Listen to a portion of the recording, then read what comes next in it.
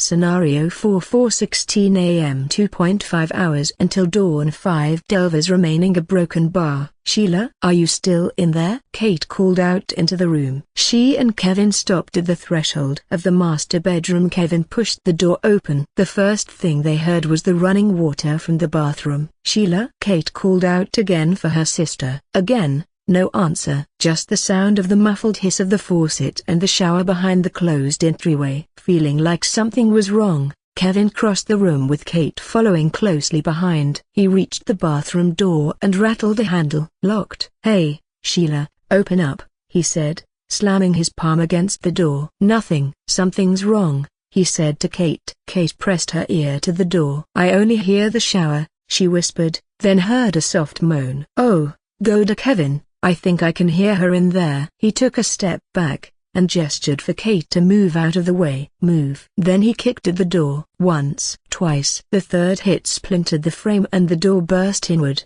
sending a hot gust of steam rolling out into the bedroom. The air stung their faces. The mirror dripped with condensation, and the light overhead flickered for a moment. As they entered, through the haze, they saw Sheila slumped in the bathtub. The water was still running at full blast. Boiling steam whistling like some infernal kettle within the rattling pipes. Holy fuck. Kevin rushed forward, grabbed her under the arms, and lifted. The water was too fucking hot. He reeled his arms back with a shocked yelp, but knew he needed to get his girlfriend out of the tub quickly before she suffered severe second-degree burns. Bracing himself, he shoved his arms and half of his body under the scalding water and grabbed Sheila. Never mind that her skin was slippery and clammy, some boiling with pus from the hot water, and he almost lost his grip on her, which caused her to topple over the side of the slick tub. Kevin reached out and grabbed her head before it slammed onto the floor tiles. Kate, help me! Kevin screamed. Kate could see the bubbling red marks already forming on Sheila's neck and face. What the fuck,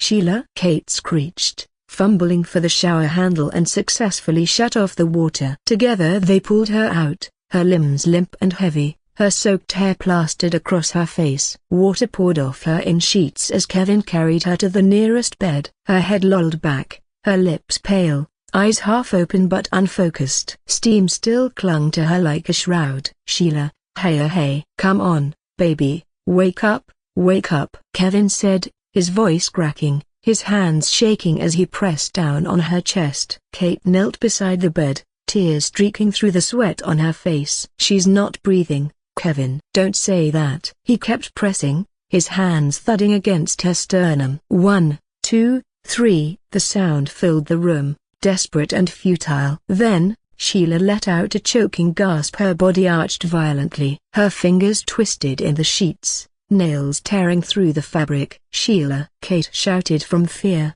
clutching her sister's arm. Oh my God, I think she's having some kind of a seizure. Sheila's eyes shot open, bloodshot and wild. Her lips trembled. Steam rose from her skin as if her blood still boiled beneath it. "Inside a broken bar," she croaked. Kate leaned closer. "What? Tell me what's wrong. I'll try to fix it." Sheila grabbed her sister's wrist and felt the strength in her grip was strong. It made Kate flinch. "You don't understand," her mouth contorted, her eyes rolling back. "It's inside me." What a broken bar. A tear fell down the corner of Sheila's eye. Kate, a broken bar and a broken bar. "Tell me what's wrong." "Please, a broken bar." Sheila shook her head. "Run a broken bar or I will feast on your soul." Her back arched again, and a horrible sound tore from her throat, half scream, half an animalistic growl. Kate let go of her sister's arm and let out a shocked yelp. Then Sheila went still, limp in Kevin's arms. Kate clapped a hand over her mouth. "No." "What happened?" Kevin pressed 2 fingers on Sheila's neck, feeling for that subtle pump of blood against her veins. No pulse. He looked up at Kate, his voice trembling. "She's gone, Kate." "What? What do you mean?" "She's gone." Kevin pulled his hand back. "She's gone." Downstairs, Sheila's final scream tore through the ceiling like a live wire snapping behind the walls, waking the entire cabin loose. Vivian jerked upright on the couch. What the hell was that? Lope froze. For a heartbeat, they both just froze there, waiting for the next shoe to drop. and staring up at the ceiling as if they could see through it. The house had gone still again. The only sound was the wind pressing against the window panes outside. "That kinda came from upstairs," Vivian said, voice trembling. "You think something happened to Kate and Uncle Kevin? Or to Sheila?" "Did the Wolverser?" "Shush." They listened again. They heard Kevin and Kate's heavy footsteps crossing the bedroom's width, as if they were dragging something. Vivian took a step back. "The monsters are upstairs, aren't they?" Loeb didn't answer right away. His eyes darted toward the hallway. Hold on. He motioned for her to stay put and reached for the shotgun leaning against the couch. "Why don't you stay in here and I'll go and check it out?" "Like hell I will. After what we just saw in those tapes." He let out a grunt. "Ah, fine. But you'll stay behind me. You see something weird, you tell me right away. Got it?" "Got it." They crept toward the hallway, the floorboards whining under their feet. The shadows pulled thicker out here. They still didn't want to turn on the lights just in case that it would make them an easier target for the werewolves waiting outside. Then came the bang. Both of them jumped. They turned just in time to see the cellar door lifted on its own and slam open, the force causing the frame to rattle. Cold, damp air spilled out across the room, smelling of wet soil and something else they couldn't identify. "Jesus Christ. That almost gave me a heart attack." Loeb clutched his chest. "Did that cellar just fucking open on its own?" "So that wasn't just me then," Vivian said. The door gaped wide open, the blackness as still as the night sea below it. It was like staring down the throat of some sleeping thing, waiting to be fed. "Oh, no, don't you dare," Vivian hissed. "Don't you go down there." "That's like horror movie 101." But Loeb wasn't listening. His curiosity, or his stupidity, had kicked in. "They might have gotten in downstairs. I'm just gonna take a peek." "No, we should go upstairs and warn the others." But Loeb edged forward, raising the shotgun, his shoulders tight. The steps descended into the dim darkness. For half a second, Loeb imagined eyes leering at him from the periphery. Yeah, I don't see anything," he said, squinting. "Nothing at all?" "It's just a broken bar." He turned. And Jessica was standing right behind Vivian. Vivian didn't even have time to scream as Jessica lunged for her back, grabbing the scruff of her shirt, her fingers latching around Vivian's throat, and slammed her into the wall so hard the drywall cracked behind her. "Vivian!" Loeb shouted, raising the shotgun. Jessica's head snapped toward him. Her mouth split into an awful grin. She twitched a hand. "Too slow, fuckface." Jessica cackled. The air punched Loeb square inches the chest and the world tilted.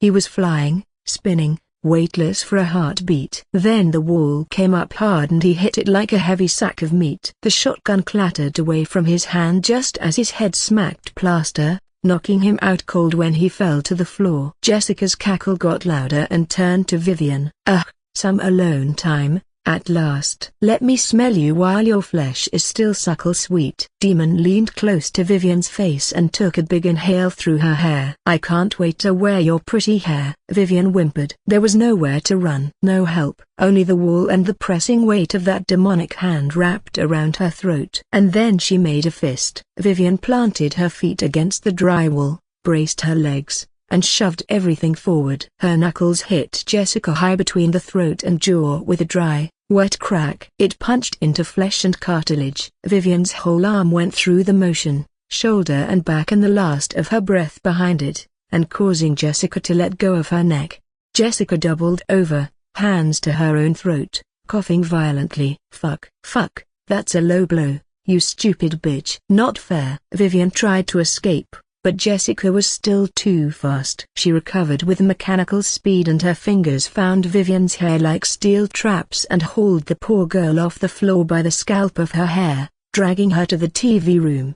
Vivian was screaming now, flailing and clawing, her nails raking into Jessica's arms, but Jessica didn't even flinch, enjoying the rush of pain with a euphoric cackle. She turned her head toward the fireplace and grabbed the poker from the caddy. "Pretty little thing," Jessica sang. Her voice wasn't her own, a layered, doubled, tripled, like a hellish choir from the bottom of a well. I bet you got some sweet little puss for this hot thanga broken bar. She raised the fire poker. Let go. Leave me alone, Vivian sobbed. Jessica giggled. I'm gonna show you how bad girls like you gets it in hell. The TV came to life again as they stumbled into the room. The screen flickered and showed Dave and Ashley Yates, laughing directly at the camera like a bunch of lunatics, not at each other, but at their daughter, who now lay crumpled and sobbing on the floor in front of the screen. Jessica's grin widened until her cheeks cracked. "Oh, will you look at that?" she hissed, her voice dripping honey and venom. "Mommy and Daddy wanna see you get punished for being a fucking disappointment." Vivian raised her arms too late. The first swing connected with a crunch. The poker bent slightly, red splattering the TV screen. Jessica laughed in a horrible, joyous sound, like a child tearing the limbs off a frog just to see how it dies. "You unworthy, constipated little shit. You let your brother die, motherfucker. You can't even save him. You deserve this. You deserve this. You deserve this." The second hit came harder. Then another, and another. Each blow ticked her resolve down to a light orange, getting darker, and darker, and darker. A broken bar. "Stop, stop," Vivian begged, tears welling down her cheeks. "You deserve this." Another hit right at her shoulder, drawing a red gash. "Pleasey broken bar, pleasey broken bar." With a huff, Jessica dropped the fire poker and straddled Vivian by the abdomen. "Let me in, Vivian Yates. Let me in so you can be with your brother." Vivian looked up at her. "Stop a broken bar. I want you to stop a broken bar." "You are not listening to me, sweetie." "Do you want to be with your brother?" Vivian paused. "Join us, and you will, forever." Jessica opened her mouth and a torrent of dark oily blood erupted out of her throat, showering Vivian in bloody crimson, attempting to infect her with the demonic possession. The television's blue glow strobed the room in fractured light, laughter, violence, laughter again. Then the lamp toppled over, smacking an end table, which tipped over from the scuffle, and a picture frame skidded across the floor. The frame shattered beside Vivian's hand.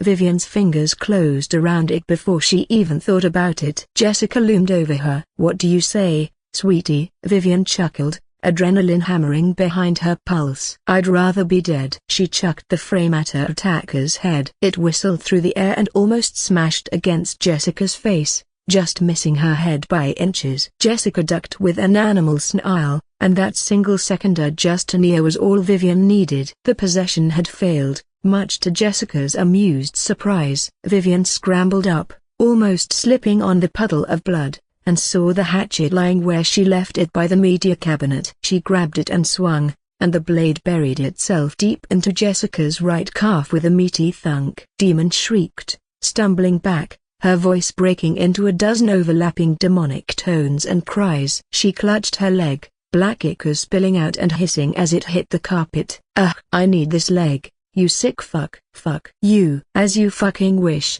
bitch." "Come here." Vivian didn't wait and started running. She bolted through the hallway, bare feet slapping the wood, blood trailing behind her like a comet tail. The kitchen door loomed ahead. Behind her, Jessica's laughter rose again. She yanked the hatchet out of her leg with a scream that curdled the air. Blood splashed the floorboards, hot and dark. She looked at the wound like it amused her, almost proud that Vivian got good hit on her. Jessica grinned. "Yay, this is getting so much fun." Then she limped after Vivian. Her boot heels slapped the floor. Thump, drag, thump, drag. The hatchet hung loose in her grip, dripping a breadcrumb trail of blood behind her, mixing with Vivian's trail. Kevin sat on the edge of the bed, his hand trembling as he pulled the sheet up over Sheila's body. It stuck to her a little from the blood. Dark patches that had already gone sticky, a faint iron smell leaking into the air. He leaned in and kissed Sheila's forehead through the sheet. Kate stood near the dresser, arms wrapped around herself. "This doesn't make any sense." "What happened to her?" "I don't know," Kevin said. "But she didn't deserve this." "Maybe it's the crash. Maybe it gave her a severe concussion." "She was having a seizure." Kevin merely gave a dejected shrug. He couldn't offer an answer while he's holding all the emotions at bay. "Don't blame yourself, Kate," he said. "This is not your fault." But Kate didn't listen. "I should have known something was wrong with her," Kevin. I'm her elder sister. I'm supposed to protect her. Maybe we should have kept going to the hospital. A muffled scream and desperate shouts cut through the floorboards. Then a couple of heavy thumps. Something breaking, and a loud cackle. Kevin's head snapped toward the door. What the hell was that? He got up fast, the bed creaking under him. Kate followed a step behind as he reached for the door handle. And the sheet behind him moved. It was small at first, just a twitch. Then another. The sound of fabric sliding over skin. Kate froze, eyes going wide as she pointed over Kevin's shoulder. "Cave a broken bar," she whispered. He turned back. Sheila bolted upright. The sheet slipped down her shoulders, her hair matted and wet, her head tilted at an odd angle, but her eyes had changed drastically, gold burning with the color of candlelight. "Jesus Christ, a broken bar," Kevin breathed. "Sheila?" Kate took a half step back, shocked. "Kev, she's alive." Kevin crossed the room again and knelt beside the bed like a man walking toward a miracle he's afraid to believe in, and that it would vanish in front of him just as quickly.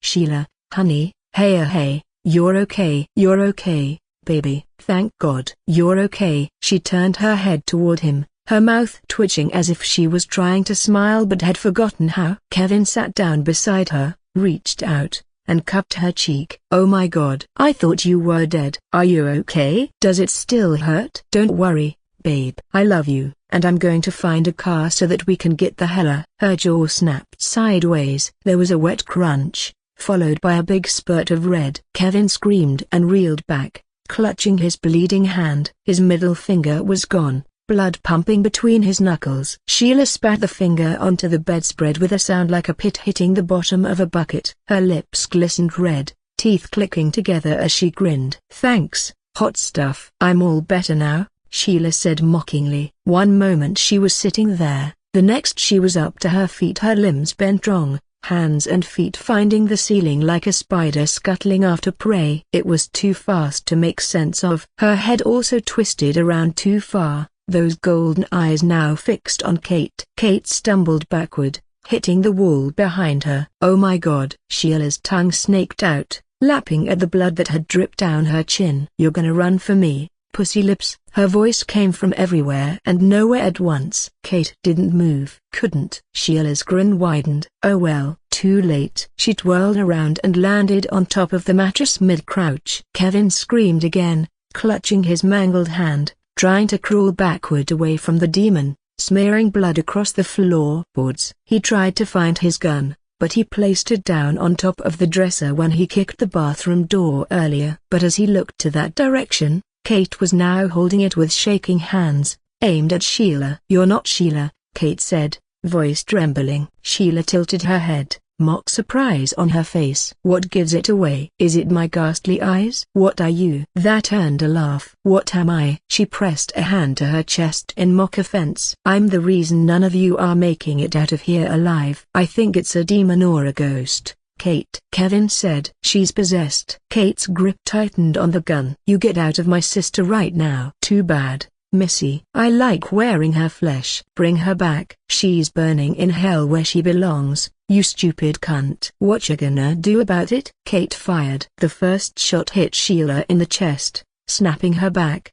The next caught her in the shoulder, sending a burst of red across the headboard. Kate screamed and didn't stop shooting. Every pull of the trigger came with a thunderclap, shell casings dancing across the floor, smoke filling the room in choking bursts. The last shot left the chamber with a hollow click. Sheila crumpled onto the bed, twitching, holes smoking through her shirt. For a heartbeat, there was silence. Then a laughter. Sheila pushed herself up, her ribs cracked with the motion, one jutting out sharp through skin. "Oh, Katie, TSK, broken bar," she rasped, blood bubbling between her teeth. "What happened to the fucking power of sisterhood?" Kate staggered back, the empty gun still raised like a flimsy shield. "Might turn." Sheila charged at her again. Kevin tried to move, tried to help, but slipped, his shoulder and spine smacking the baseboard. Sheila whipped around and kicked him right in the stomach, causing him to skid across the floor and rolled into the bathroom. "Kate!"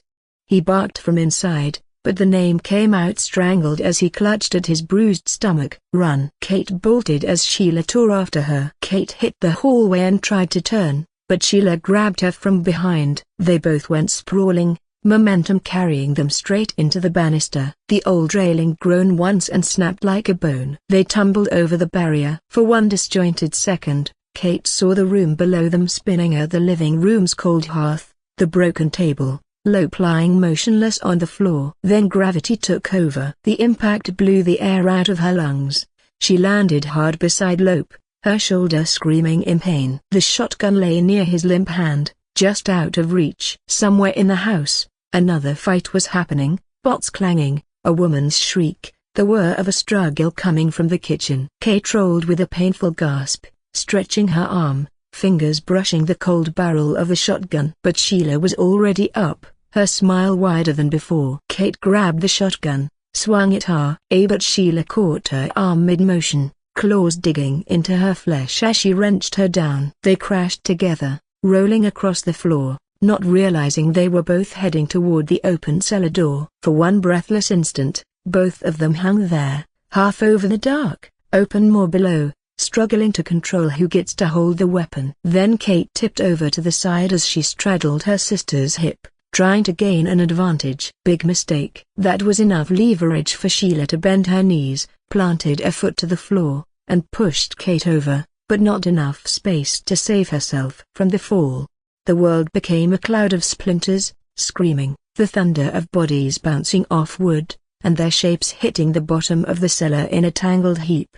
Vivian hit the kitchen floor running. Her foot slid across the tile and she nearly went down, catching herself on the counter. Her eyes darted toward the sink, counter, stovetops, knives. There. She ripped one blade from the magnetic strip, a long chef's knife that gleamed wet in the light, her eyes reflecting through its surface. She spun when she heard a noise behind her, back pressed to the counter, chest heaving with horror. Then Jessica's shadow limped into view, and then her face peeked through the entryway, grinning mad. Her leg was still bleeding down to her ankle, black and syrup thick. Vivian raised the knife. "Stay the fuck away from me." Jessica wiped a stray hair in front of her face. "Nowhere left to run, sweetheart. What you gonna do? Carve me up like a Thanksgiving turkey?" Vivian swung. Wild, desperate. The knife whistled past Jessica's face. A second swipe, tighter, aiming for her chest. However, even with an injured leg, Jessica still moved with lightning speed,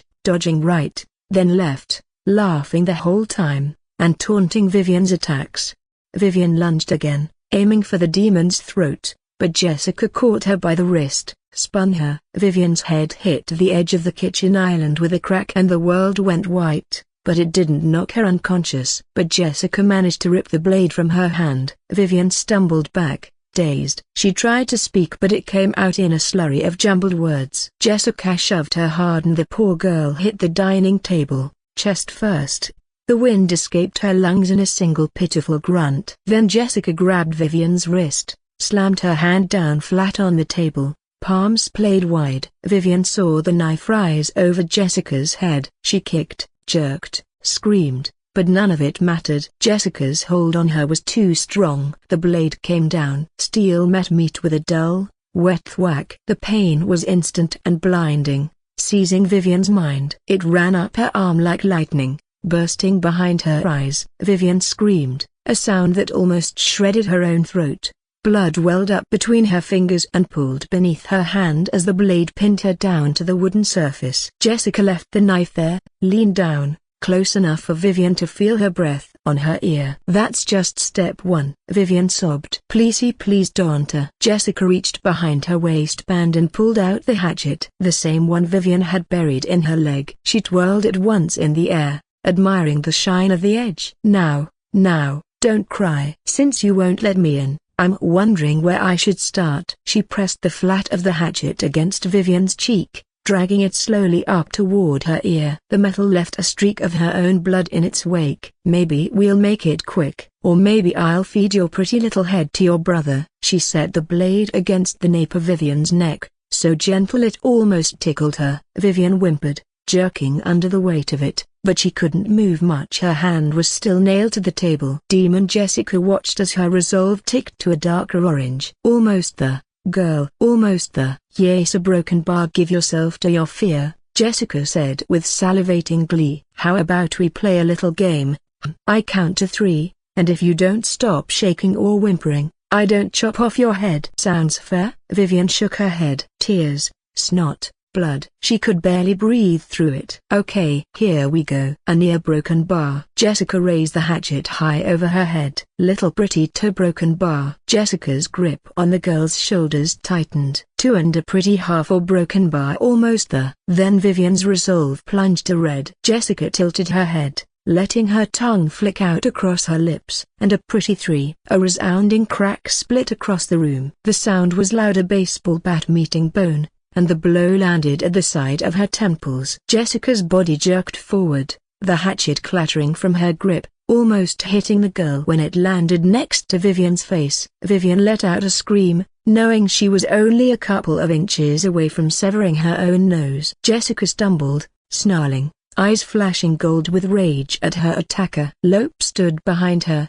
the veins on his arms taut as cables, holding the baseball bat that Kate had left behind in the TV room. He swung again. The second hit crushed the back of her skull with a wet, meaty thud. Blood sprayed across the counter, across the refrigerator, across his face. Jessica turned, half her head sagging, black ichor pooling down her cheek. You motherfucker, she gurgled from the blood. I'm gonna get you. Lope let out a battle cry, a full-throated, animalistic rapture. And he didn't stop swinging. The third hit broke the demon's jaw. The fourth sent her crashing into the cabinets, tiles cracking under her head. The fifth a broken bar and sixth a broken bar were just pure rage and terror amalgamating into physical form, each blow splitting open more of her skull until her face wasn't a face anymore, just a mess of pulp and shattered bone shards.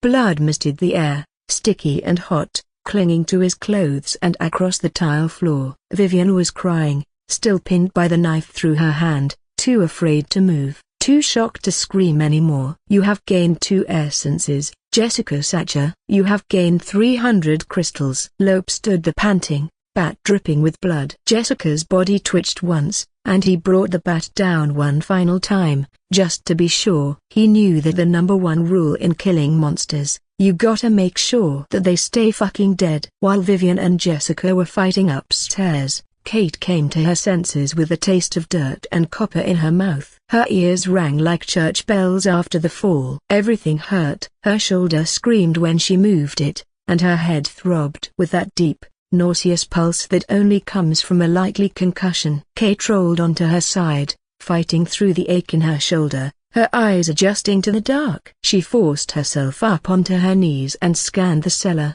Broken shelves, old furniture draped in sheets, a pile of tools not far from where she was, and there, just a few feet away, was the shotgun, which ended up skidding under an old table. But where's Sheila? She wondered. She crawled to the weapon, fingers scraping along the concrete until they closed around the stock. She aimed the gun wildly into the darkness. Then came the laugh. It echoed from somewhere in the dark, bouncing off the stone walls until it was everywhere. It was hard to gauge where the laugh came from, but she knew who that laugh belonged to. Looking for me, Katie? Sheila's voice sang out, sweet and taunting. Kate spun in place, the shotgun trembling in her hands. She slowly turned her head toward where she believed the sound was coming from. Where are you? A giggle slithered through the dark again. Warmer. Kate took a step back. Colder. Her breathing quickened, realized that Sheila was playing with her. Left with no other way to go, she backed toward the cellar stairs toward the others. She could still hear them moving up there,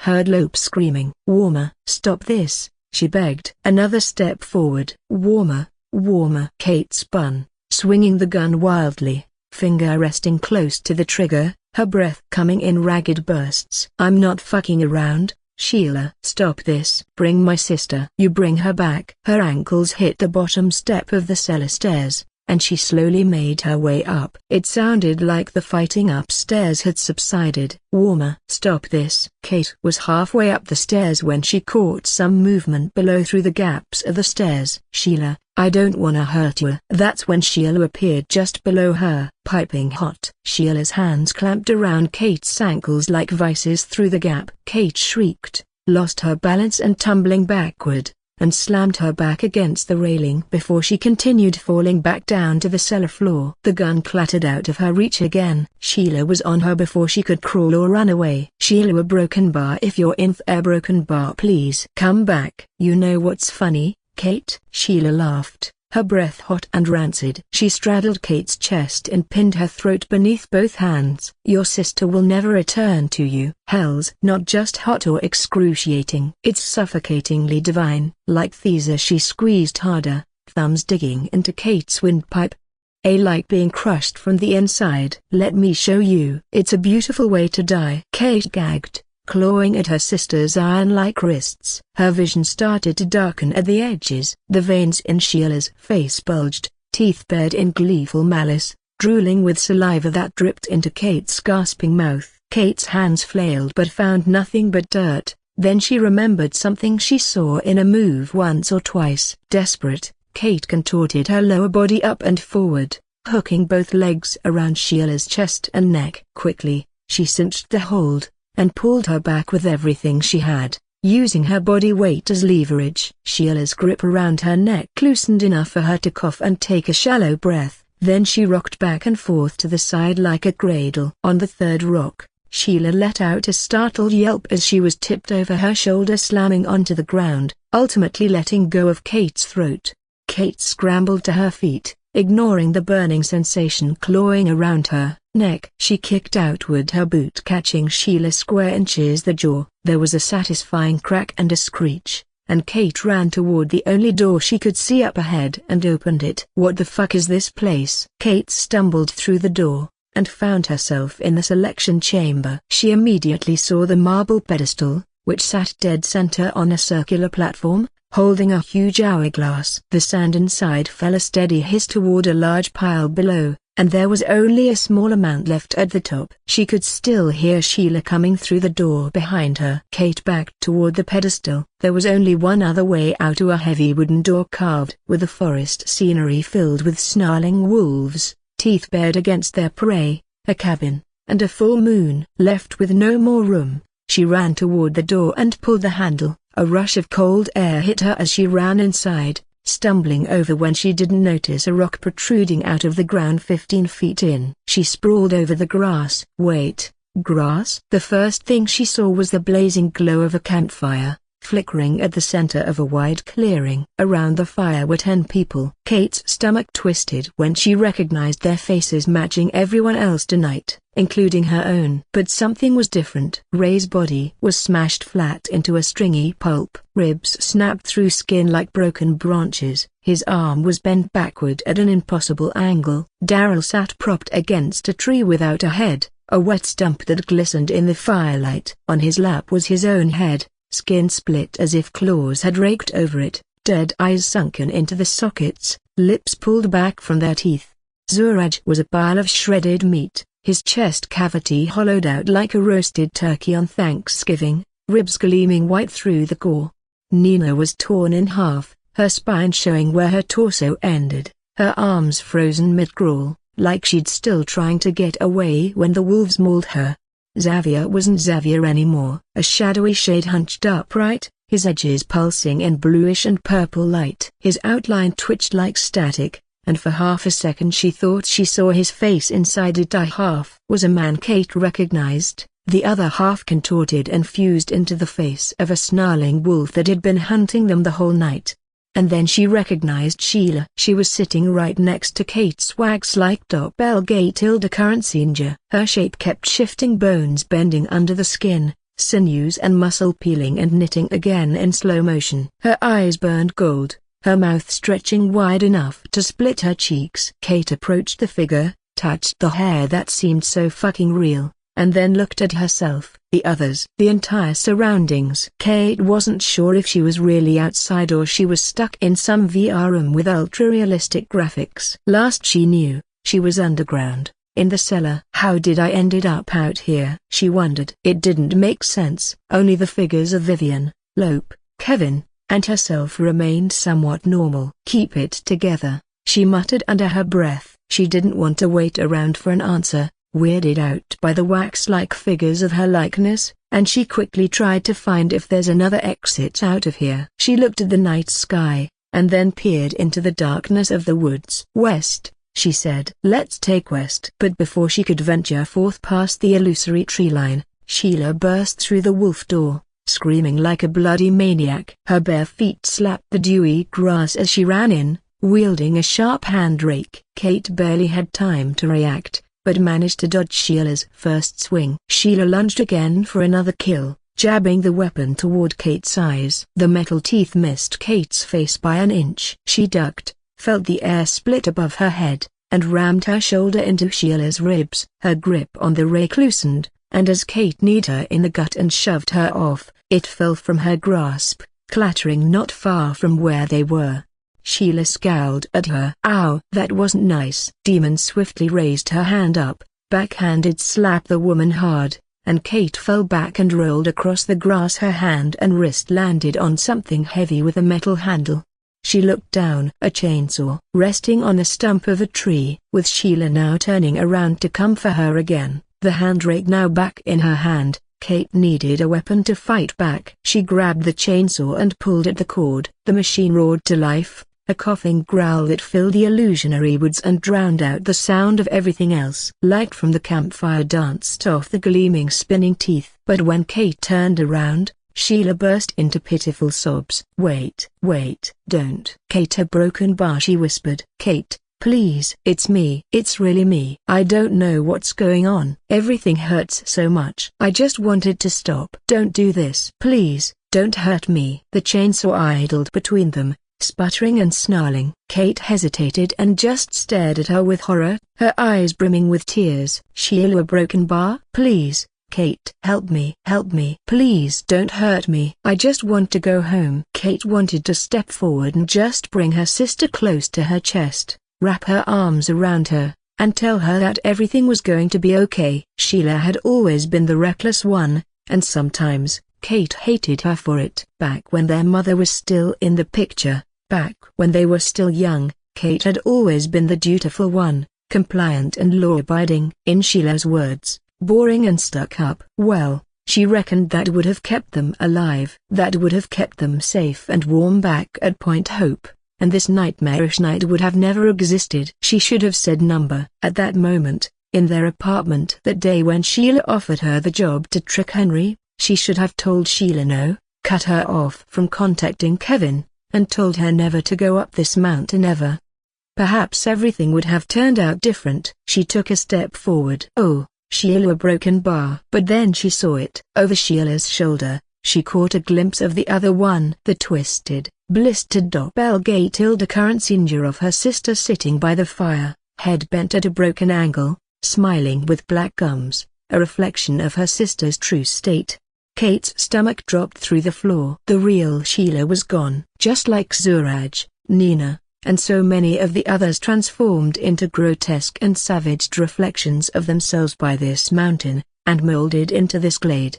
Whoever this was in front of her was no longer her sister. She was sure of it. A single teardrop fell down her cheek. "You're not my sister," Kate said. Suddenly, the thing in front of her straightened their back. Its eyes snapped to burning gold, and bellowed, "So what are you gonna do about it, you dumb cunt?" Kate roared with all the pain bubbling inside her chest, and screamed, "Ugh!" Sheila lunged forward just as Kate swung the chainsaw down and upward. The blade met flesh with a sound like tearing canvas. Hot blood sprayed across her face in a thick, red mist. Sheila let out a strangled shriek as her right leg came free at the knee, spinning off into the dark. She crashed across the grass, clawing at the clumps of soil, blood gushing from the stump in black, rhythmic spurts that drenched the dewy grass around her.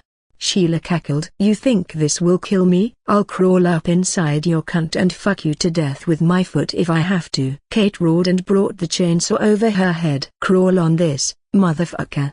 She swung upon the demon. The teeth bit deep, through the shoulder, through bone, through lung and heart. The demon convulsed beneath her, blood spraying in long arcs that painted the grass, the trees, the wax figures, and all along the campfire in a twisted, bloody fresco of barbarity. Kate didn't stop. Not after the first cut. Not after the second. She screamed with every pass, drowning out the machine's roar, the demon's screams, the howl of the wind coming through the trees. When it was finally over, half of Sheila was still twitching. The rest was bloody mess. Kate staggered back, drenched with blood, the chainsaw's teeth still spinning, idling, hungry. Kate looked down at her mangled sister and cried as something finally broke inside her, a feeling of finality, of an unfinished goodbye. What's left of Sheila's head smiled up at her. "You stupid bitch, a broken bar," she cackled again, but it sounded more like a drowning gurgle.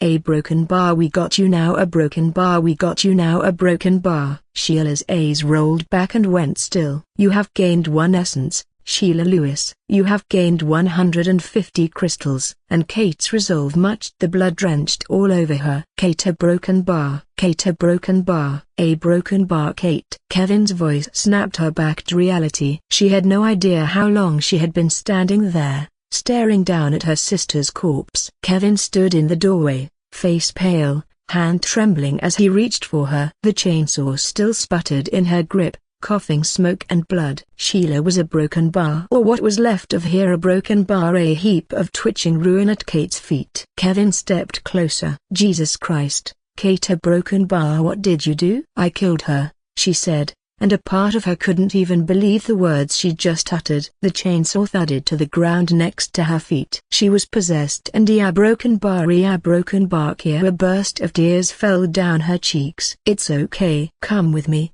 Kate." "Come with me." Kevin dragged her out of the wolf room. "I killed her, Kev," Kate repeated. "I have no choice. I had to." I know. "You don't get it." "I had to." "She's a broken bar, oh my god, she's gone, isn't she?" "Kate, you need to move your legs." "Keep going. You're safe now." "We need to get out of here, Kev." "We need to get out. Do you understand me?" "Yeah, I know." "Don't worry. I'm bringing you to the others, okay?" Kate remembered something when she fell down the railing. "Oh my god, your niece." She was a Takeda. She's fine now," Kevin interrupted. "Hurt, but fine." "Lope is with her." "Pick up your feet. I'll bring you upstairs." But her knees buckled then, all the emotions bearing down on her shoulders, but Kevin caught her before she hit the ground. "Whoa, hey now." "I'm sorry. I'm just so tired," Kate sobbed. "It's okay to let go. It's okay for you to feel pain and fear. Let those in and you are going to be okay in here." Kate spun her head around, confused. What are you talking about?" "Kate, you should be with you." Blam! Kevin's head burst apart. One blink he was there, the next his skull had vanished, a fountain of red and oily black mist painting Kate's face. His body folded, legs twitching, then dropped like a sack of meat to the floor. "That's not me, Kate." Her head whipped up. Across the room, by the cellar stairs, another Kevin stood with Vivian and Lope, the same shotgun she lost earlier now in his hands, raised and aimed right at the imposter. Smoke still trailed from the barrel. "Get away from him," Kevin shouted. "Over here, Kate." "Get over here. Hurry." Vivian flailed her arms, gesturing for her to come closer. Kate's mind went blank, confused. The Kevin at her feet jerked, then looked up. Half his head was gone. His teeth glinting with oil and something that looked alive. Thousands of tiny black ants or gnats swarming around the stump of his head. They crawled across his face like a shimmer of liquid metal, knitting him together. 1,000 metallic insects moving under silicone-like skin. "What's wrong, Kate?" "You always thought that I don't deserve a brain. That I don't deserve your sister." "Aren't I perfect now?" Oracle said, gesturing to his nearly decapitated head, his voice sputtering into a mechanical, vibrating whir and clicks. Kate screamed and tried to back away, but his hands shot out, an iron grip around both her wrists, pinning her in place. "I can't get a good shot," Kevin shouted to Lope and Vivian. "Get Vivian out of here." "Let go of me," Kate screamed. "Aren't I perfect? I'll make you see." Then, the imposter Kevin literally burst outward. Oracle detonated in a huge puff of humming black mist. A billion glittering motes swarmed over her in a heartbeat. The nanites moved like a living storm, the microscopic pincers drilling and carving into her flesh. Kate screamed as they burrowed deeper through every nerve, lighting up inside her like wildfire. The nanites went under her shirt, up her face, into her mouth,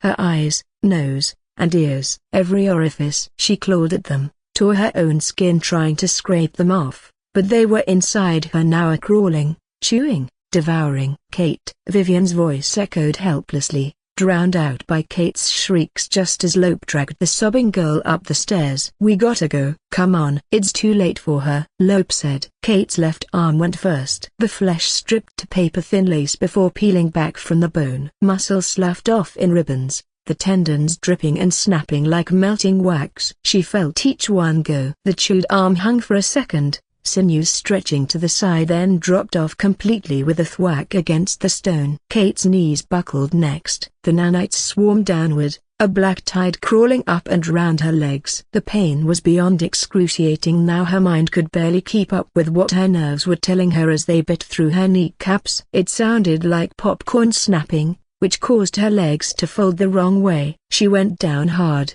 her body folding in on itself. The air blasted out of her lungs in a short, pitiful wheeze. Once she was on the ground, the nanite swarm fell upon her as if it was a feast. They poured into her mouth, wriggled under her eyelids. She clawed at her face until her nails came away bloody. She kept screaming through the pain. Kevin could only watch in horror as Kate's cheeks began to collapse inward and into her sinus cavity. Her eyes melted to black jelly, then nothing, leaving wet, hollow sockets that leaked gore and brain juices. The last to go were her screams. She tried to scream again, but all that came out was a hissing rattle as her vocal cords dissolved. The sound gurgled, sputtered, then went quiet. She or her bones and bits of her flesh still attached had dropped to the ground. Her torso heaved once, then twice. The swarm lifted from her like steam rising from a corpse, taking the last of her with it. "You have gained 2 essences, Kate Lewis. You have gained 500 crystals." All that remained of Kate was a heaping pile of meat, cartilage, and bone, twitching faintly as the nanites withdrew into the air and vanished through the cracks along the walls.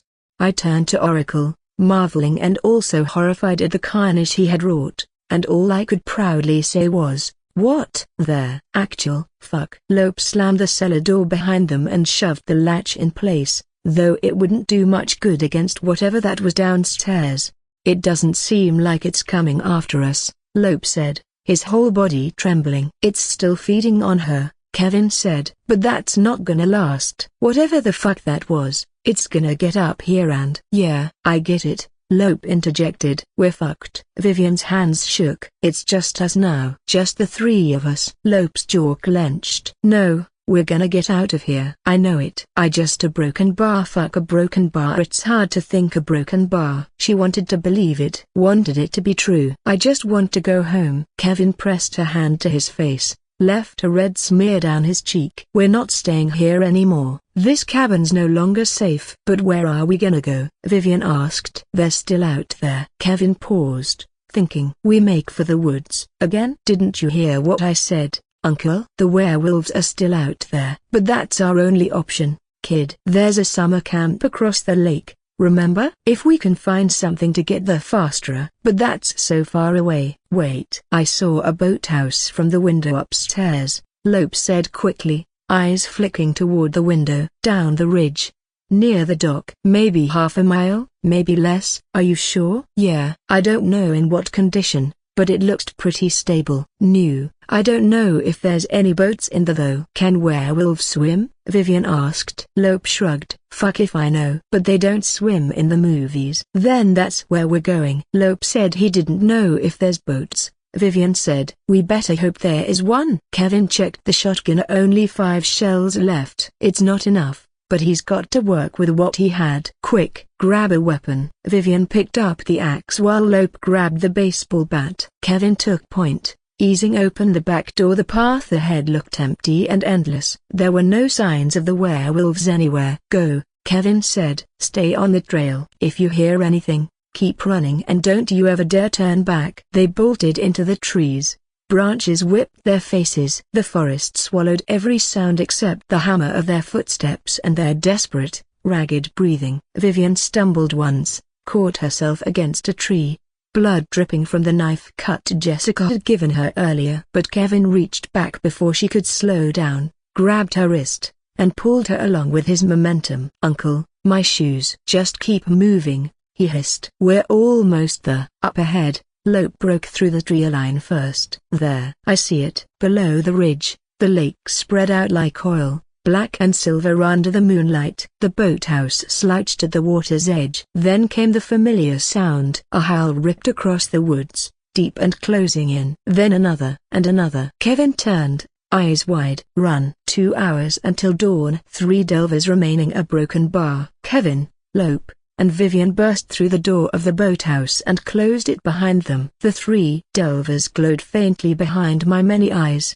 their auras flickering like dying candles. Vivian's was the worst, a bleeding red and on the edge. I reckoned she'd be the one to go first once the werewolves reached the boathouse. Or she might surprise me. There had only been a handful of delvers who managed to claw their way out of the brink of their resolve. Sure, most of them didn't make it in the end, but there were still less than 2 hours to go. A lot of things can happen in 2 hours, I thought. I looked at the time, focusing on 7:03 a.m. When the first dawn would touch this mountain, and bathe the dungeon with its rescuing light. You'd think that another 2 hours of screaming, fighting, and running would only kill them faster, but that was not what I was seeing.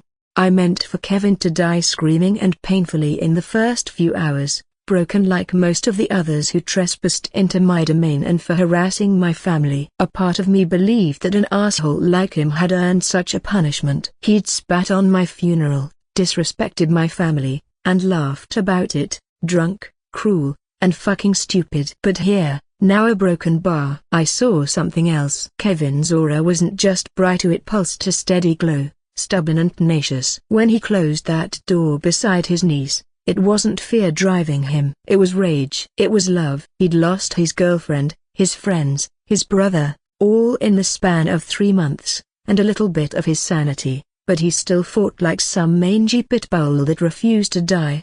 Perhaps I've misjudged him. He's still a big fucking asshole, there's no doubt about that, but he's totally different from his murdering, psychopathic brother. It's too early to call him worthy though. Guys like him in the movies either ended up dead as the first body during Act 1, or the satisfying death at the finale. Although I wanted to be more upset with him by focusing on what he had done at my own funeral, and the other funerals of the cult's victims, I couldn't help but be impressed by his persistence to survive and to keep the others alive. I thought he would be one of the first person to abandon everyone, but he didn't.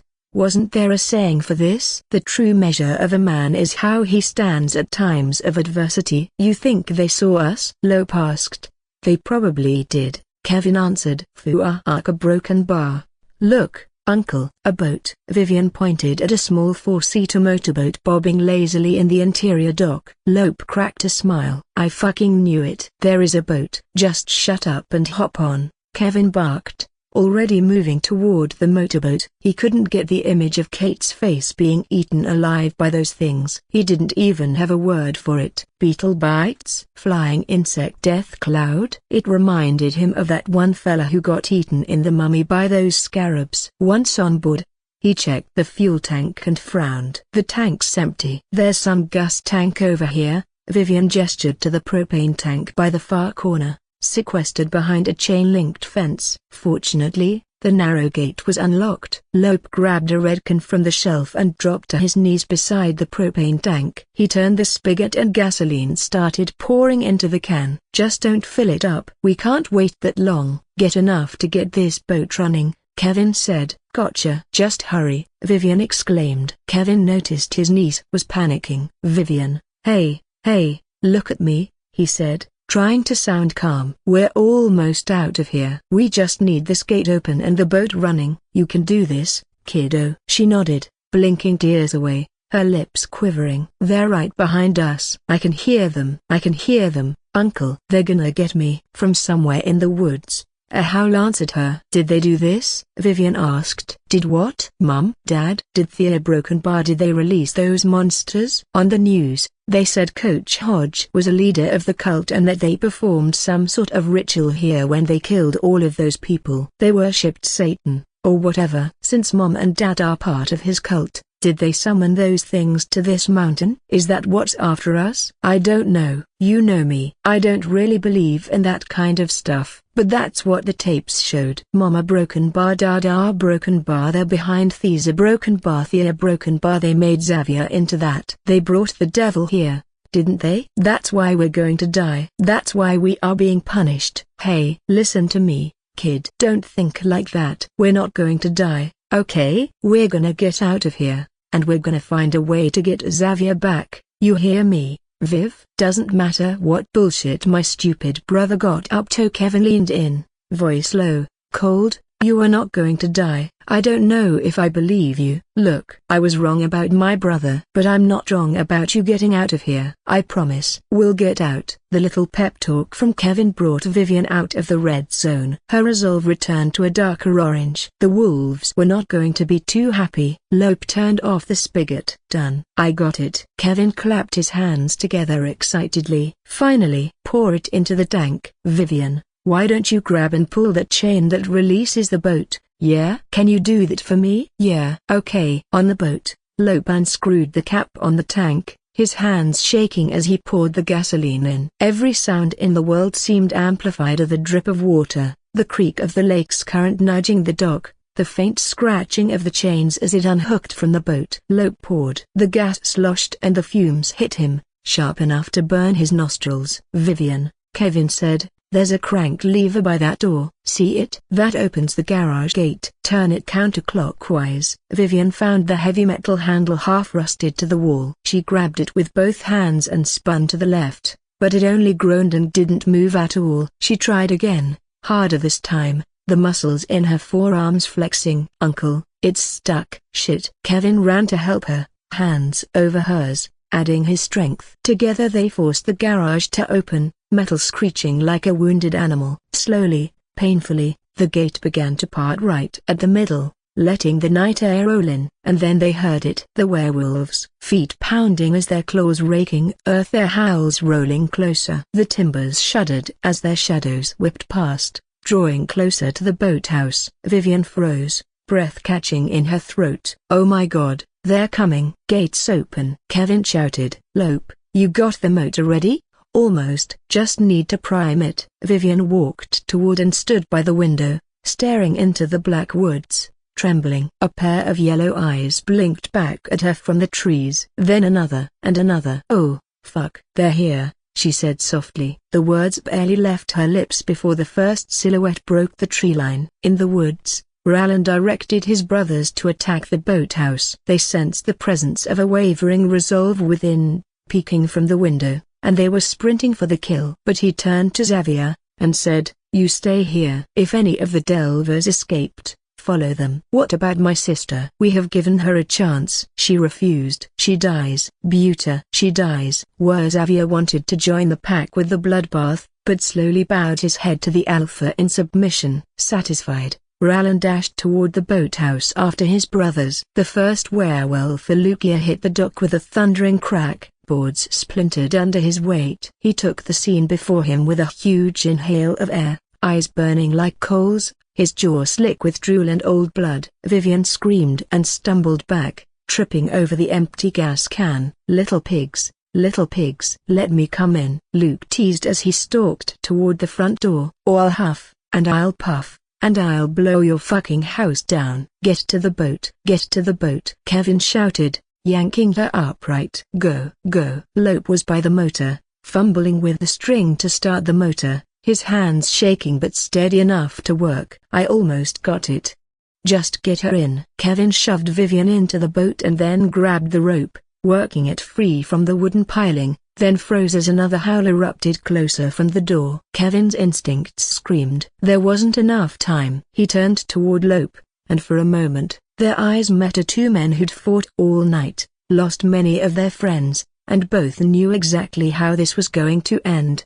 I'll stay, Kevin said, voice steady. Get her out. What? Uncle Kevin. No, Vivian protested. The hell you will. Lope ripped the line loose from another piling and tossed it aside and into the boat. You're the only family she's got left, arsehole. You're not dying here. Lope. Lope shoved him hard, nearly sending him halfway to the water, but Kevin managed to land into the boat. "I've been following your stupid ass since we got here." "Not this time, you hear me? You said it's Selfa family first. I'm making sure you still got one." "No, I'm staying." "I should stay. I got you all into this mess." "Kev, quit fucking around. Get your niece out of here." "Let me do this, please." Lope grinned in just a flash of teeth. "Hey, after this, I'm quitting. Consider this my 2 weeks' notice." He threw the silver knife into the boat right next to Vivian's feet. "Take good care of it, Viv." Kevin's heart broke as he gunned the motor. The boat jolted, tearing free, gliding toward the open lake as Vivian sobbed into her hands. "Lope, I'm sorry," Kevin roared, but Lope only shook his head. All the emotions Kevin had been trying to hold at by Sheila's death and now a good friend's sacrifice here broke through the dam, and a tear fell down his cheeks. "You stupid motherfucker," Kevin muttered. "Go, Kev. Get her out," Lope said one last time before he was out of earshot. The sight of the boat faded down the lake, leaving only the hush of the waves and the distant, receding cry of the engine. For the first time since the night began, Lope was alone. The silence didn't last. A low growl rolled through the walls, followed by another, and another, until the whole boathouse seemed to breathe around him. He looked down the dock, to the front door where the werewolves worked their way in. He muttered to himself, "All right, boys. Guess it's just us now." He moved quick. The spigot on the propane tank was rusted, stiff, but Lope found a wrench lying around and jammed it around the handle and twisted until it shrieked and broke off completely. A translucent jet of gasoline hissed into the air, filling the boathouse with that sharp chemical tang that burned the back of his throat. He coughed, wiped his mouth with his sleeve, and grinned through it. Gasoline spread across the floor like a shallow stream. Something clattered above him. Lope glanced up and spotted a red plastic crate on a shelf for road flares. He laughed out loud. "Well, ain't that poetic?" He grabbed a couple, tucked one in his jacket just as the front door and the walls exploded inward. 3 werewolves came tearing through the wooden siding, claws first. Alan was the first to enter but hanged back at the threshold, allowing Luke and Garth to walk past him, stalking toward the delver ahead. Even though he was cornered, Lope's resolve never wavered a shade darker. Lope didn't back away. He raised the shield he had been carrying all night, banged it against the wooden column next to him, echoing a challenge against the werewolves. "Come on, you fuckers!" he yelled, voice cracking with fury and laughter. "You ugly sons of bitches want me? Here I am. Come get me." The werewolves froze at the sound, nostrils flaring. The smell of gas hit them. Alan's ears flattened. "Don't!" he barked a warning. "Brothers are back." Hezza. Lope struck the flare then. It came alive in his hand of bright like the sun, painty, his face blood red. He gave Alan one look. One stupid, defiant grin. "Fetch." Then he dropped it. The flare hit the puddle of gasoline near Garth's feet, causing the flame to slither across the boards in a racing vein of fiery orange, twisting and snaking toward the propane tank. Luke and Garth followed where it was going. Lope turned around and dove for the water. Alan retreated, roaring, warning for the others to get out of the house. But it was too late. The world went white.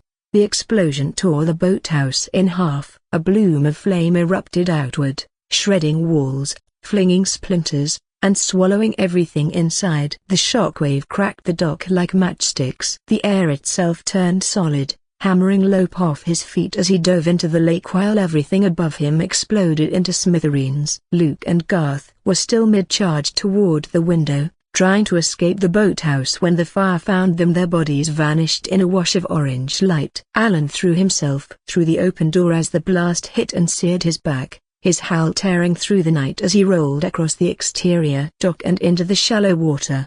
I leaned back, blinking at the wild sudden carnage I was seeing, bathed in the flicker of firelight. For a moment, I thought that was a mistake. But no, that was real. My monsters, my handcrafted little terrors, gone in a flash of gasoline and inferno. Garth and Luke, reduced to chunks of meat and burning fur. Just like that. A slow smile spreading across my face. Then I started to laugh. "Holy shit," I whispered, leaning close to the wreckage. A delver finally killed an archetype. The fucking idiot actually blew them up. The cooldown timer flickered into existence in the corner of my eyes. Luke Sawyer is dead and incapacitated. Cooldown, 1 week. Garth Sawyer is dead and incapacitated. Cooldown, 1 week. I threw my head back, still laughing. Now that was an unexpected twist I didn't see coming. I said I should have, but I didn't. I told Oracle. I really thought Lope was going to be a goner. No one has killed my monsters before and initiated the revival cooldown. Oracle said nothing,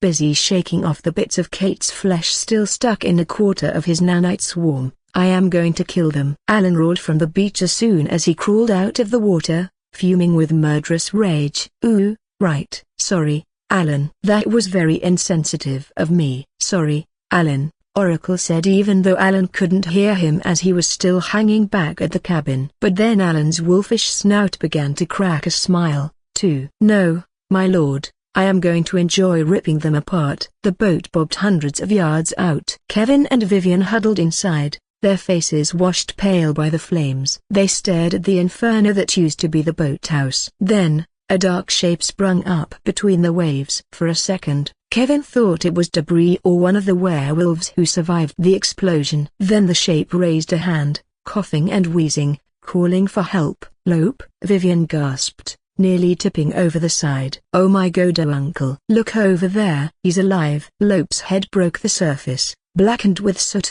hair plastered to his skull. He was laughing through the coughing fits, eyes wide with disbelief. Still alive, baby, he shouted as he swam toward them. Kevin spun the wheel, gunned the motor, and brought the boat around. Vivian reached out and grabbed Lope by the arm, and together with her uncle, they hauled him on board. He collapsed on the deck. Vivian's resolve ticked back to a yellow hue when her gaze landed on Lope, dripping, shaking, half-burned, but alive. You're one crazy bastard, you know that? Was that always your plan? Kevin said. Lope chuckled, and gave him a thumbs up. You do know I'm serious about my retirement, right? I can't enjoy retirement if I'm dead. I accept your resignation, you idiot. Thank fuck. I should be at a beach right now. Still a pretty sight though. Kevin cocked his head toward the burning wreckage. Hey, stupid. You dropped this, Vivian said, handing Lope the silver knife. Lope smiled and sheathed the blade on his belt. Thanks, kid. The three of them just sat there for several minutes, maybe more, sucking in air, watching the ruins of the boathouse burn by the shore. The fire danced across the lake, painting the night in streaks of orange. You think you got them all? Vivian asked finally. But their gaze slowly slid toward the shores. Watching back was the Alpha. Oh, think we missed one, Vivian said softly. 2, Lope corrected. I don't think we got Xavier in there. So there's still 2 of them. Vivian didn't know if she should feel relieved or horrified at the thought of her brother still out there, trying to kill them. Was hoping for a wipeout, Kevin said. He got up toward the wheel and gunned the motor again, heading toward the summer camp. Let's get out of here. Alan peered into the tree line where Xavier was waiting, watching, and said, follow. The 2 werewolves dashed across the lake shore, heading the same way. Scenario 4607 AM 57 minutes until dawn. 3 delvers remaining. A broken bar. Almost half an hour into their crawl across the lake, the dark smear of the summer camp came into view. They had passed by the summer camp twice already, finding Alan and Xavier waiting for them by the docks. Kevin decided to loop around Wizard Island for a couple of laps, hoping that the werewolves would think they were going somewhere else. We're gonna give it another try. Is the werewolf there again? Vivian asked. We didn't put enough gas on boat. 3rd time's the charm, Kevin said. We can always double back to the cabin, Lope suggested. No way, whatever killed Kate must still be there. Did you see what it did to her? Lope shrugged. Okay, fine. So we're not going back. We can't put more gas anyway since a broken bar. Well, a broken bar, everything exploded. Just help me keep a lookout, Kevin said. They might be hiding in the trees. Other than the summer camp, there was a boat ramp for locals and tourists to offload their own boats on Cedar Lake, which was further down the shore by Lover's Rock. Alan and Xavier realized they couldn't just keep following the boat back and forth forever, and so Alan ordered Xavier to stay by the boat ramp while he kept watch on the summer camp docks.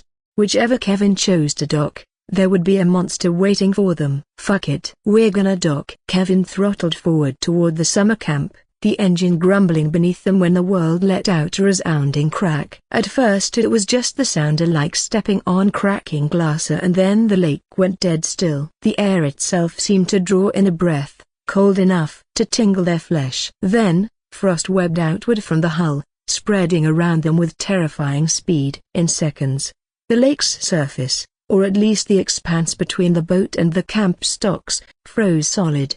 The boat lurched, groaning, the hull locking into the ice and trapping them in place. "What the hell?" Kevin started, but the words died in his throat. The outboard motor was locked tight, entombed in a strange icy white crystal that erupted from the water below. Vivian stood, staring across the sudden frozen expanse, her breath a shivering cloud. "The water's frozen." "What did this?" Lope asked, peering over the railing. "I don't think we can get this boat out." Vivian pointed to the starboard side. "The water over there aren't frozen though." "That's not possible." Lope grumbled under his breath. "This some magic shit again, right?" "Doesn't matter. The dock's only about a few hundred feet away." "We can walk to it," Kevin said. "Is that a good idea?" "What if we fall in?" "Well, we can't stay out here, can we?" "Maybe those wolves can perform magic, too, and got us stuck out here." "I don't fucking know." "I'm not Gandalf." Lope rolled his eyes. "Not saying you are. Just don't shout at me." "Sorry. I'm just a broken bar. I'm just tired." "Plus,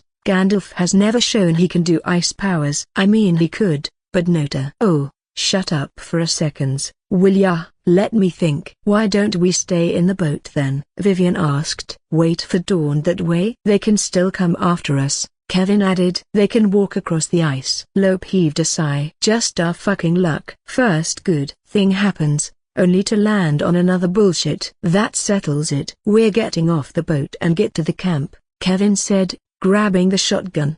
He still had 5 shells left, hoping that would be enough. They grabbed their stuff and hopped out of the boat, and to their relief, the ice sheet supported their weight. "Barely." "I really hope this is not a mistake," Vivian grumbled. They started across, the wind biting their cheeks. Every step made the ice echoed like stepping on a million scattered eggshells, causing the delvers to pause and flinch, which was a deliberate attempt to affect their resolve. Some of them were ticking darker and darker, a broken bar, and beneath them, unseen, the water stirred. Familiar shapes glided in the dark and into view. The sirens followed their shadows like cats stalking mice. The pod kept pace, a silent, rippling convoy of death, waiting for one wrong step. As Kevin and the others trudged forward, the lake beneath them shuddered. A strange ripple shot across the ice. Kevin's head jerked up just as the surface exploded in a geyser of icy shards and mist. Something sleek and pale burst out of the black water. Penelope. Her scream wasn't human as she launched herself at Kevin,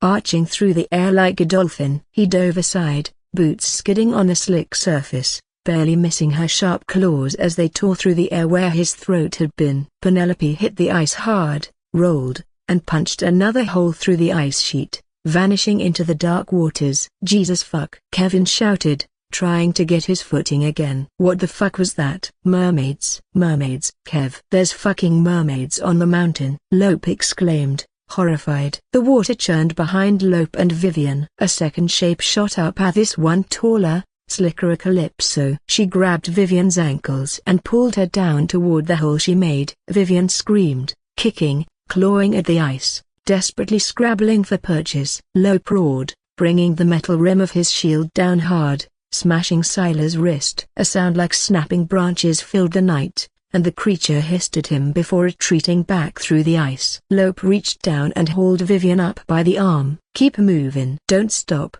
he bellowed. But the ice was breaking. The smooth, endless sheet fractured, spiderweb cracks spreading in every direction. Chunks the size of cars broke loose, drifting apart, forming slick little islands between the dark water, the boat, and the dock. "God damn it!" Kevin spat, leaping to another sheet as the one beneath him groaned, dipped, and tipped over. And that's when they saw him. At the far edge of the lake, Rallan stood like a mountain at the edge of the frozen dock. A mountain of fur and murderous rage, his breath a plume of hissing steam, claws dragging against the boards of the dock as if teasing the delvers with his mighty and terrifying presence. Vivian froze mid-step. "Noah, broken bar, no, no, Noah." The Alpha threw back his head and roared. The sound split the air, shattered whatever courage they had left. Then he charged. He hit the ice running, cracking under his weight. Kevin barely dove aside as claws slashed where he'd been standing. Lope swung his shield, metal meeting sharp claws in a brutal clang that reverberated across the splitting lake. The werewolf stumbled but came right back, snarling at him. Lope killed his brothers. There was going to be payback, red resolve or not. The sirens didn't stay out of it. Penelope re-emerged, circling beneath the ice like a shark, slamming her shoulder up through the cracks to unbalance the men. Circe and Calypso surfaced too, laughing, singing their voices sweet and distant, trying to pull Vivian's eyes away from the fight. Lope planted his boots, keeping his body between them and her, shouting over the chaos. "Viv, go, get to the dock." He gestured to a wide opening between her and safety. Vivian hesitated only a second before she turned and ran, jumping from one floating slab to another, ignoring the siren's song of distraction. Behind her, she could hear Kevin shouting, the metal scrape of Lope's shield, the guttural roars of the beast. Circe leapt out of the water to grab her, but she saw her shape first beneath the surface, giving her plenty of time to duck out of the way and jump to another floating slab. Lope held his shield up, steel dented and slick with frost, bracing against the Alpha's charge. Drool splattered all over his face. The thing hit him like a truck and sent him sliding back, his boots carving trenches into the ice. Kevin skidded across a slab 20 feet away, shotgun raised. "Lope, down." Lope dropped to his stomach. Boom. The blast hit the werewolf square inches the chest, the recoil nearly sending him on his ass. The slug punched through fur and sinew, crimson blood fountaining across the ice. Alan staggered, snarl turning to a yelp. It was not going to kill him, but it was going to piss him off more. Kevin pumped the shotgun, chambering another round, but the ice buckled beneath him. His left boot plunged into freezing water up to the shin, and cold like knives raced up his leg. He bit down a scream, yanked his foot free just as a white hand shot up from the hole, webbed fingers clutching for him. Scylla. Her face breached next, eyes like pearls, mouth opening too wide for a bite out of his knee. She hissed, her teeth like needles, so close to munching on his flesh or broken bar. Kevin didn't hesitate. He jammed the barrel under her chin and pulled the trigger. The shot blew her head apart like a watermelon. Scylla is dead and incapacitated. Cool down, 1 week. Chunks of bone and gray matter painted the ice. The recoil knocked him backward, but he stayed up, one knee bent, teeth bared against the cold. Beneath the water, something screamed an unholy song. Kevin racked the shotgun once again, frost crackling off the steel, eyes tracking the hulking shape that moved through the fog ahead. He barely had time to shout before it happened. The Alpha came back swinging. Lope brought the shield up barely in time, metal screaming as claws raked across it. But the beast didn't stop there. He grabbed the rim of the shield, yanked it sideways with brute strength, and with the same motion ripped Lope's arm clean off from the elbow.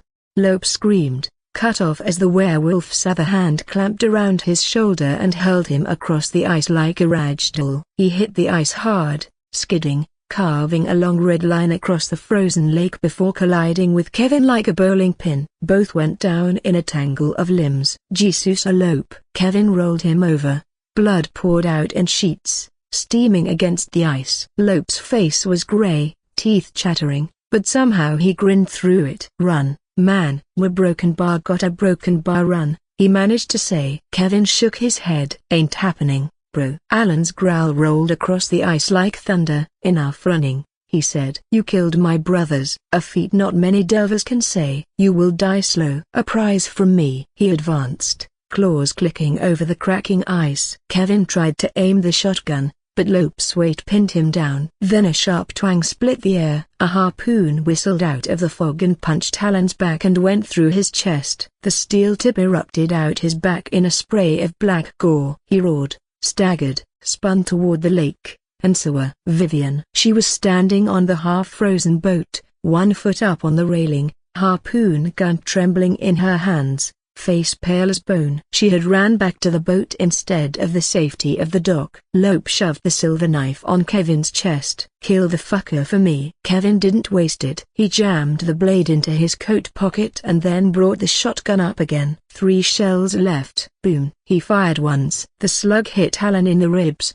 Blood and fur flew into the wind. Boom. This time the blast tore through the werewolf's shoulder, spinning him half around. Boom. The third shot, his last, missed. Alan ducked, and in a blink, he was on him. The shotgun clattered away, sliding across the ice. Alan's claws slammed Kevin down, pinning him by the throat. His breath felt like burning fire, his teeth inches from Kevin's face. "Any last words, human?" But Kevin only has one word for him. "Nope." Kevin's hand moved before his brain caught up. He yanked the knife from his pocket and drove it straight into the werewolf's left eye. The blade went in deep. Alan howled. Suddenly, blue infernal fire ignited from the wound, spreading down his cheek like wildfire under the skin. His claws tore gouges in the ice as he reeled back, clutching his head. Half of it was now on fire. The smell of burning fur and ozone filled the air. Then the ice beneath him gave. The Alpha crashed through the surface, plunging into the cold black water. The sirens came up instantly. Penelope and the others are swirling around him, screeching, clawing at the knife, trying to pull him back up to save him. But the flames burned hotter, spreading, searing through the water until everything around him boiled in blue. Kevin stumbled to his knees. He turned toward Lope, who was half conscious, purple-lipped and bleeding out. Vivian was already running toward them across the ice. Kevin got his arms under Lope, dragging him, step by step. Vivian reached them, grabbed Lope's other side. Together, they hauled him toward the shore as the moon burned white above the lake. Behind them, the water bubbled and hissed, sirens shrieking as they sank with the fallen wolf. They collapsed on the lake shore, Lope barely conscious, blood pumping from the stump where half his arm used to be. Kevin immediately pressed his hand down on it, trying to stem the flow, but it's gushing fast to bright, hot, and steaming arterial blood. Vivian acted fast. Despite the terror in her eyes, she tore off her jacket and wrapped it around the wound, but the blood soaked through in seconds. Kevin cursed, knew that if they didn't seal it fast, he'd bleed out in less than a couple of minutes. "Tourniquet," Kevin said, scanning the ground. "We need a damn tourniquet." Vivian ripped her belt free, hands shaking, and Kevin looped it high around Lope's bicep, what's left of it, and pulled until Lope howled in pain. He twisted it tighter with the broken handle of a harpoon shaft until the blood slowed to a dark ooze. But it was not enough. Lope's gone pale, his breathing getting shallow. His pulse was even erratic. Kevin's seen that look before from men previously wounded in accidents on a few job sites, or worse. Then Vivian spotted the spare flare still in the pocket of Lope's jeans. She pulled it out, and without hesitation, burned the steel of the spare harpoon from the harpoon gun until it was red hot, using the friction and remaining flare propellant.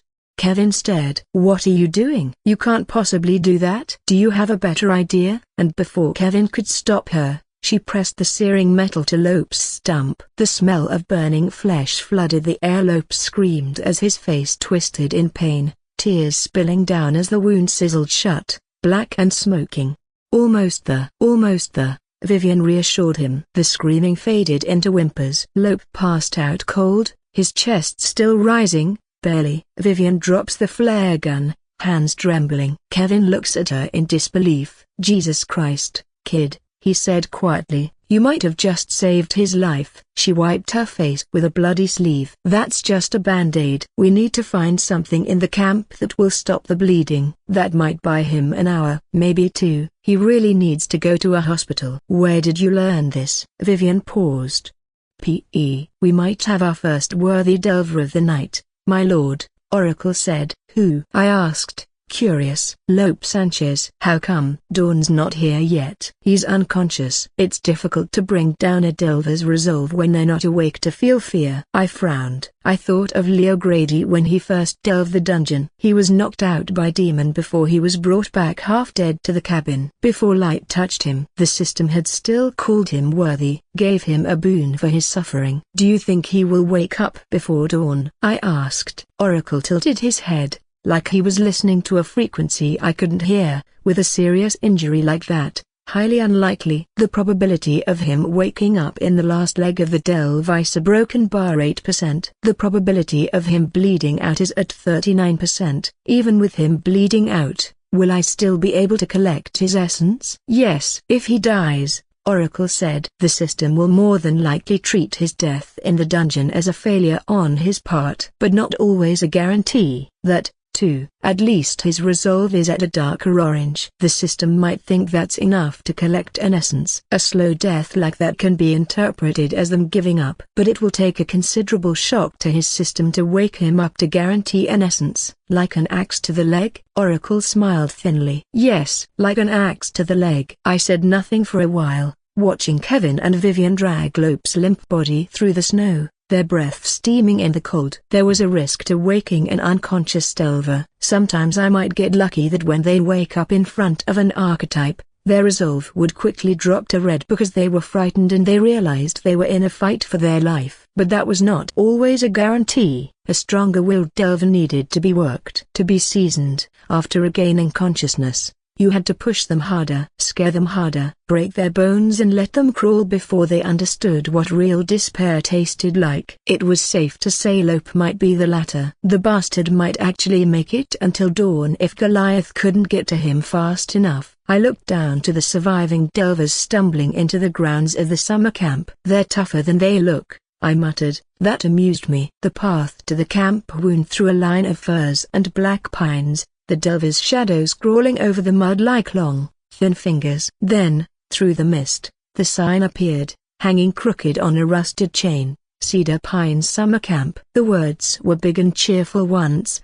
painted in that goofy kid-friendly bubble font, but now half the letters were sun-faded and chipped off. Welcome had rotted right off. Kevin stopped in front of it, catching his breath. Lope groaned behind them, slumped against Vivian's shoulder. His skin had gone the color of wax paper. Blood soaked through the jacket she'd wrapped around his shoulder, and it was starting to seep between her fingers. The guy was heavy, dead weight, and he wasn't talking anymore, just a mumbling of slurred speech, telling the others he was fine. Let's keep moving, Kevin said. They followed the trail until the trees broke and the camp spread out before them, rows of cabins with a few missing doors, sagging roofs, and windows punched out like yawning teeth. The wellness lodge stood at the far end, the sign above it bleached to the color of bone. The red cross on the door had faded long ago. Kevin kicked the door open, and the hinges screeched. A family of spiders scattered across the counter from the force. Kevin flicked on his flashlight and started rummaging through drawers and cabinets. Most of them were empty. Rat droppings, a sea of cobwebs,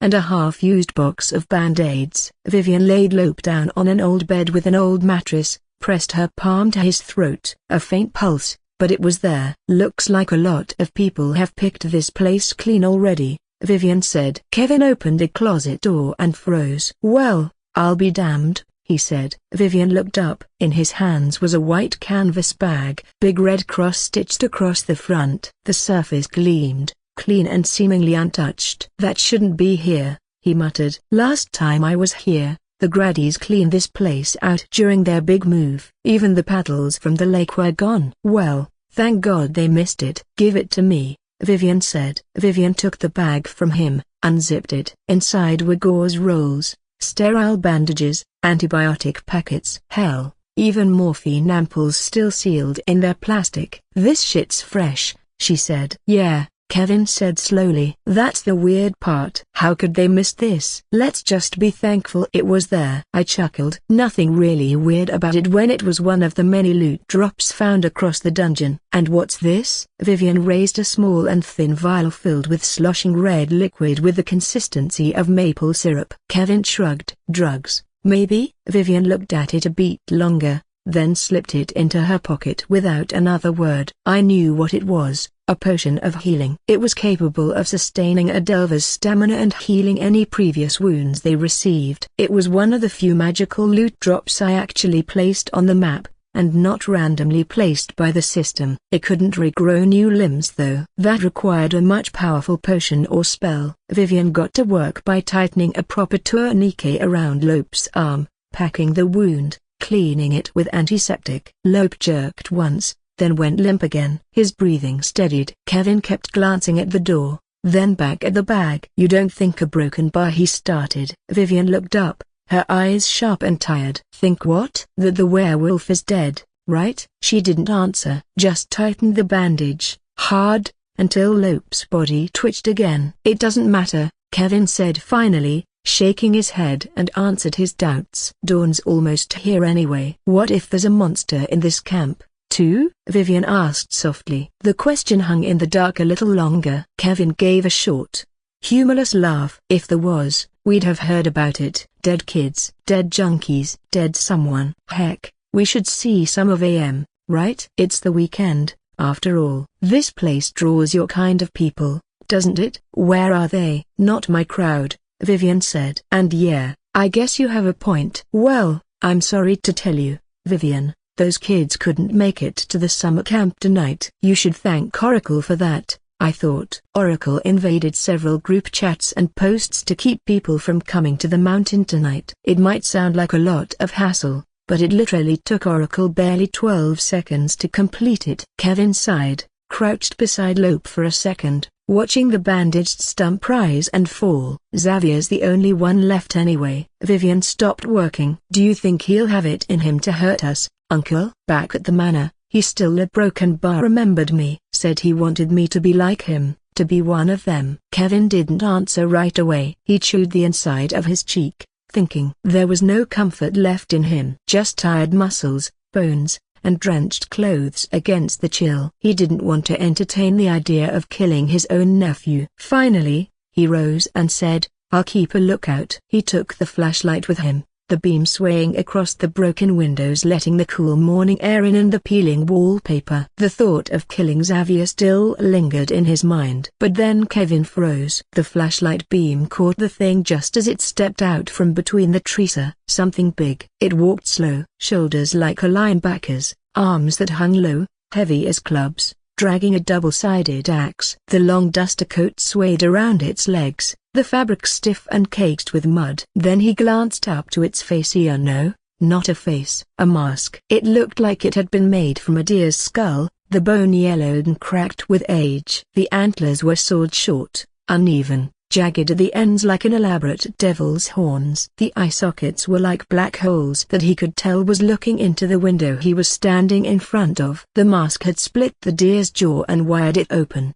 teeth filed into points. The thing's breath steamed through the gaps, a steady, ragged wheeze. This was one of Goliath's several new masks he had fashioned over the few weeks in his isolated shack. He had many unique masks like it, hang along the walls in his sanctum, accessories he'd like to wear in future hunts. It seemed like he wanted to wear the stag mask for tonight's scenario. Kevin quickly killed the flashlight and stumbled away from the window. "Viv," he whispered, breath trembling. "Viv, someone's out there." "Is it Xavier?" "Definitely not." "Help me get Lope up," Kevin said. Now, between them, they dragged Lope's limp body to the corner and stuffed him into an old wooden supply cabinet. Vivian packed towels and a sheet around him to muffle any sound. Lope groaned once, half conscious, and she pressed a hand over his mouth until he went still again. Kevin's heart hammered in his chest. The floorboards creaked beneath them, loud enough to give them away if they weren't careful. He swept the beam once more, low this time. The place was a mess of overturned chairs, medical cots, and broken cabinets. At the far end, a row of tall linen lockers stood crooked against the wall. One of them was big enough for a person if they squeezed tight. "There," Kevin said, nodding toward it. They climbed in together, pressed shoulder to shoulder, breathing through their mouths. Vivian shut the door, until only a sliver of the room showed through the gap. Then, silence. A long moment later came the creak of the front doors reverberated across the lodge. "He's inside." I watched Goliath step into the wellness lodge. The doorframe brushed his shoulders, carried the axe in one hand and dragged the head along the floorboards to taunt the delvers hiding inside. Heavy bootsteps, each one thudding through the floor like a heartbeat. The deer mask turned, listening, breathing, searching. Kevin dared a look through the crack. He saw the creature's silhouette move through the gap, backlit by the faint moonlight leaking through the windows. Vivian's hand found his. Her grip was trembling but strong,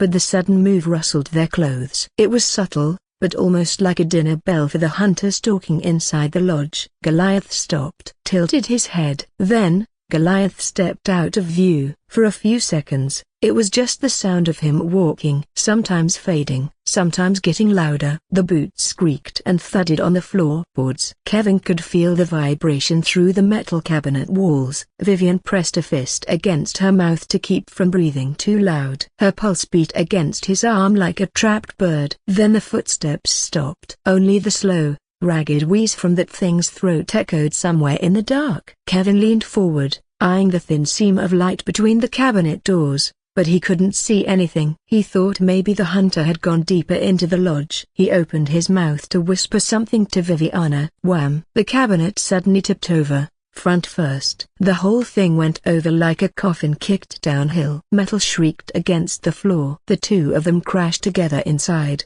tangled in shelves and supplies. Vivian's knee jamming into her uncle's ribs and screamed. Kevin gasped, dizzy.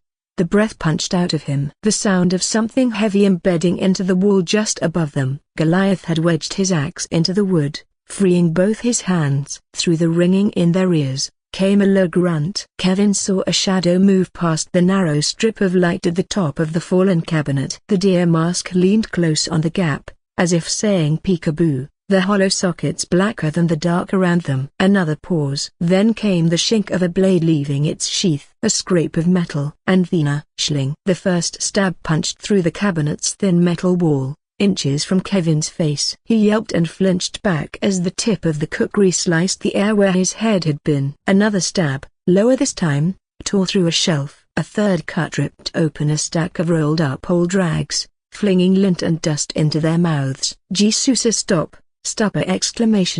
Vivian screamed, scrambling away from the next blow. The kukri plunged again. A shling.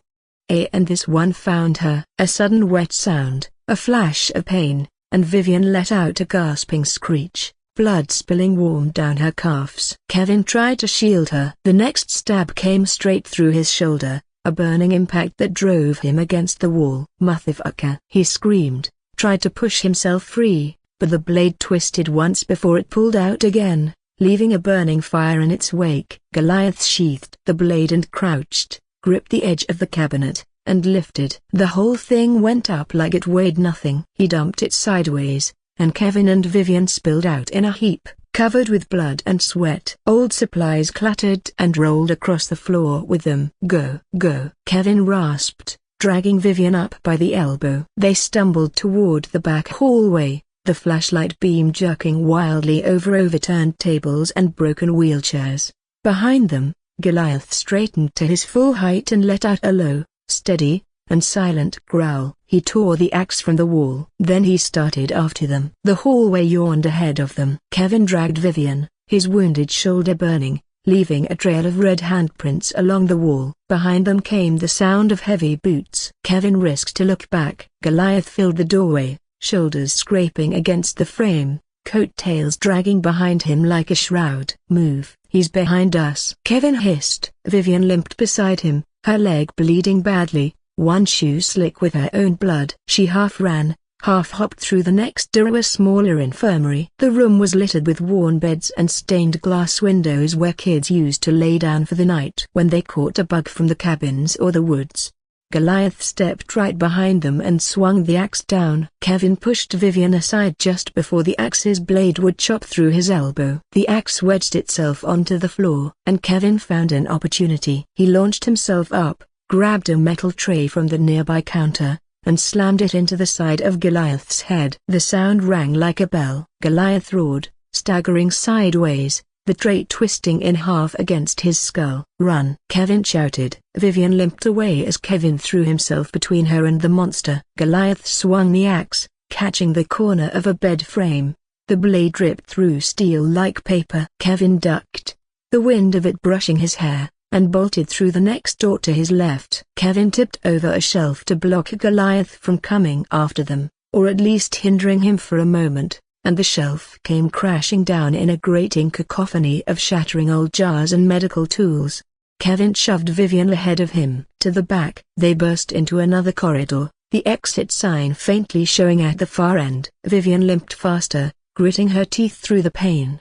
Behind them, Goliath broke through the wall instead of using the door. Dust poured from the hole and the ceiling around him. Jesus, who the fuck is this guy? Michael Myers. Kevin didn't dare look back. He grabbed Vivian and they smashed through the exit door. They continued running but they didn't make it past 20 yards. A sudden barreling sound tore through the cold and then something hit them from behind. Goliath came out of the shadows at full sprint. He hit them like a goddamn train, his shoulder ramming between them. Kevin went spinning into the dirt, his back smacking the ground so hard his lungs seized up for a hot second. Vivian flew sideways, skidding through the edge of the trail. By the time Kevin blinked away the dots and stars from his vision, Goliath was already moving to the easier prey between them. The antlered mask glinted in the pale dawn as he stalked toward Vivian. Vivian tried to crawl away, dragging her bad leg, gasping, "No, no, please, Dante!"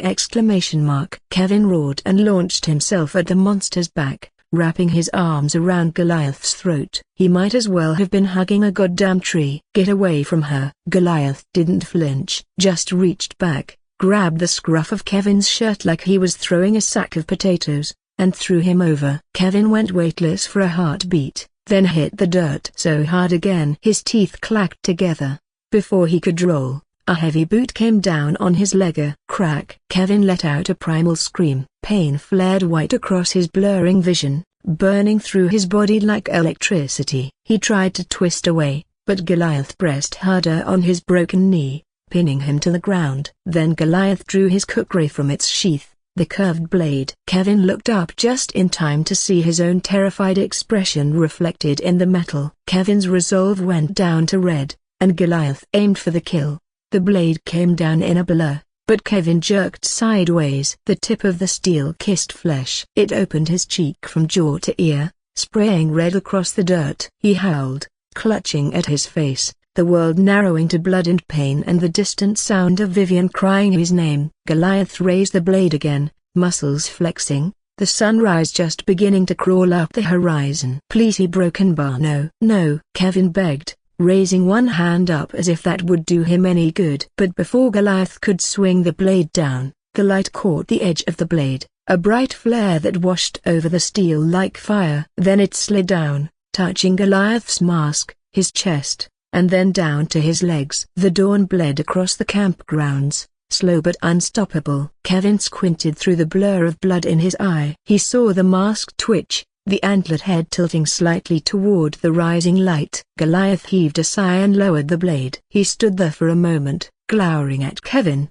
and then slid the machete back into its sheath. He reached down, lifted his axe from where it had fallen, and gave Kevin one disheartened look and a lazy thumbs up. Then, he walked back to the forest. Kevin was confused. "The fuck, a broken bar?" Vivian crawled toward Kevin as Goliath's figure grew smaller, swallowed by the trees and the golden haze of the morning light. When he disappeared completely, the forest went still. When he realized Goliath was no longer coming after them, Kevin lay back to the ground, chest heaving, staring at the growing sky. Vivian knelt beside him, sobbing softly. He looked at her, tried to smile, half his face slick with his own blood. The pain never went away, dulled by his waning adrenaline. "Guess a broken bar, we made it." The sun climbed higher. Dawn spilled over them both. "Congratulations. Dawn has arrived over your domain. The scenario has concluded. Reward, 1,000 crystals for completing a scenario. Threat level A local. Nearby denizens within a 23-mile radius of your dungeon are aware of your presence, consciously or subconsciously, because of your choices and the events of the previous scenarios. Your dread effects increase in potency. Total essences collected, 54. Success. You received 5 dungeon expansion points. Dungeon expansion, 5.450. You currently only have one dungeon, North Cedar Lake, in your control. Successfully collect 446 essences to create a second dungeon in a location of your choice anywhere around your world. Congratulations, Mark Castle. Your domain is expanding. Continue to feed and grow, and be the best deathcore you'll ever be. If you wish to stay anonymous, Please avoid drawing attention to yourself by eliminating all the delvers, or be ambitious and dominate your world. As I waved off the notifications popping up from my periphery, I found Alan by the lake shore, naked and half buried in the mud. The eye Kevin stabbed earlier was swollen shut, but it was already knitting itself back together. It would heal up completely in an hour or two, but for now, Alan looked like hell. Penelope sat beside him, skin slick as fish oil, tail flapping lazily, her hair hanging in ribbons down her chest. She twirled the silver knife in her hand, dragging it lazily across Alan's chest, teasing him awake. Not too deep, just enough to make him hiss as his skin sizzled from coming into contact with the silver blade. I'm up, he grumbled, hauling himself into a sitting position. Mud peeled from his shoulders in clumps. You can get that off me. You know, could have used one of yard dragging a delver to the bottom. Saves me a lot of trouble. Penelope giggled, but then shook her head. Come upon the easy waters, lost the passion of the screams, ate till swift death lies only a spiritless bore a broken bar. Alan snorted. Well, okay. Freezing the lake was an extra nice touch. I'll give you all that. The Imaran Guild better cut us a hefty paycheck, thanks to your spectacle, Benny. Sorry about your sister. Prettily, she goes. Penelope grinned and tossed her hair over her shoulder. Many sorrows, many blessings. They noticed me hover near them and they turned and bowed their heads. That was quite an 11th hour, I said, impressed. You all kept me on the edge of my seat. I was on a post-delving high. And, to be honest, I'm not really used to it yet. Maybe never. Satiated by their essence, fear and terror attracted a different effect on me each time. Sometimes, it would actually make me experience and feel their emotions as if I was delving in the room with them, facing down Demon, Goliath, or the werewolves. I could still feel the delver's white-hot fear on the dice when the sirens did their loop-de-loop, playing with them to raise the tension in the air, and making the delvers dodge, run, scream, and fight for their lives. Alan did well as a dominating presence during the encounter. Man, I could practically cut the air with a knife, their terror suffusing the power within my core like filling a baby up with milk. I could literally just fall asleep right now if I wanted to. Unfortunately, dungeon cores don't really need sleep, and I kind of missed it. I was surprised none of the delvers dropped to red on the lake encounter, but I was smiling, flinching, and overall just having a good old time throughout the spectacle. Feeding on their essence would have been an icing on the cake. But I'm satisfied with tonight's delve overall. Which means when they return, they'll be extra sweet, I thought. I've grown to like them. And I'll miss them when they die a broken bar eventually. Besides Leo Grady, I never had survivors who could remember their whole experience in my domain and returned to town intact. Well, mostly intact. That's new. Should I be worried now that they're free? Maybe. After I give them their rewards, should I just kill them right now to keep the dungeon secret? Technically not against the rules, but I hesitated. I could handle 3 of them. I could be mean and keep them here until the next night, forcing them to delve all over again, like Leo Grady. But a part of me was curious where this thread would go. It was exciting not to be afraid. So, I'll be a good little juvenile dungeon and let these worthy humans go and have their prize ear broken bar after a trip to the hospital, of course. See? I'm not a monster. Alan's right. Well done about freezing the lake, Penelope, I said to her. We aim to please, we aim to entertain a broken bar. Penelope sang a soft melodious tune that Circe and Calypso harmonized with from the lake with a few notes from Lady Marmalade. The latter two were play swimming by the shallow waters, throwing lopes severed arm to each other like it's some kind of baton, twirling it around in the air and slapping each other with it.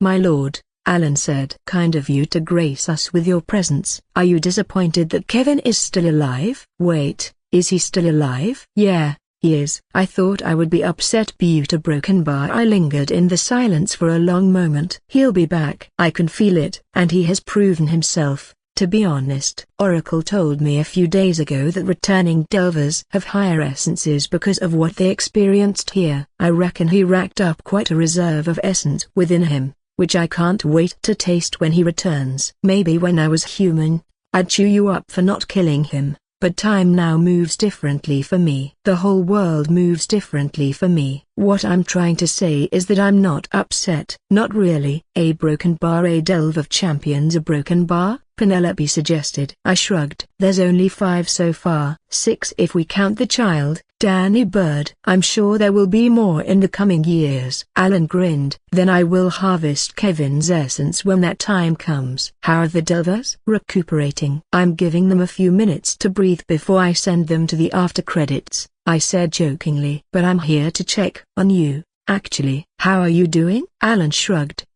Fine. You sure? You seemed pretty upset earlier. He scrubbed a hand across his face and took in a big lungful of air. I'm over it now. A silver blade in the eye is a hell of an experience. Felt like a ship's anchor got lodged into my skull while they were poking it in there. He looked at me. The joke didn't land. Well, never again. I never want to experience that. If I see a delver carrying silver next time, ELO resolve or nota, I'm killing them right away. Take their heads clean off before they can even draw blood. I narrowed my gaze at him, and Alan barked a laugh. Kidding. Not gonna do that, my lord. I know the rules. They won. I lost, and the world keeps on spinning. Well, I also came here to say that I'm sorry about your brothers. Part of the job, sir. He gave me a quick, ugly grin. Alto for Christ, it was something watching them die in front of me. You know, I may have overreacted. Clouded my judgment. First time for everything, I suppose. They'll be back, right? Also pennies, sis? In a week. Yes. Good. He let out a relieved sound that was half a laugh, half a curse. Means I'm alone doing all the freaking chores around the farm till they come back, which sucks. I'm gonna give them extra work for dying. That'll teach em. He barked another laugh and shoved a wet hand into his damp hair. Penelope tossed the silver knife into the shallow water like it bored her already. Circe snagged the blade midair, held it to a tangled dress, and brushed her hair with it like a comb. Calypso waved at me with Lope's severed arm. Leaving Alan's side, Penelope crawled over and joined them then, and they'd shredded Silas' corpse into a confetti of muscle and bone and were tossing the pieces like confetti at each other. Their laughter made the birds from the nearby trees take flight. Alan laid back down and sighed, resting to speed up the healing process. They're fucking weird, he muttered endearingly. He turned to me. Oh, yeah. Thanks for the clothes, boss. Besides Kevin, did the other 2 made it, too? Alan asked. Yep, bloodied, wounded, but they'll survive, I said. Even Lope with a missing limb. No shit. Congrats to them. Maybe Lope can return for a rematch. We certainly gave them a good tumble though. I hope they enjoyed it. You know they don't, Alan. Most of their friends are dead. Alan laughed and looked up at the growing morning sky. His good eye narrowed against the glare.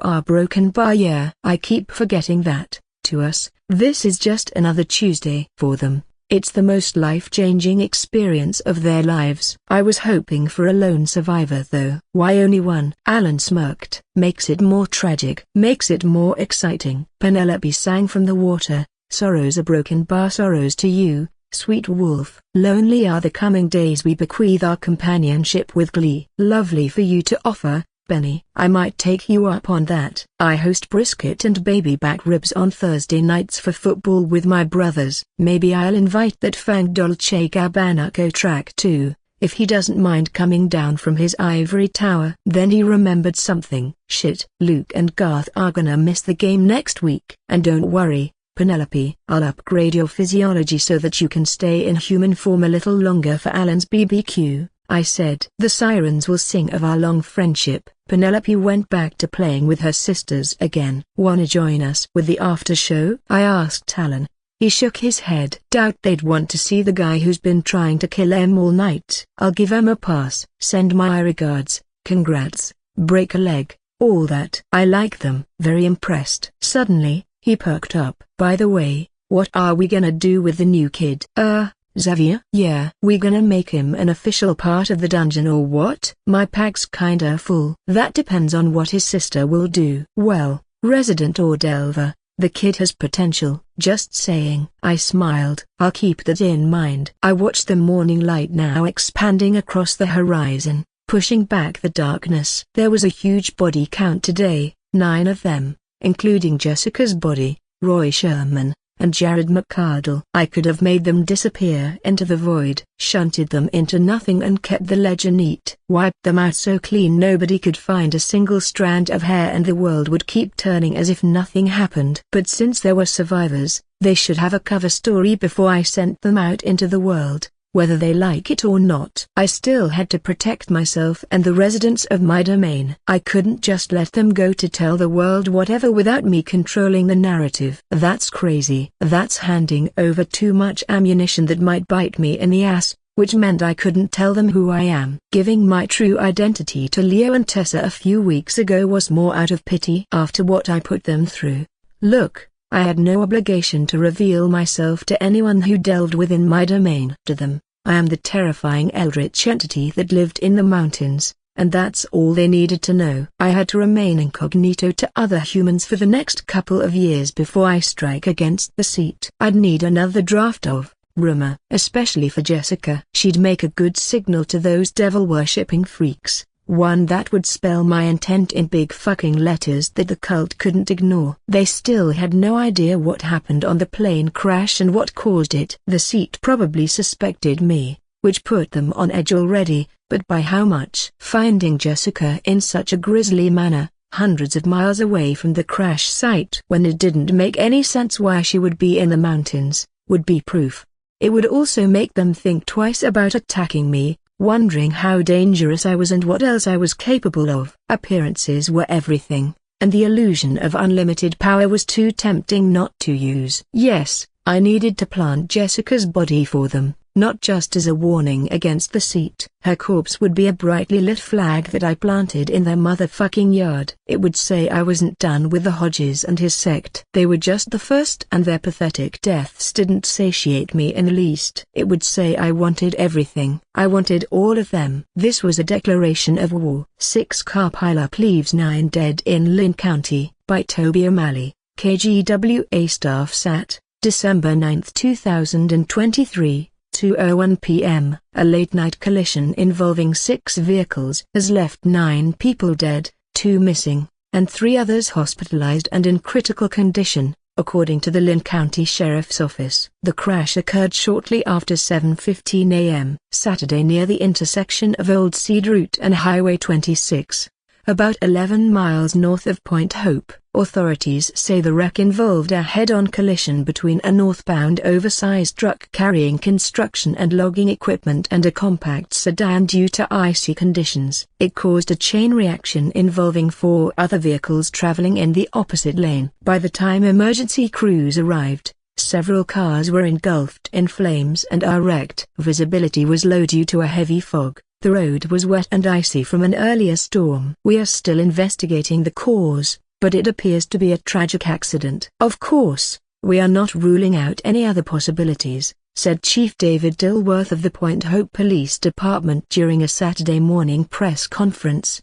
Witnesses who arrived at the scene shortly after the crash described what they saw as a wall of fire. One motorist, who asked not to be named, said, "You couldn't even tell how many cars there were at first. Everything was just on fire." 9 individuals were pronounced dead at the scene. 2 are still unaccounted for, including the driver of the oversized load truck. 3 survivors whose names have not yet been released were transported to Evergreen Medical Center in Point Hope, where they remain under close observation. A spokesperson from the hospital have told KGWA that 2 of the 3 are expected to recover. The third is still in critical condition. Among the deceased were several local residents of Point Hope believed to be returning from a trip near Cedar Lake, though authorities have not released a full list of victims pending notification of next of kin.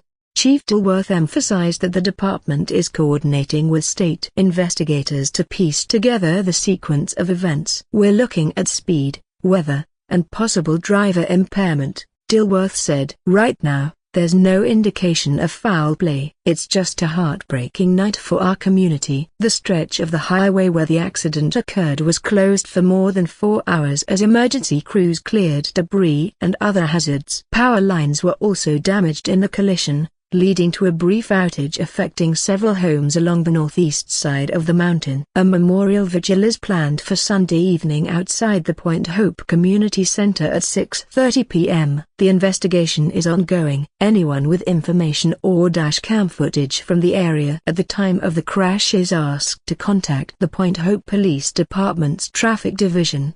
After the Imaran Guild sent me the 10,000 crystals and a bonus of 2,000, which Elvis said came from fans, I put some of it to good use by staging the pile-up. It barely used 600 crystals to summon the vehicles, some pyrotechnics, the illusion and conjuration spells to make it realistic, and also to clean up the bodies so it didn't look like an animal, aka a werewolf, attacked them.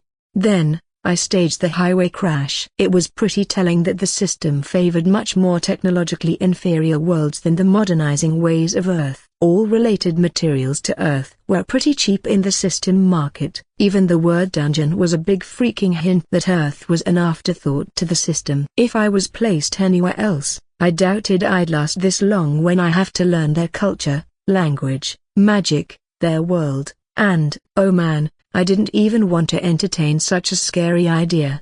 Yet here I am, lucky as a duck. 500 crystals was enough to convince the world an accident happened on Highway 26. I gave Kevin, Vivian, and Lope quite a fright when Old Growth suddenly burst out of the forest and quickly tangled them with his paralyzing vines, the venom putting them to sleep. I took the healing potion from Vivian's pocket and telekinetically shoved it down Lope's throat so that he wouldn't die. And voila! I had 3 survivors. Then, 30 minutes later, I watched as a bunch of humans gathered along the lonely stretch of the highway, trying to rescue them. They were far away from any danger, but the illusions were doing their job without anyone noticing. The majority of mortals on this planet was not trained to keep a lookout on odd spells and other magical effects, which I am very thankful of, especially when the spells I was using were rather on the low end. Anyway, I was just happy to see these many people so close to me. It had been quite a while since I've been surrounded by them. And no, watching through Oracle's nanite eyes while he spied on everyone across the county didn't count. So, I watched the doctors and nurses operated on the Delvers when they arrived at the Evergreen Medical Center and saved them. I followed as they rolled them into the intensive care unit for a couple of days, and then transferred to their own private rooms once they recovered. The Yates got to share the same room, separated only by a flimsy partition, and Grandma Margie and Lauren had been by their side ever since. The witch even said a couple of prayers for Vivian and Kevin that Oracle explained to me was some sort of Celtic protection ritual, which I realized he just googled the answer. To my surprise, there was a tiny strand of magic in her incantation that I could feel through the ways, but it was more for comfort and to strengthen one's faith than a true abjuration spell. Then, I bided my time until one night, I found each of them alone, and I paid them a visit. A little spurt of Old Growth's venom into their bag, administered by a syringe, would incapacitate them for the next 10, maybe 20 minutes, but still conscious. Enough time for what I wanted to do. Enough time for them to listen to what I have to say. I signaled to Oracle. It was time to offer the gift. Long past the visiting hours, as the understaffed nurses and nursing assistants of Evergreen Medical Center did their boring rounds, and as the 2 lone doctors on duty were currently having a flirtatious smoke break outside, Duke Henry slipped into the hospital without anyone noticing. It was very easy to do when Oracle turned off all the cameras before morphing into a copy of one of the head nurses on duty, who's currently eating a Caesar salad in the break room while scrolling aimlessly through her phone. Henry strolled in through the ambulance bay. He traded his usual aristocratic black coat for a stolen white coat by one of the doctor's lockers in the staff room, his broad shoulders fitting it like a wolf in a choir robe. He even put on a stethoscope round his neck, though he held a notepad like a weapon. There was a bit of theater in him. I liked that about Henry. He walked the hall with unhurried steps, reading the door placards as if he might stop and ask a patient about their recovery. The floor beneath his boots squeaked in that treacherous way linoleum does, announcing his presence. Fortunately, no one noticed. Oracle followed him at a distance, blending in with his new disguise. The Yates room was near the end of the corridor. Lauren had taken Grandma Margie home hours ago since the old woman needed sleep, and they wouldn't be back until visiting hours resumed tomorrow morning. Vivian and Kevin lay in separate beds, divided by a flimsy curtain, the hum of their monitors filling the room with a soft mechanical vibration that was easy on the ears. They stirred when the door opened and closed shut with a click. The venom from old growth was still fresh in their blood, freezing them up from the neck down, though their eyes and their head could still move. Fractal omniscience bloomed through the hospital like roots in the walls, my awareness expanding into every corner, every shadow, and with every breath all mortals held in this building. Their thoughts came to me as clear as sound of the heart monitors the Yates were tied to.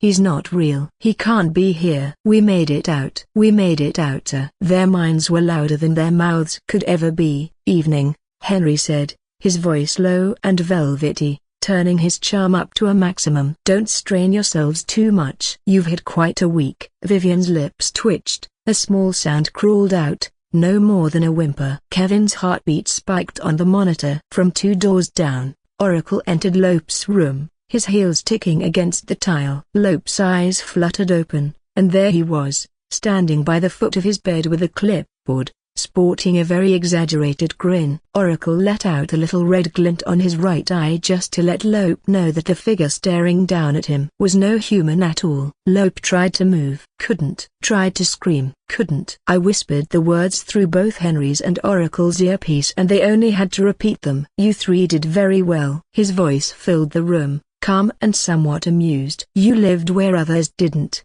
which is no small feat. Your survival deserves recognition. Our liege sees that.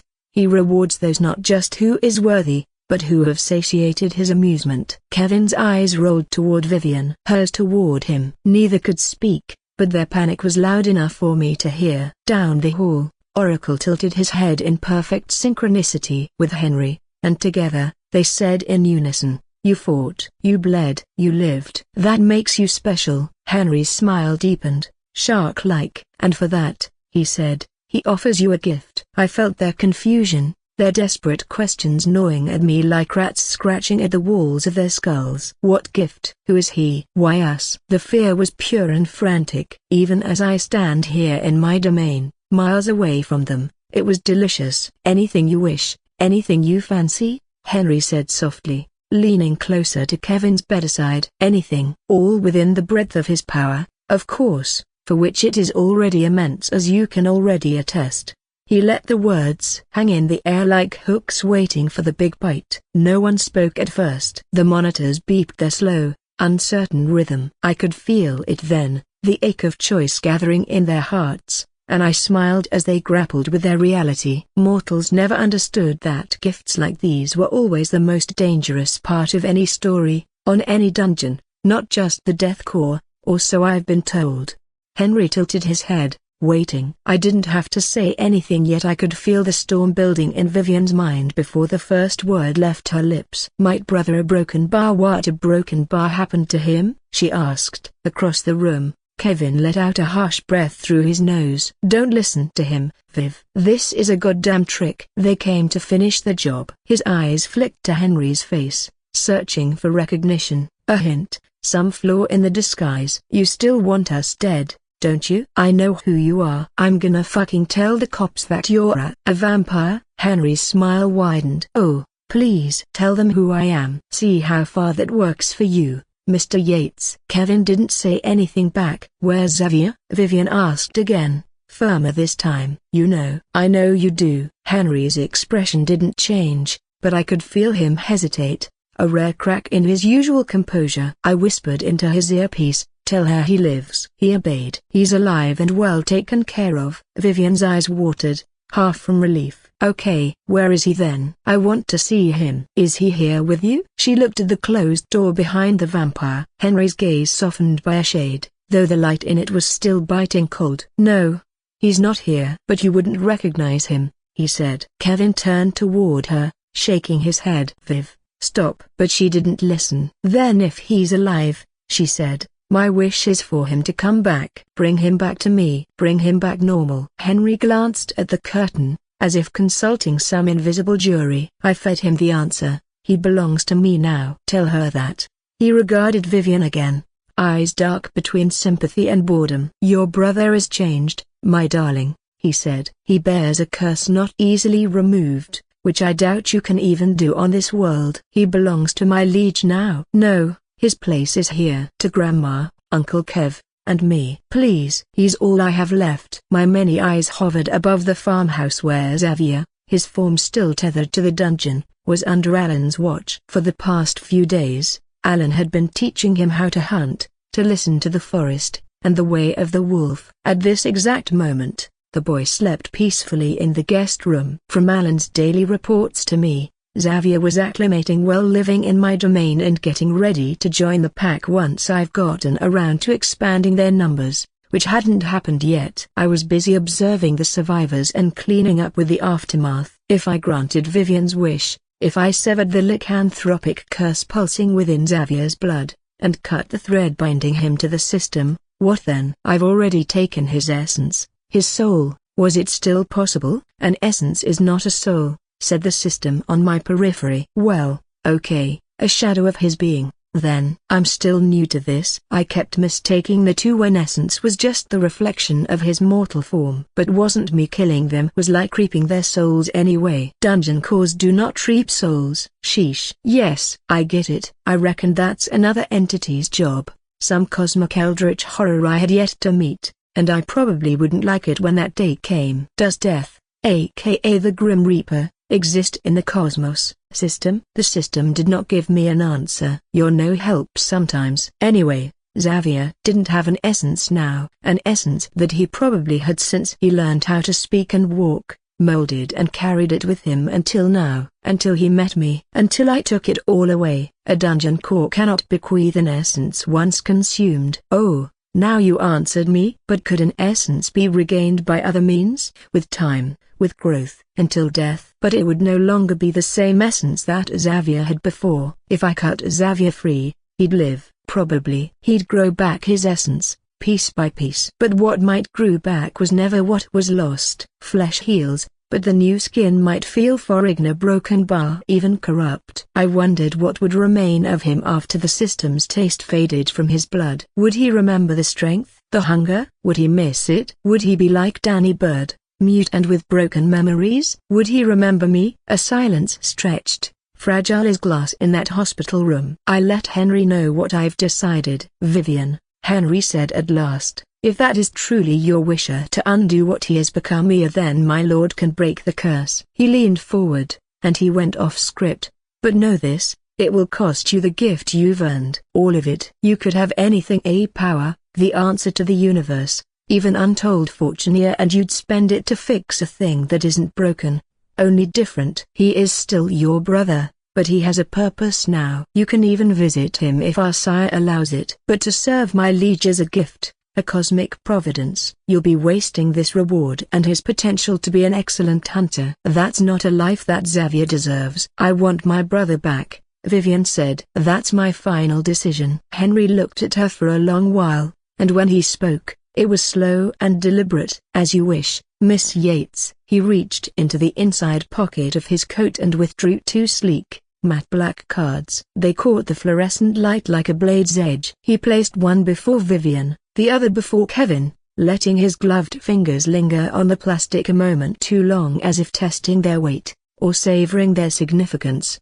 My liege rewards you both, he said, straightening. $10 million each. A modest sum for surviving the impossible. Buying our silence, you mean? Kevin muttered. Vivian stared at the card as if it might sprout fangs and bite her. Kevin, on the other hand, leaned forward, eyes glinting like a man who's just glimpsed the gates of heaven. 10 million, he said, the words slow, tasting them. That apostrophe s. Good. But if your boss can just make things happen, why stop there? Why not say 300 million? Henry tilted his head, listening to the voice only he could hear. Then he smiled again. Is that your wish, Mr. Yeats. I mean a broken bar. We were there in the first place to steal from your vault so that we can have a better life somewhere else. Turns out it was fake and many of my friends ended up dead. The least you could do is add more zeros. It can't be all for nothing. I can buy power with money. 300 million,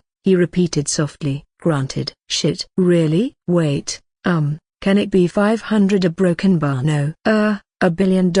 Yeah, $1 billion. Give me $1 billion.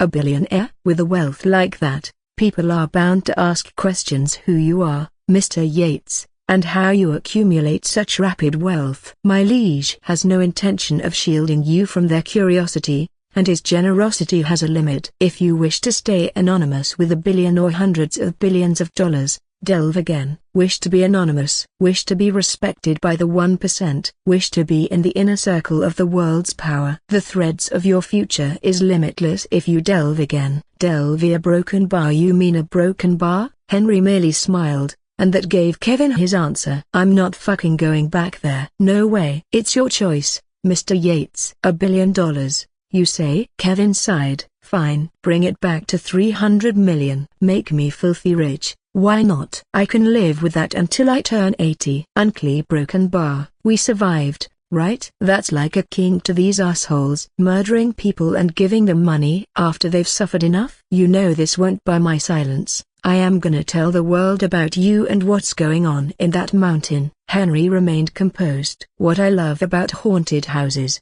or in this case, a haunted mountain, is that humans love to explore and be close to the danger, even if it's make-believe. We both know that's not the case here. How many will you send to us, Mr. Yates? My liege will be happy either way, and the more you remain within our orbit, the more likely you'll delve again. I said I'm not going back. Never. Henry smirked. If you say so. In Lope's room, Oracle also made the same deal with him, handing the same black card connected to a discreet bank account in Switzerland for $10 million.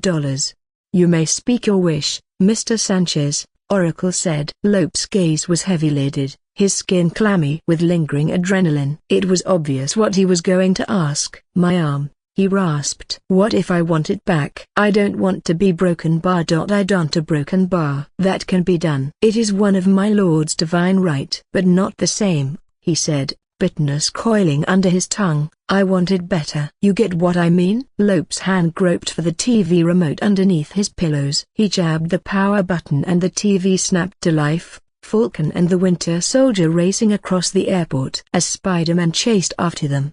Lope pointed at the screen. Make it like that, he said, pointing at Bucky's arm. Oracle watched him, stillness folded around them like a clean sheet. For an instant the robot looked amused, as through the request was some weak attempt at a joke. Then, he realized Lope wasn't kidding. To what purpose will you use a cyborg arm for? Oracle asked. To kill all of you, he said. There's a delicious certainty when someone named a target, when cowardice fell away and a raw, primal bone took its place. I liked the clarity and the simplicity of such promise. I eagerly studied Lope's face and saw a thread filled with possibilities. He will delve. All right. But when? Ever since I woke up, I've been dreaming of that place, he said, voice cracking. The monsters, the mountain, the forest. It's never over, is it? Whatever lives up there still wants me. Oracle tilted his head. You are a peculiar one, Lope. I am eager to witness your feats as an adventurer. Never once did your resolve faltered. A true worthy delver. We are proud to usher your growth in what little time you have in your mortal life. It has been an honor. Lope shifted uncomfortably. Am I a broken bar? A broken bar. Will I have the arm now? Can your god give me that? Oracle reached forward,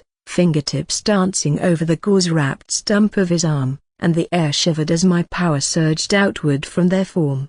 The smell of ozone filled the room. Flesh met metal, sinew knitting into steel, circuits fluttering awake. Tendons twisted with braided cable as the system grafted a frame of black alloy to the remaining humerus, wrapped it with synthetic muscle fibers that hummed quietly. When the pain hit, Lope's back arched against the bed and he screamed. Oracle exploded into a massive nanite swarm, covering the entire room inch by inch, turning it into a soundproof chamber. None of Lope's screams escaped for the nurses and the doctors to hear nearby. Fingers unfolded into lock-picked tips, a blowtorch nozzle that retracted with a soft click, and a sword-like bayonet slid out with a clean, eager hiss. The forearm had gears and pistons that glinted in the right light, with metallic muscles that could lift 2,000 pounds comfortably, maybe twice as more with extreme effort. It looked like he wore a black metal sleeve from afar. He bent the metal fingers into a fist and crumpled the bed's metal railing with a sound like a bunch of soda cans crumpled together. The monitor squealed an alarm and then settled back to its slow beeping. "What happens now?" he asked. Oracle smiled. "There is only one thing more beautiful in this world, Mr. Sanchez. Delve again." After Henry and Oracle left the hospital, Lope was gone before dawn. The bed was stripped bare. Sheets tossed like a snake had shed its skin and slithered off through the window. A Hallmark card from a few days ago sat on the nightstand beside the half-eaten cup of green jello. "Get well soon."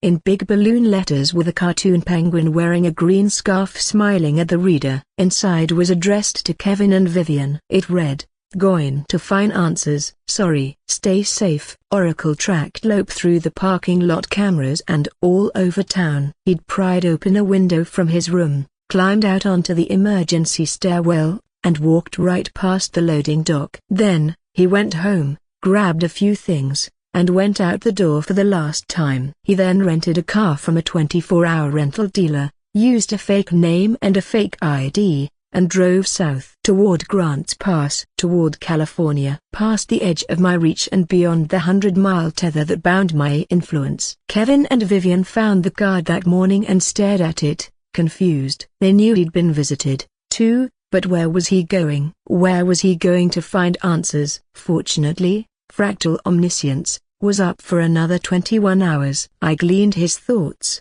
and his goal was to drive to San Diego to talk to his father. Half of his family lived in the city. But what drew my curiosity was that he believed his father might have the answer to his questions. Then, he drove out of my reach before I could fully delve into his memories. I was reminded that I needed to upgrade Oracle's all-seeing, digital trait so I could reach further outside of my state. That would also mean I had to enlarge his nanite swarm so that he could cover more ground. It was tempting to have a couple of nanites following Lope, but I didn't want to risk it. Once he reached the state border to California, I told Oracle to call those nanites back home. Before the sun even burned the fog off the tree line, the hospital was suddenly filled with noise, sirens, shouts, the metallic rhythm of gurney wheels. Another ambulance had come in. This time, it delivered Xavier Yates. The boy was half dead, pale as ice. The police found him downstream from where I ordered him to be before I extracted the curse from his body. My illusionary cover story had worked perfectly that he was flung from the crash,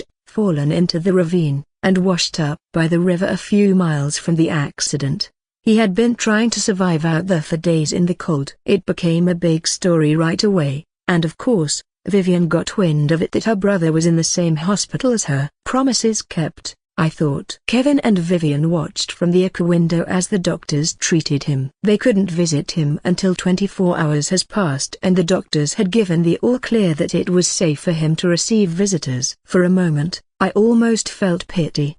Almost. The lycanthropy curse was now gone from his body, and while his essence slowly rebuilt, he was placed under an induced coma by his doctors. Vivian couldn't ask what happened to him for the past week, but eventually, she decided not to ask him at all. His recovery was more important. When the cops finally came to interview Kevin and Vivian about what happened during the accident, I expected them to crack. They didn't. Not even a whisper about the mountain, the monsters, the deaths of their friends. Kevin stuck to the script, car pileup, bad luck, bad weather, that's all. Vivian nodded along. Kevin mellowed after that. The fiery edge that he displayed against Henry dulled within him, maybe weighed down by all that wealth he inherited. He called the Swiss number on the back of the card and confirmed that the money was real, and was astonished to find that the people on the other line knew who he was by name, and claimed to have met him in person once or twice. Kevin had no recollection of ever meeting them, and realized that the god, aka me, that dwelled in the mountain wielded an immense power that he could not comprehend. And then his thoughts for the next few days was just a jumble of conspiracy theories that the mountain was actually a game arena created by the 1% like the Hunger Games, and that their benefactors were lizard shape-shifting aliens who gave them super-advanced technologies. He dove into several conspiracies all over the internet just to find an answer. But then he couldn't describe the monsters and the magic he saw, and a part of his brain wanted to rationalize that it was some super high-tech special effects and experimented freaks from aliens. To be honest, the system was kind of an alien entity, and half of the stuff he was spouting in head was correct, although incorrectly aligned to the real truth. Maybe that's why he was hesitant to tell the cops everything. He realized he would sound crazy. He sounded crazy when I was listening to his thoughts. He thought that if the god in the mountain could even shift reality like that, then it could shift reality to make his life a living hell. Well, I understood his caution and his fear of me. I would be if I were in his shoes. There were a lot of options given to me by the system to make his life a literal hell. Kevin stopped talking about revenge, about going back, about finding true justice for his girlfriend, Kate, Ray, Nina, Jared, and Daryl. He told Vivian they should head east and be as far away from Point Hope as possible. Maybe fly to another country. Start over, buy another house somewhere where they were free to live their lives now that they had money, and should enjoy their newfound wealth. "We can bring Xavier," he said. "We can start fresh." But Vivian wouldn't leave. A quiet fire returned in her eyes. Vivian told him she couldn't abandon Grandma Margie like that. Couldn't leave her in Point Hope all alone even if she was pushing past 70 and she was already retired. Kevin laughed bitterly at that. He never did like his mother and was never close to her. Said she'd buried the wrong son. That Dave was always her golden boy and Kevin was just the one who got stuck mowing her lawn. Dave did have a nice house, a pretty wife, and 2 children in one of the richest neighborhoods in town. In her eyes, Kevin was the fuck-up. Grandma Margie also blamed him for getting Vivian and Xavier into an accident, and that she would never forgive him. It ate him inside that he couldn't tell her the truth, but took the brunt of her words. She was in pain.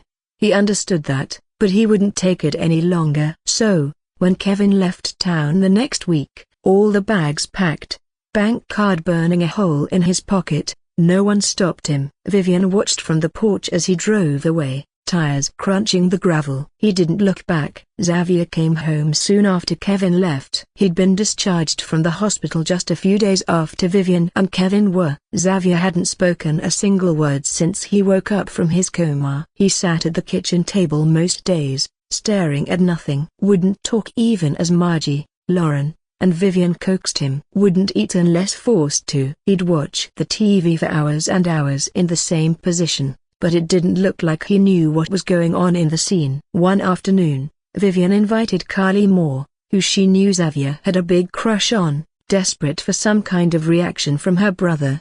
Besides Lauren, Carly was the only kind soul in Point Hope who was sympathetic to them. The massacre was still fresh in everyone's minds, and half the town thought they deserved what happened in that car crash. If only they knew the truth. But nothing. Xavier wouldn't even look up when Carly entered the living room. She stayed for an hour, telling Xavier everything that happened in school while he and Vivian were in the hospital, and lied about a few things in how some of their classmates, even his old friends, missed him dearly. Vivian remained quiet, hoping that Xavier would respond. Again, nothing. "I'm really sorry about what happened, Viv," Carly said before she left. "I hope he feels better soon. It's very hard to see him that way. He's always been a bright, annoying, always laughing, an ass, sometimes." Carly chuckled. "Yeah, that. He's always been a sweet boy." "I'm sorry." "Don't be." "He'll get better, Carly," Vivian said like a prayer. "I know he will." And Vivian never gave up. She talked to him for hours, told him stories about when they were kids, how he used to steal Grandma Margie's cigarettes and blame it on Uncle Kevin sometimes. He wanted to be cool, but when he had that first puff of smoke, he coughed so hard he thought he was going to throw up his lungs. Vivian remembered it was the funniest thing. Nothing stirred him. His eyes stayed empty. Grandma Margie tried to, prayers muttered under a heavy breath of red wine and rosaries. Until one night, Vivian couldn't take it anymore. She ran to Madame Dallaire's house under the rain, and when Lauren answered the door, she broke down crying, cracked open like a soda can under pressure. She spilled it all: the delve, the mountain, the werewolves, the impossible things she witnessed that night. Every dark corner of her experience laid bare on a golden platter to the witch. And the best part? Lauren believed every word, which must have been a comfort to Vivian. Didn't laugh, didn't flinch, just nodded slow, the way a woman does when the world finally made sense in the worst possible way. Lauren lit candles in the back of her parlor, the air thick with lavender and incense as Vivian wept, and Lauren whispered something into the dark like a prayer to soothe the poor girl's worries. Gleaning her thoughts with fractal omniscience, Madame Dallaire was terrified of what she had heard. Big, if true. Even when Vivian left her house, Lauren couldn't sleep a wink all night. Not the next day. Not the day after that. When reality crumbled around you, there was no point to get out of bed and do her normal routine. She cancelled all her meetings with her clients for the rest of the week. 3 days later, Lauren found the strength to get out of bed and miraculously make breakfast. A small thing, but it was a victory for her. Then Vivian knocked on her door again with an odd request. "Teach me," she said, out of breath. She was still in her pajamas. "Teach you what?" Lauren asked. "Come inside, girl, or you'll freeze to death. You said you had sisters up north, like a coven. Teach me how. Do you have their number? Can I pay them a visit?" Vivian asked what sounded like a million questions at once. "Slow down, Vivian. One question at a time." "What are you talking about?" Lauren handed her a warm cup of tea she had been making before she arrived. "Your way. I want to learn magic. I want to learn Thesa." She gestured around the room. Whatever you can do. Bar half of it are tricks and old classic special effects. You already know most of it since you're behind the curtain," Lauren said dismissively. "But half of it are real. I saw it and I know they're real." "That couple you gave a reading to?" "I checked up on them a week later, and what you said about their engagement was true. They called it off, and from what I've seen in the lake, magic is real, Lauren. And I want to learn how." "I need to learn." "Please." "Can you teach me?" "Viv, what brought this on?" "You're shaking like a leaf." Vivian held back her tears. "If the doctors can't fix Xavier, and what happened to him is caused by magic, then maybe magic can fix all of it." The two women talked for hours and Lauren finally sighed and offered to walk Vivian to her house, never really giving her a concrete answer whether she would teach her. As a matter of fact, Lauren balked at the idea. She knew what she was capable of since she was young, but the possibility that there was more to her power that she could find in this world frightened her. She had spent many of those years believing that what she could do, a fractured glimpse into the future, was some fluke, maybe an autoimmune disorder or caused by a brain tumor, and she desperately wanted to be normal before she accepted who she was. Before she accepted that there were some things in this world humans weren't meant to understand. And the thought of talking to her coven, who she hadn't spoken to in a few years, was daunting. She did not leave them in good terms. As they walked, the air outside was colder than it had any right to be, and the street was silent. The Yates house sat quiet and yellow-lit, and the sun was going down. From the outside, nothing looked amiss, but even I could feel it. The stillness before the violence, one I felt too many times before a delver's encounter with an archetype in the dungeon. Lawrence sensed it too. Her heart stuttered a beat, but she said nothing as she didn't want to spook Vivian, who was already a nervous wreck. Humans were very good at lying to themselves when they're afraid. They stepped through the door. There was blood on the floor, a wide, wet smear stretching from the counter to the kitchen table. Grandma Margie lay half-conscious, a pool of red beneath her, one trembling hand pressed to her side. Her rosary beads had snapped, scattering across the linoleum like spilled seeds. And there was Xavier, standing at the sink, his eyes pale and far away, shirtless, bare feet sticky with blood, a kitchen knife in his hand. He looked up at his sister like she'd just interrupted a conversation. "Oh, there you are," he said, calm as a man commenting on the weather. "Didn't think you'd be home yet." "And you brought her." "Guess this saves me the trip." Vivian froze in the doorway. Lauren caught her breath but didn't move an inch, and said, "Viviana, broken bar, get back to me right now." Slowly, a broken bar. "Oh, this isn't what it looks like," Xavier said, voice thin and dreamlike. He laughed. "This is a complete misunderstanding. I didn't cut her that bad. It's not lethal. I need Grandma alive. See? I was going to bring them both to the mountain." "He's calling me back, Viv." "I know he is." "Any day now, He'll want me back. I narrowed my gaze at him, checking my tabs if I had a passive ability that I'm influencing him with, but there was none. This was not my doing. This wasn't even the system's doing. Whatever this was new. I triggered fractal omniscience, and dove into Xavier's head. I could feel the tremor in his thoughts. Broken synapses trying to reconnect to something divine that wasn't listening anymore. A believer cut off from his God. He wasn't mine anymore, not fully. Just the echo of what I'd made, and he was longing to be reunited with it, obsessing over it. And he wouldn't stop until that happened. Vivian took a step forward. Careful, her hands out, palms open. The way you might calm a rabid dog. Xavier Broken Bar put the knife down. Okay?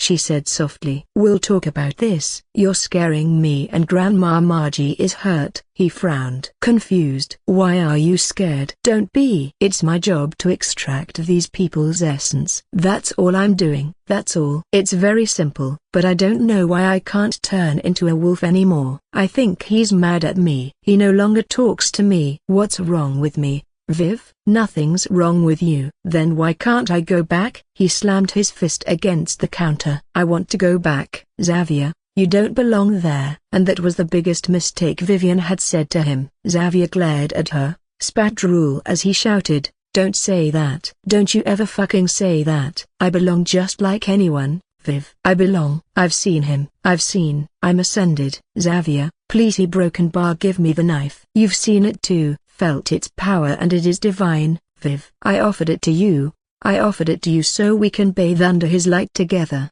and you fucking threw it away like a silly brat. Mom and Dad has been searching for this, and I, alone, touched it. And it was amazing to behold all his wonders. To serve him is life. Don't you understand that? There's evil here, Lauren muttered under her breath, as the hairs at the nape of her neck rose. Vivian, I need you to listen to me. Help me with Marge. We are going to slowly get out of here. Don't you fucking move. The mountain here he showed us. We're meant for more than this. His voice cracked into something brittle. You took me away from them, from him. But Vivian kept walking away, much to Lauren's frustration. Each step a coin flip between life and death. Your family's here, Xavier, Vivian whispered. Me, Grandma, we're still here. We still love you. She's weak, he said, glancing at the old woman on the floor. She doesn't understand. But when she's up there, when she delve, she will see. She will know. She will be strong. Your friend can, too. Many people in this town will. His knuckles whitened around the handle as he gestured lazily to Lauren,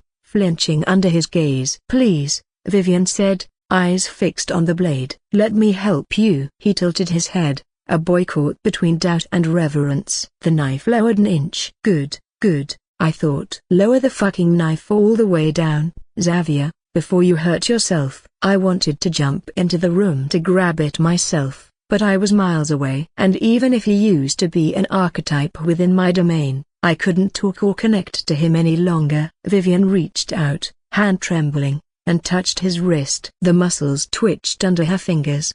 She spoke to him as if speaking to someone teetering on the edge of a building, trying to pull him back through the window to safety. I believe you, she lied. I believe you, okay? Just a Broken Bar. Give me the knife so we can go together. So I can see the light. He blinked. His lips moved, as though arguing with something only he could hear, and then slowly he let it go. The knife clattered on the counter. Lauren darted forward, kicking it away. Vivian lunged and hugged her brother. It's okay. You're gonna be okay. And Xavier wept on her shoulder. I don't know why they don't want me anymore. Why don't they want me anymore, Viv? Why? What did I do wrong? I'll fix it, Xavier. I'll fix it. Don't worry. How? Don't worry, she repeated. I'll fix it. 10 minutes later, the house was filled with flashing red and blue, the night thick with sirens and voices. A crowd had gathered around the perimeter, curious on what's happening in their neighborhood. Paramedics wheeled Grandma Margie out on a stretcher, a line running into her arm, her face pale, but alive. Vivian stood in the doorway, bare feet on the cold porch wood, watching them lifted her into the back of the ambulance. Lauren was beside her, wrapping a thin blanket around her shoulders. "Are you okay?" Lauren asked. Vivian couldn't find the right words to say. Everything inside her was just numb to everything. Lauren rubbed her hands on her back. "I'll be here. If you want me to drive you to the hospital, I'll do it." The cops moved through the yard like they'd done it a dozen times before. They put Xavier in the back of a cruiser with 2 cops keeping a close eye on him. He didn't fight, didn't speak, just stared out through the window, eyes fixed on some far-off point, maybe to the mountain, maybe nothing at all. 2 detectives arrived just as the ambulance pulled away. Detective Sarah McCoy moved like she had somewhere better to be, a half-empty cup of coffee in her hand, her red curls pulled back in a frizzed halo and her expression tight with exhaustion. Her young partner, Detective Troy Gregory, stood beside her, clean-shaven, neat black hair, and quite handsome. He didn't look like a cop at all but belonged to a fashion runway than the dregs of police work. The 2 detectives interviewed Vivian and Lauren for several minutes, asking questions about what occurred in the house. Lauren was mostly doing the talking since Vivian was too shocked to speak. "What's gonna happen to him?" Vivian asked finally once they were done with the questions. Sarah McCoy looked at her, then at the house, then back again. There was a softness in her eyes, but only just. "He'll be taken to the station," she said. "They'll book him a fingerprints, mugshot, background checks, pretty standard procedure. After that, he'll be held overnight until the arraignment judge sets bail, assuming your grandma pulls through and we're not talking attempted homicide." Vivian flinched. "He didn't mean to." McCoy held up a hand. "That's for the lawyers, honey. Our job's to paint the full picture of what happened here." Then she scribbled something in her notebook and gave Vivian a look that was almost sympathetic. "If you need to see him, the earliest'll be after the intake's done. You'll get a call." Then she walked away. Vivian nodded, though she didn't really hear her. Her eyes were fixed on the cruiser, on her brother behind the glass, staring out into the dark. Troy Gregory stayed for a few seconds longer. "I'm sorry." "Good news though. The paramedics said she'll be okay." "Do you need a drive to the hospital?" "There's no need. I'll take her there, Detective," Lawrence said. Detective Gregory went after his partner, and both of them entered the house to examine the crime scene. Lauren touched her shoulder gently. "If you were serious about what you asked earlier, I'll call my coven." Vivian turned toward her. "I meant it." Lauren nodded, eyes reflecting the faint pulse of red and blue lights. "Okay. If this is what you want, then okay. Know that I'll be right with you every step of the way." "Do you need me to call your uncle?" Vivian shook her head. "Ever since he left, he hasn't been answering my calls. I don't think he'll ever come back." Kevin Yates boarded the plane like a man who thought he'd finally beaten the devil. First class, of course. Window seat, 3 fingers wrapped around a glass of rum before the safety demo even began. He looked good, better than when I'd last seen him half dead on an operating table. Hair slicked back, new clothes, new phone, and off to his new life. He was flying from Portland to Denver, and then to Miami, his final destination. A bright new horizon for the former landscaper of Point Hope. Sand, seas, and sunshine instead of pine needles. 8 months of rain, and grave dirt of good old Oregon. Oracle shadowed him through the lenses built into the cabin, the ceiling domes, the galley feed, the gate cameras that blinked one by one as the jet pushed back from the terminal. I saw him from every angle, laughing politely at the flight attendant's small talk, adjusting his real Rolex, stretching his legs as he enjoyed the extra room on the plane.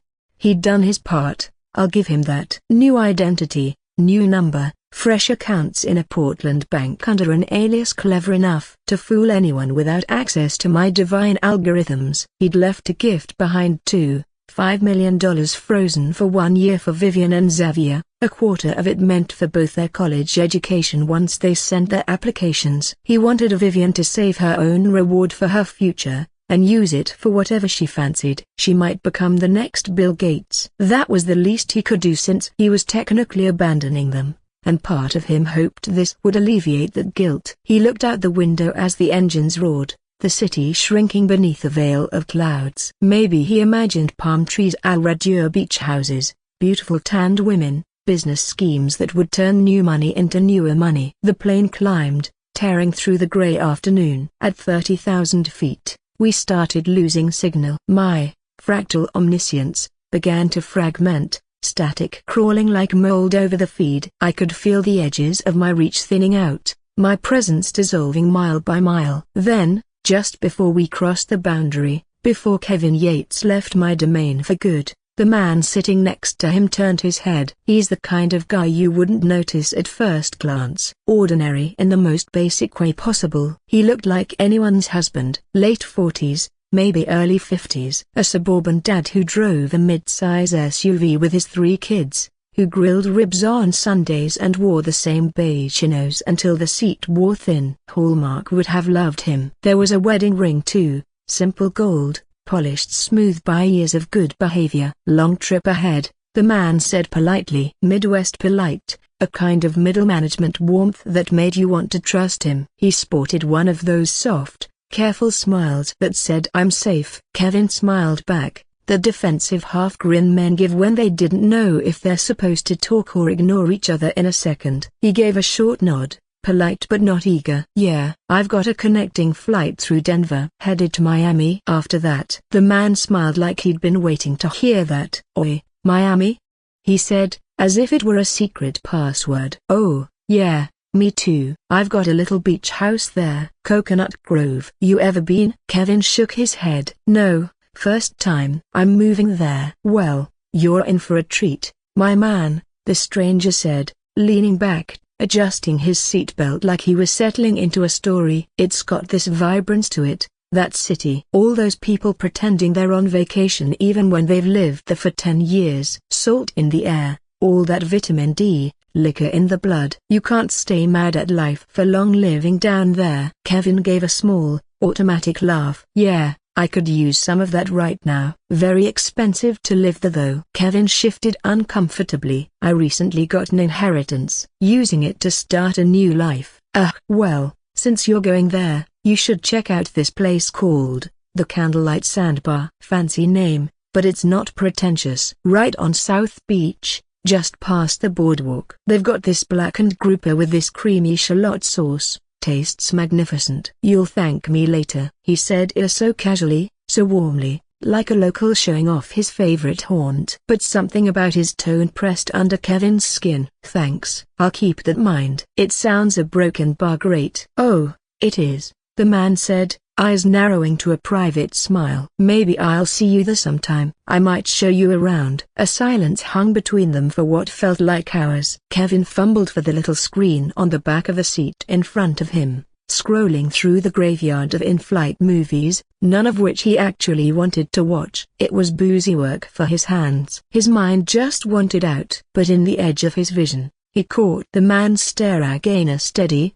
unblinking. Kevin shifted in his seat, pretending not to feel the weight of it. Finally, he turned to him. Hey, man, Kevin said, his tone halfway between annoyance and politeness. Can I help you or something? The man's smile never faded. Sorry, I just want to ask. I've always been curious about it, the man said. What does it feel like to delve into that dungeon? Kevin froze. The words hit him like a slap, not because of what was said but because of what they implied. He shouldn't have known anything about that. Relax, he said, his voice low but even. I'm not one of the dungeon lord's cronies. He has become quite powerful, murdering, 70 people now? Kevin blinked. The who? You heard me. The man's tone was almost teasing, though his eyes didn't move from Kevin's face. I'm a friend, Mr. Yates. Have you ever heard of the Havishar Society? He asked. Kevin frowned. Well, your brother worked for us before he died. The Hodges did, too. Kevin felt his chest tighten. His brother's name wasn't something people just dropped into conversation. The man went on, voice calm, almost soothing. My bosses are very interested in what you have to say about the dungeon in North Cedar Lake. You mean a broken bar, the cult? Yep, that's us. All right. Tell me, have you ever heard of our Lord and Savior, Astroth? I'm guessing not. Kevin looked around frantically, thinking this was some kind of test from the dungeon. I said, you can relax, friend. We're coming to the point where he can no longer hear or see us. Any second now. Took a while and an expensive amount of attunements to determine his borders, but we'll be safe to talk more about it in 3 A broken bar to broken bar and a broken bar. Fractal omniscience, commencing a broken bar.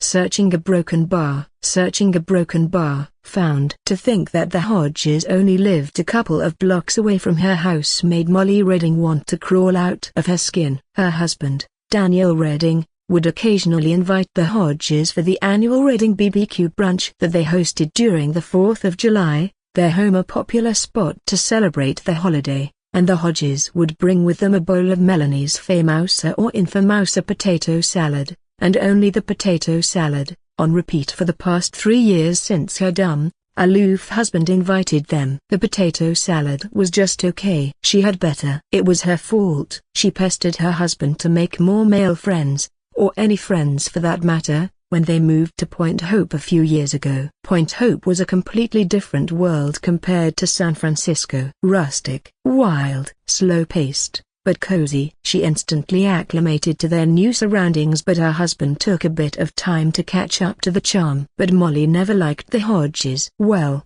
she used to. They were decent company, and Justin Hodge was a handsome fellow that reminded her of Joe Manganiello if he was clean-shaven, until he began to creep her out. Always talking about her body and how Daniel ought to sign her up to the gym. Molly admitted that she was a bit chubby and she did not maintain a good diet because she baked too much, and she was a nurse for the elderly with long hours and less gratitude for her work. But she was proud of losing 40 pounds in 3 years. Ever since she and her husband had been active, going on hikes, biking, walking more at nights around the neighborhood. Point Hope was good to them. But she never forgot what Justin Hodge said. His wife was at least friendly and nice, at least to her face. Then she saw the Hodges hanging out with the wicked blonde of the West, Jenna Batten. Molly wondered what brought two drastically different women together, and it had nagged on her for years ever since Jenna rejected her proposal at the library where they volunteered together to create a special event for kids with special needs. Jenna Batten called it a diversity stunt. The town did not have the funds to elaborate and entertain to kids who won't remember it next week. Her relationship with her soured after that. Jenna Batten always talked down to her as if she was stupid. Bad vibes all around every time she was in the same room with that woman. She claimed to be genuine,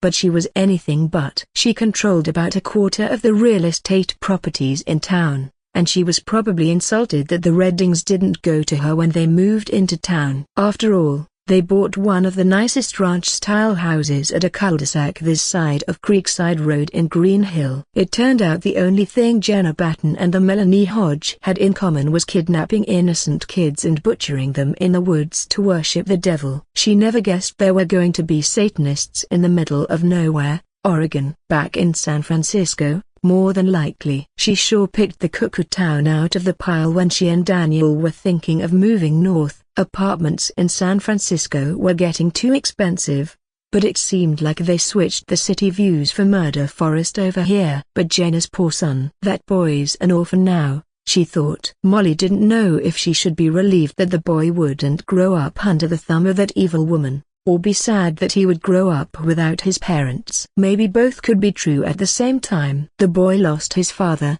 too, last she heard. Although not as a cultist, but one of their victims. Jenna Batten probably murdered him to get full custody on their son. How awful was that? She and Daniel didn't have kids of their own. They never planned to. Who would in this economy? No, they were going to enjoy their time as they turned 30 together, keep going for the next 5 years being childless adventurers on this side of the Pacific Northwest, and maybe by 33 or 34, they'd adopt 2 children. A boy and a girl. There were too many children in the world who needed a family and a home. Molly hated the thought of pregnancy. To watch her body bloat like a toad was skin-crawling. Adoption is best, she thought. Like Danny Bird, she thought about the boy again. That poor boy. The air in Point Hope had changed drastically ever since the massacre at North Cedar Lake. Molly couldn't quite explain what it was she felt in the cool breeze coming from the forest, like a miasma of dread. She reckoned she wasn't the only one who felt it. She remembered going to Spring Heights Living where she worked as a memory care specialist,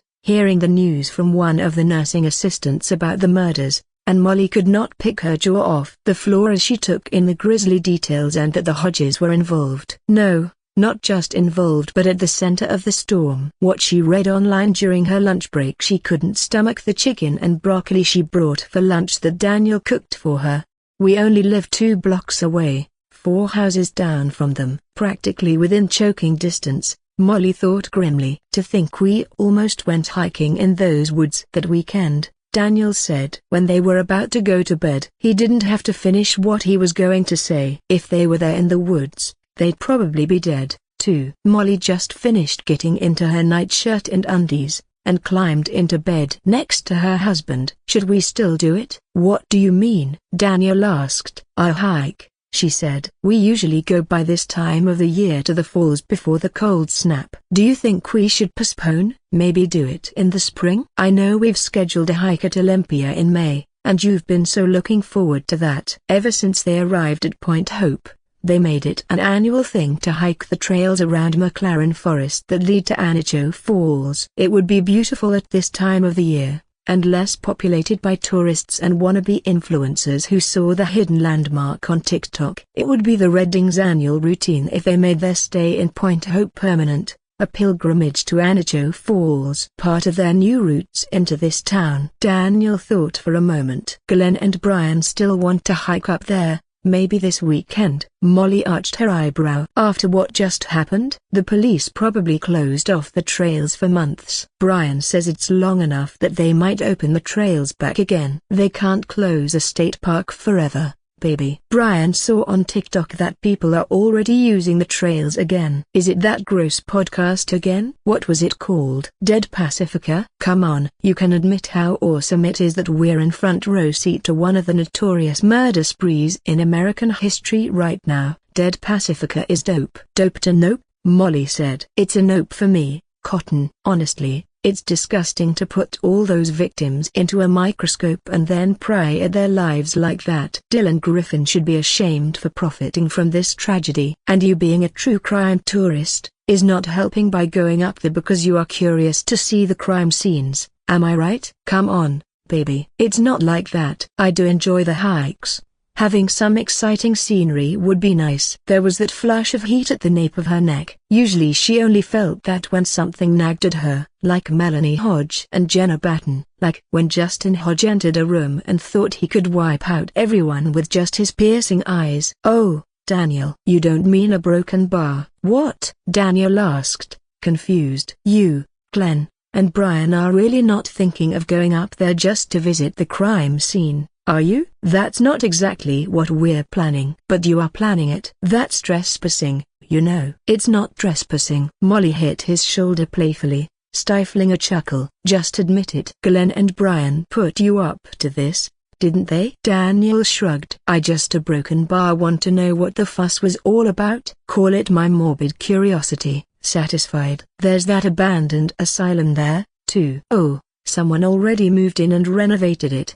Haven't you heard? Oh, that's a shame. Welp, I have an early shift tomorrow. Good night, my love. It was at the tip of her tongue but Molly just couldn't remember it. She scratched her head, hoping that it would relieve the blockage in her brain, and oh, now, she got it. The cabin that was mentioned in the article, that's far from the trail to the falls, right? The police probably cordoned the area. We can take a detour. Glenn says it's only going to add a couple of hours to our hike. You mentioned how you want to add more to your step count, right? I remember you used to sneak out into all the wrong places when we were in college. Oh, don't put this on me. We are going to get arrested. Only if we get caught. And who's running if we do? You? Molly poked Daniel's side, the spot where she knew he was ticklish. Hey, I'm only 31 years old. Should I remind you that I played track in college, and I was very good at it? Molly laughed. Oh, yes, I remember. But they are no longer 19 or 20. Their bones creaked at odd times. She got more winded. Their muscles didn't stretch as far as they used to. Not a lot,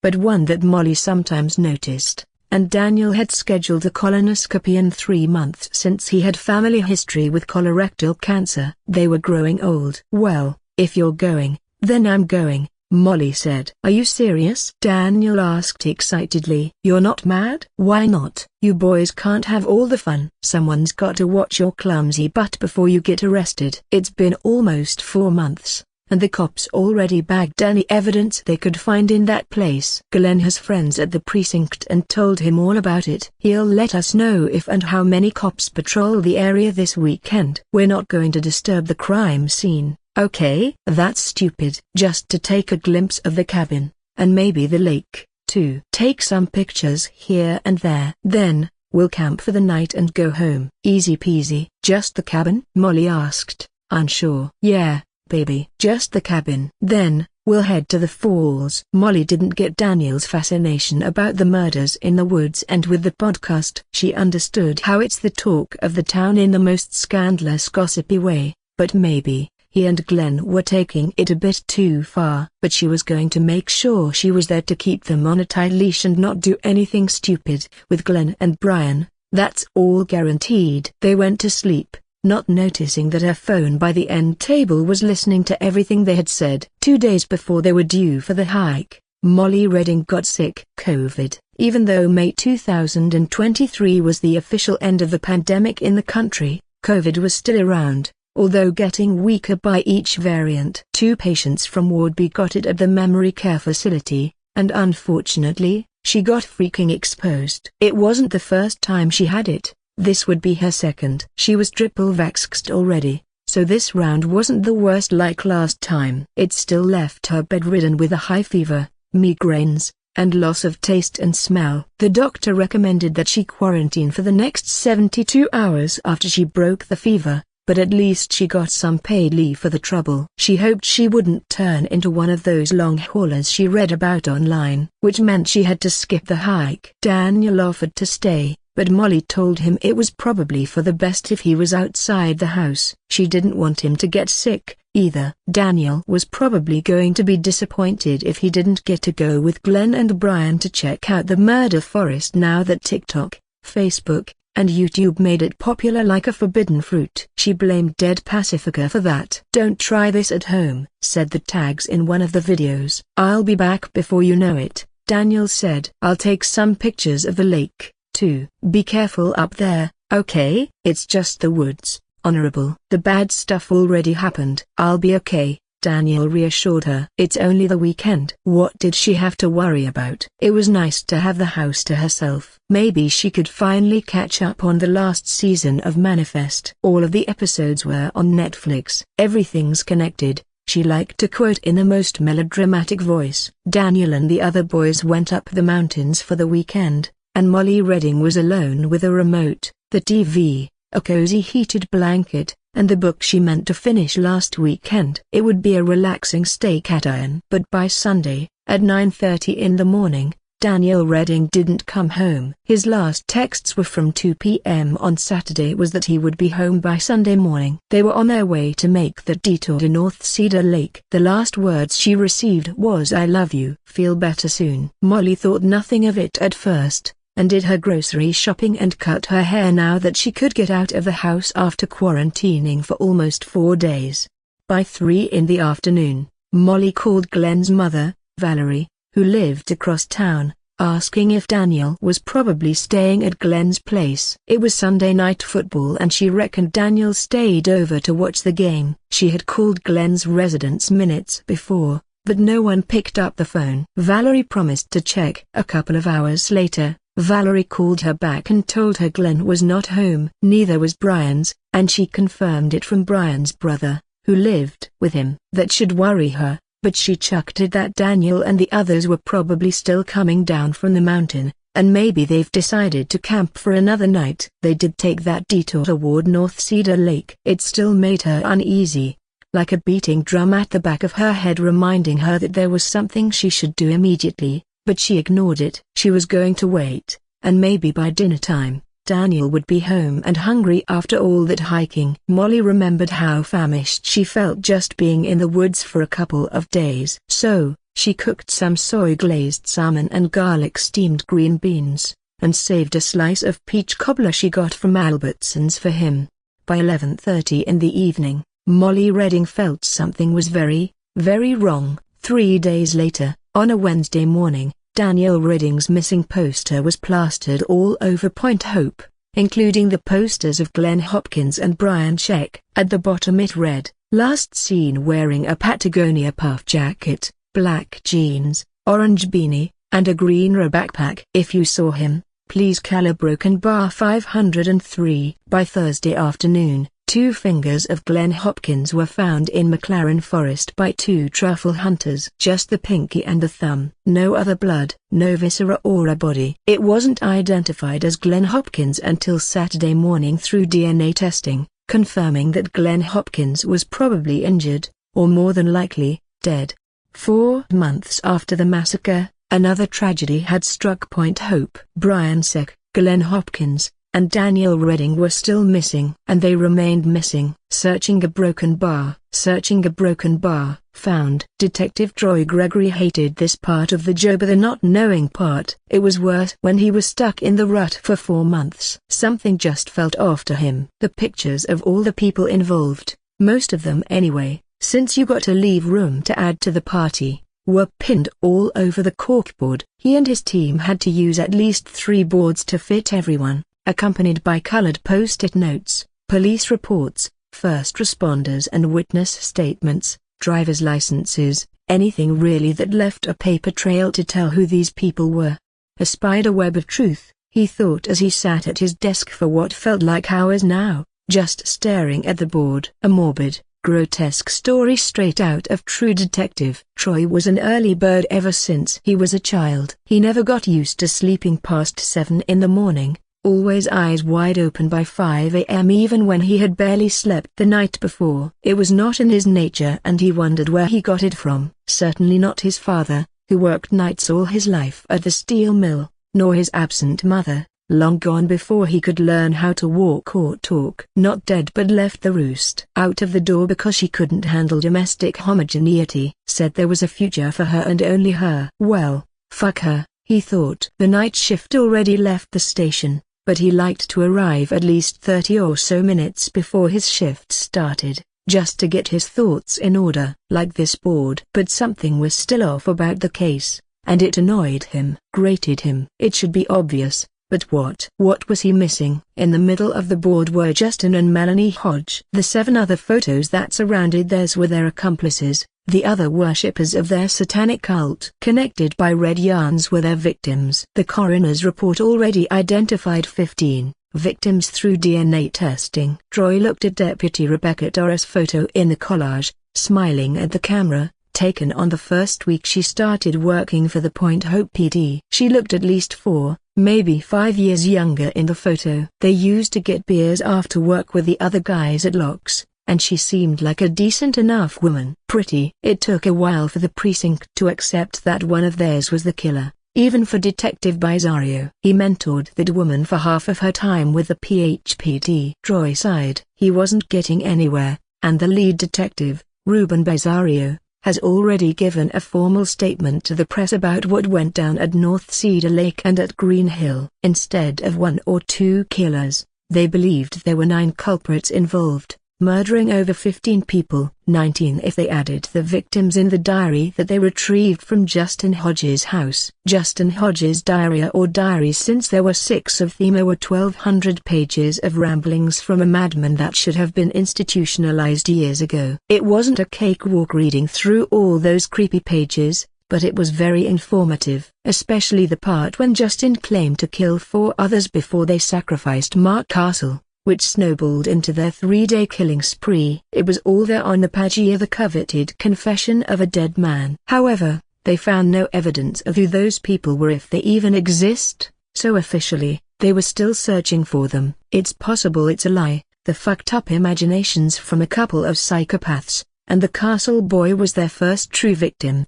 To say the media became a circus after the press conference was putting it mildly. Such big city crimes never happened in small towns like this. Point Hope barely caught its breath at the whirlwind of attention and the blamia that most of the country placed on its shoulders. After more than 4 months of extensive investigation and sleepless nights with the FBI, who came all the way down from Portland and Seattle since the case involved multiple kidnappings, the case was declared closed.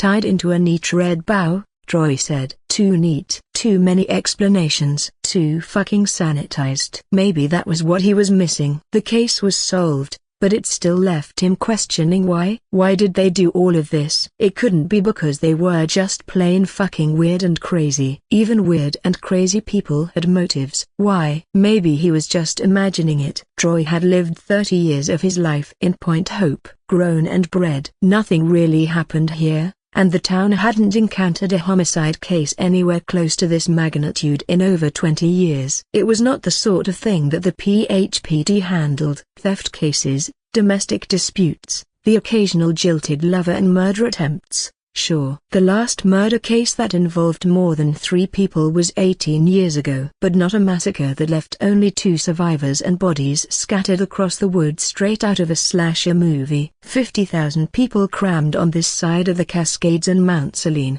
isolated from the cities with only 2 exits out of town. You tend to know everyone, or at least recognized and understood where they came from. A case like this affected everyone in town. You haven't taken them down yet? Detective Sarah McCoy asked behind him. She was 7 years his senior and had been at this job far longer than Troy. Oh, I was about to. Troy got up from the chair and walked toward the corkboard. He unpinned the Mark Castle's photo and discarded it on the pile on his desk. The case was closed, and they had no use of this board anymore. 3 out of 4 FBI agents and their analysts already left 2 days ago. The last FBI agent was probably somewhere sleeping in the nearby motel. On why Agent Marcus stayed? Well, Troy didn't have an answer. Poor boy, he thought as he stared at Mark Castle's junior yearbook picture. He didn't deserve what happened to him. His mother's wail was not something Troy would ever forget. A singular moment of pure anguish in that scream of hers when he and Bizaria told her what the Hodges had done to their only child. Troy had no children of his own, but he could only imagine what that pain must have felt like. To bury your own child before you were broken. He shook the thoughts away and unpinned Tessa Burton's photo next, then placed it on the pile. Sarah McCoy sat on her desk with a sigh. It was clear to Troy she hadn't had enough sleep. He poured her a cup of fresh coffee that he had just brewed 15 minutes ago and placed the cup on her desk. Sounds like a lot. Tell me about it,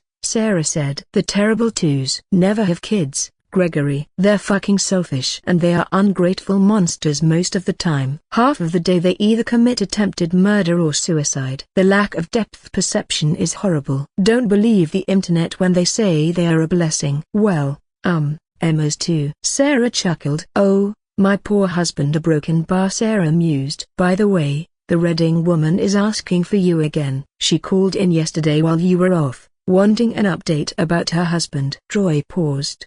She thinks her husband and the other 2 men he was with were part of the case. Murdered by the Hodges and his cult, he said. Sarah nodded. I told her they went missing 4 months after the massacre, and the Hodges are already dead a long time ago. But she insisted on that white van, and that another cultist was still at large and is living in the woods. I didn't want to say she was delusional to her face because we're still looking for that guy. Ah. The white van. Troy stared at the image from a security camera from the hospital. They already put out an APB for the vehicle and found it on an impound lot in Beaverton, 100 miles away. Whoever was driving that van was long gone. They let the FBI handle that part of the investigation because the culprit probably fled across state lines. PHPD didn't have the resources to afford a wild goose chase across the country. But he brought Tessa Burton and Denny Bird to the hospital. If the cultist wanted them dead, they would have left them in the woods, bleeding to death. The logical conclusion was that it was another victim,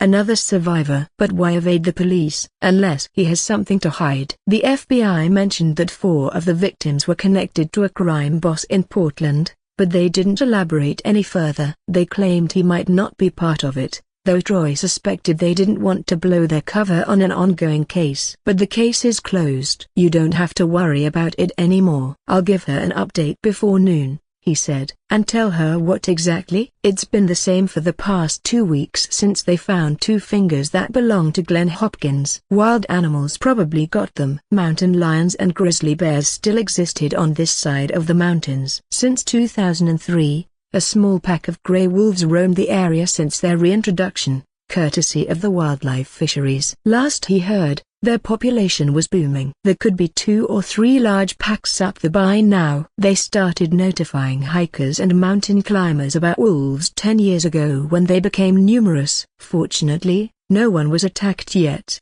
As for Glenn Hopkins and the others, he's most likely fucking a chow by now, digesting in whatever animal ate him. He paused. And most likely along with his friends. But they would have left more than 2 fingers, you stupid idiot. And there was no blood, not even entrails. Predators leave evidence. Well, yes, that's freaking weird. But 2 weeks and an extensive search combing the woods, which cost the town almost $400,000. Turned up no bodies, as if they just disappeared into thin air. Not even tracks or their camping gear. This was after Brian Greeley, a park ranger, was found mauled to death by a wild animal 4 months ago, too. The likely scenario was that Daniel Redding and his friends were probably also eaten by the same animal. But no animal tracks were found on the scene.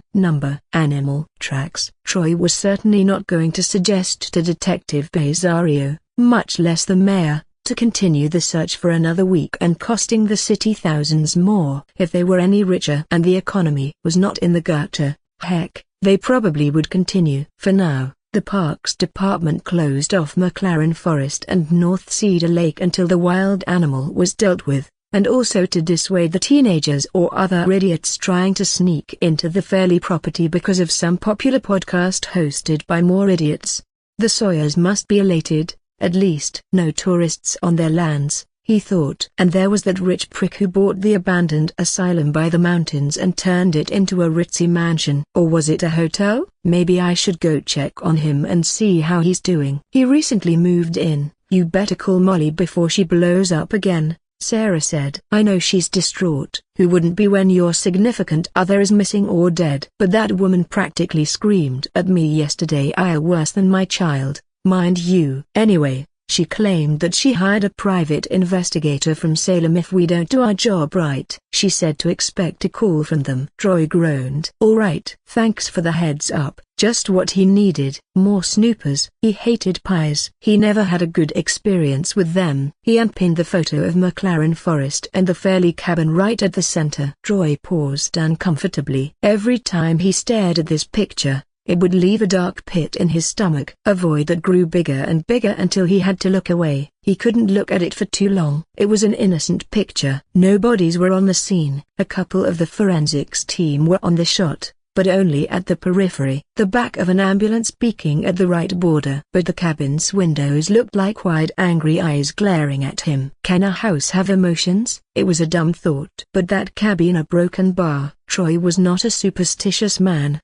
nor did he believe in ghosts or the supernatural. His parents were both atheists and probably half of this religious cuckoo town believed they'd go to hell at some point once the Grim Reaper came knocking. Like everyone who lived under the shadow of Mount Selene, he had hiked across those woods all his life. Half of his childhood memories were spent in those woods, particularly Cedar Pine Summer Camp, before the Graddies closed it down a few years ago when they went bankrupt. Those were cherished memories. But when he looked at this particular photo, heaped by what he felt when he walked through those woods searching for more bodies from the massacre a broken bar, the forest changed, somehow. In the photo, a mass of twisted trees stretched endlessly into some shadowed oblivion hovering in the pitch-black, starless sky. The way the trees leaned at unnatural angles, all voyeurs in the carnage that occurred inside the cabin. It made the hairs at the nape of his neck bristled. The forest was watching him from the picture, waiting for him to come closer, to lean in and see a shadow fleet behind one of the windows. He blinked. A trick of the light. For a brief moment, he could almost hear the snap of twigs underfoot. A phantom twig echoing just behind him. He felt unwelcomed. An outsider. A trespasser. A plump, juicy, and salivated prey. Troy shook his head, pushing the thoughts away. It was just a picture, a damn creepy picture. But even so, as he pulled his gaze from it, the cabin still lingered at the back of his mind. Waiting. Case file CO2A, Wyoming audio transcript. This audio file was recorded by Handler Wyoming with Handler Texas and Handler Georgia. Before this recording, Handler, Wyoming is the first and sole compiler of what the Institute is now officially calling the Point Hope anomaly. Due to the depth and scope of the case, Handler, Wyoming has requested the Inner Circle for extra support and funding. Handler, Texas and Handler, Georgia are assisting with compiling the evidence against the unknown anomaly. This transcript was recovered from the Montrose Institute Internal Audio Archive. Date redacted. Audio begins a low hum, shuffling of papers, intermittent feedback. 3 voices are heard in the background. 2 male, Wyoming, Georgia, and 1 female, Texas, Wyoming. Alright, let's begin. This is Handler, Wyoming, recording. Present Handler, Texas and Handler, Georgia. Location undisclosed, per command protocols. Pause. A chair creaks. For the record, this session concerns the ongoing investigation into what the Institute is now designating as the Point Hope anomaly. I'll be briefing my associates here on the situation as it currently stands. I have Handlers Texas and Georgia with me tonight. Texas, grumbling, thought this was supposed to be routine case support. Sir, this looks like grunt work. Why the hell are we the ones doing the grunt work again? Can't some other agent do this with you? Wyoming, Georgia, dry, because apparently this involves going through half a library's worth of priority incident reports. Handler's eyes only, genius. That's why Wyoming needs us. Wyoming, quiet chuckle. This ain't so bad once you get used to it, and after a shitload of coffee. You'll find this one isn't as routine, so you wouldn't get bored if that's what you're concerned about. Tex. Sound of folders being placed on the table. You're looking at more than 2 years worth of data so far. Corroborated sightings, disappearances, unsolved assaults, witness testimonies, and a rash of suicides stretching from the Saline foothills all the way west to the coasts, and then through the northern borders of Canada, and then all the way down to the borders of Mexico. There's at least 24 rogues sighted within the area. Georgia,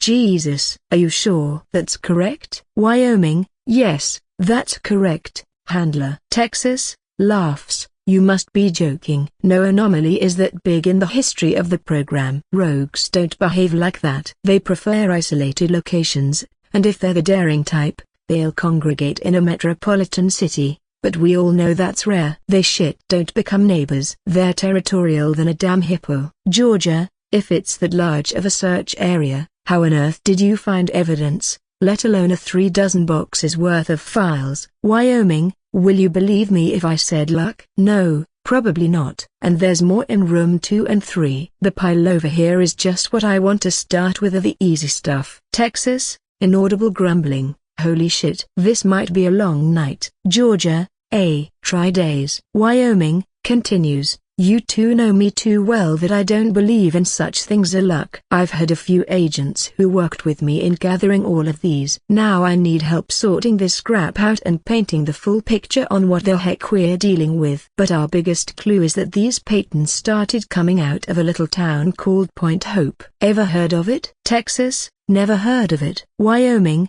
no. You wouldn't have. It's small quiet city in Oregon by the Cascades. By my last count, about 63 locals have gone missing or found deceased around the area. Folks vanish, some show up in the lake or the forest weeks later, dead or just a broken bar. No prints, no trace. Sometimes a broken bar just gone. Faint hum builds from recorder interference. If we extrapolate and include the states of Washington, Idaho, California, and Nevada from residents who crossed paths with Point Hope or the Saline Mountain, a broken bar, that's 357 people missing or have expired under suspicious circumstances. That includes the tourists who have gone missing from Germany, Sweden, the UK, China, Canada, Turkey, and South Korea. Pause. What caught our attention is the density. We've had multiple rogue reports within a 300-mile radius of this place. Even sightings within Portland and as far as San Diego of the same rogue with the same descriptions in the same day. Confirmed ones,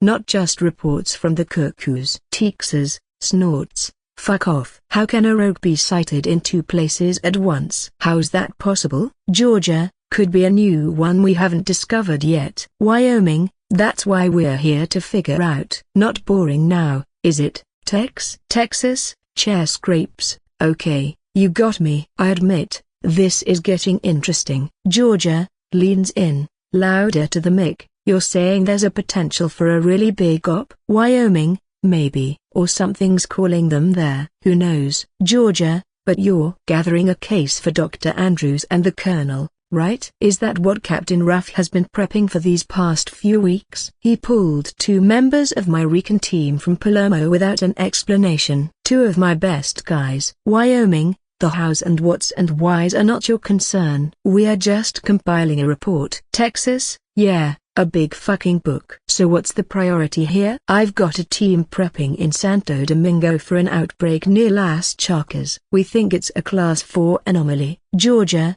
that's pretty standard. Your guy can easily handle it. All we've got are Class 4s and 5s these days. Wyoming, size, the inner circle thinks this will be more important. Pause. Class 2. There's an audible shift in the room. One of them exhales sharply. The clock ticks louder in the background. Georgia, hesitant, have we ever had an anomaly that low before? Wyoming, long pause, in my 40 years of service see a broken bar number. This is a first. Texas, not even the New Orleans incident. Wyoming, not even close. Silence again. Someone's pen clicks. A faint scratch, as if the mic is picking up something faint from the wall, then it stops. Texas, shit. What makes this one different? Wyoming, for one, the rogues are not behaving normally. They usually go for the kill. Always, right? Like the rogue in the Himalayas. Texas, don't remind me, sir. I lost 8 good men. Wyoming, well, the confirmed rogues in the anomaly behaves abnormally. They don't go for the kill. They prolong their hunting methods using different tactics and traits that are uncharacteristic of their kind. For what purpose? He broken bar, that stumps me. You'll read it for yourself. Maybe you'll get a different picture. I've been at this for months. Georgia, is this coming from the commander himself? Wyoming, pause. That's above your clearance, Georgia. What matters is this. The inner circle wants everything catalogued, every incident, every missing person, every false lead. There's something growing in that region, and no matter how small or how out there it is, I want to know about it. Papers rustle, faint static. The commander Sada cuts himself off. Okay, look. I'm not gonna put kid gloves on both of you for this. You know the protocols. You two are not green at this. You know what to do.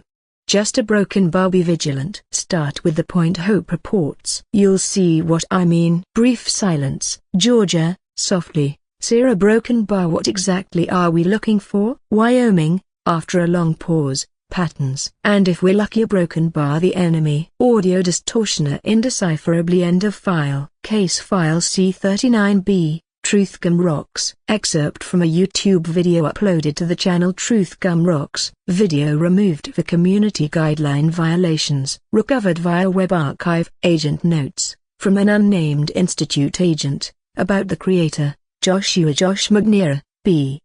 April 16, 1990, was a 34-year-old self-styled master investigator and conspiracy theorist residing in Salem, Oregon. Unemployed since 2021, Joshua lived with his parents in a 2-story ranch house on the outskirts of the city. His father, Kenneth McNair, is a general warehouse manager for an agricultural distributor, and his mother, Martha, teaches English at a local middle school.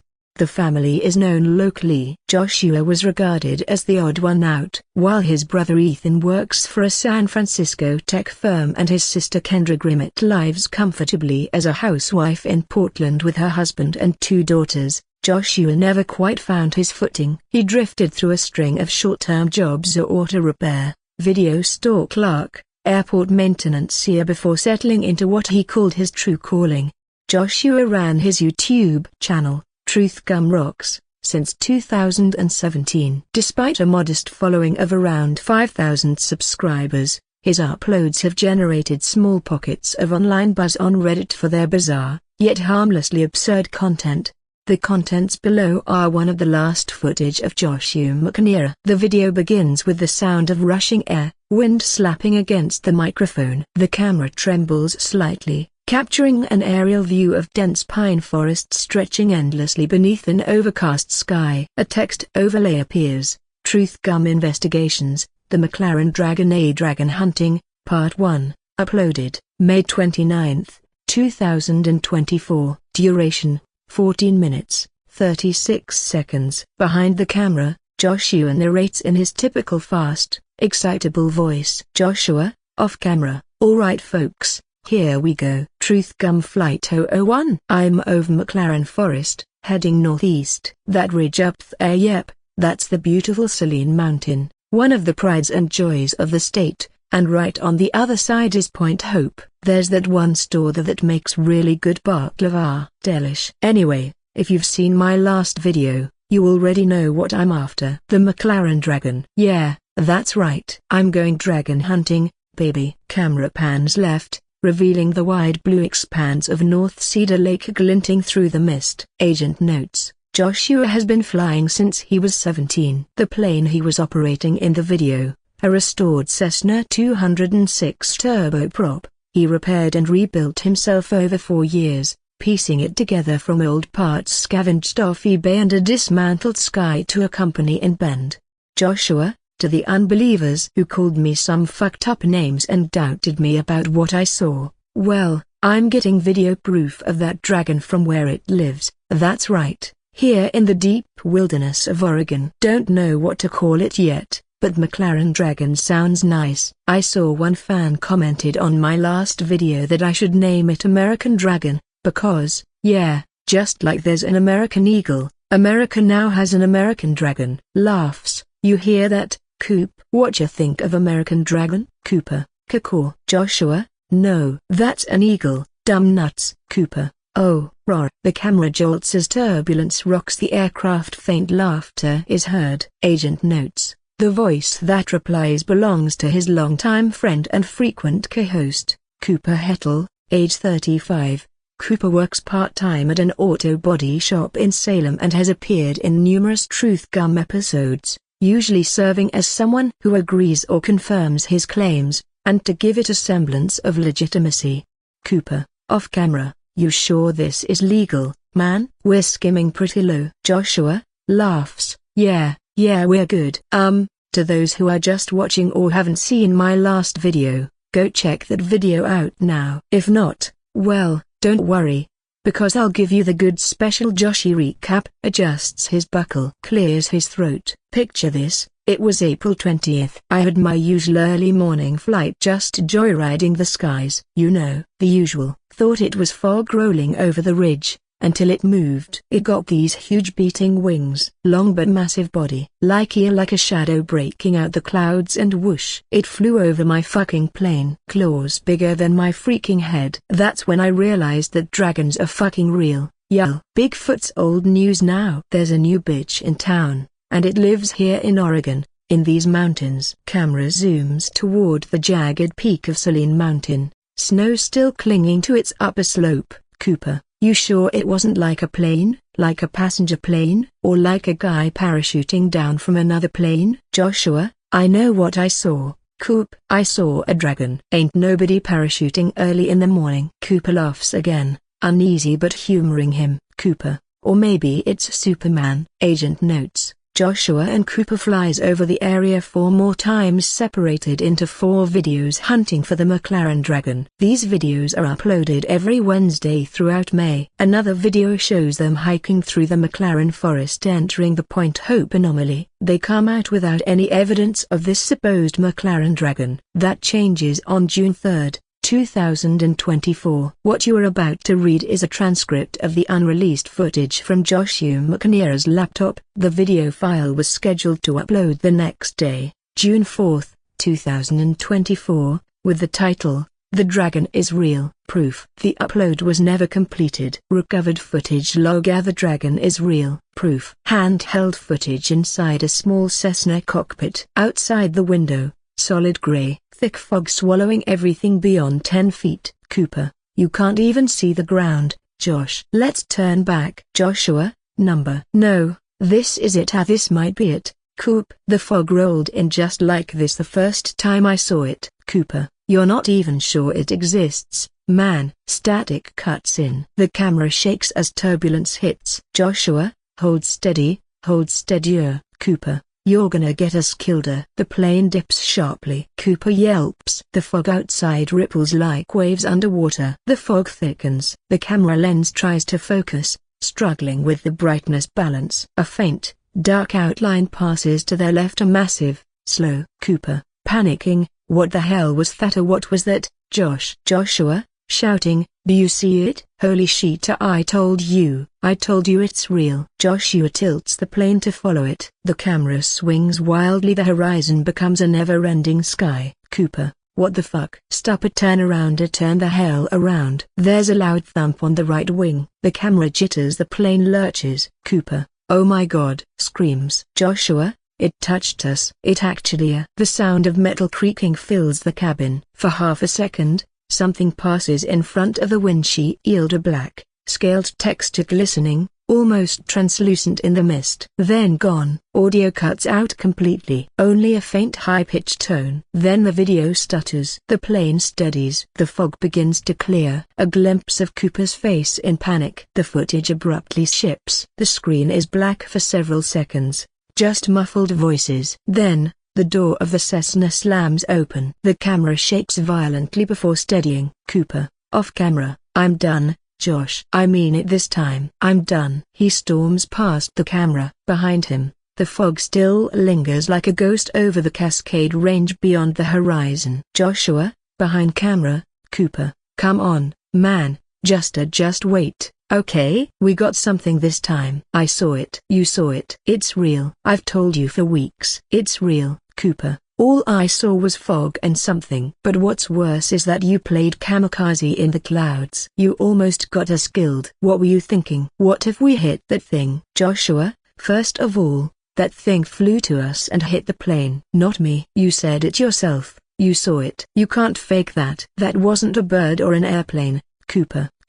I used to think this was fun. We'd get drunk, make spooky videos, get 10,000 views and laugh about it. But now a broken bar, man. I don't know what the fuck that was, Josh, but you gotta stop before you get hurt. We shouldn't go back there. Joshua, what's all this pussy shit? Cooper, I'm serious, Josh. Joshua, look, all I'm asking is we fly back up there and get some good footage. Some of the footage got corrupted. Cooper, I'm not dying for your proof, man. Joshua, you're walking away from history. Coop, you think I'm doing this for clicks, for a paycheck? Sure, we'll get rich. But we have to show the world first. This is some life-changing stuff, man. Cooper, you're doing it because you've got nothing left. You sleep in the same room you've been in for 34 years, your dad won't even talk to you about this stuff anymore. And your brother won't answer your calls. Your other friends stopped showing up. You need this thing to be real, because if it's not, then what the hell are you even doing with your life? Joshua lowers the camera for a moment. His breathing grows heavy. Joshua,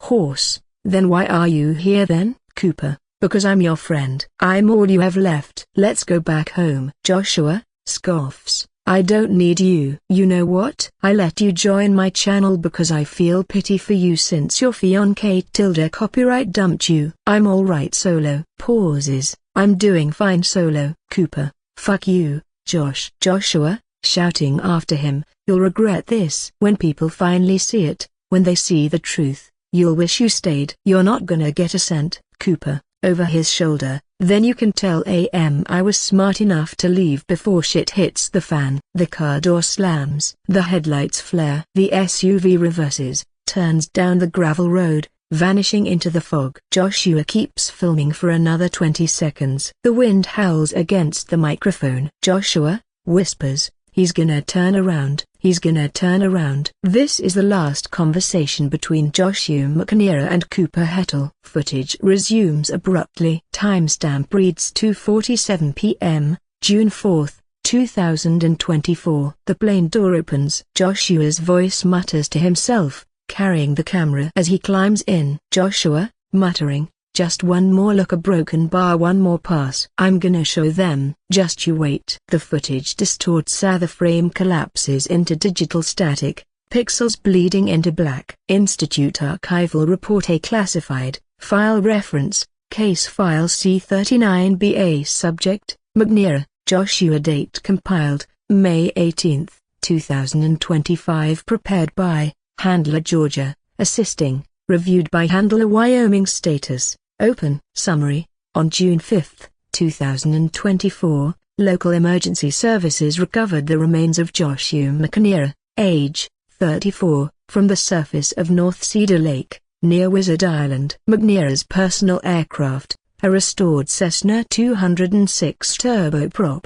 was located submerged approximately 130 feet below the lake's northern inlet.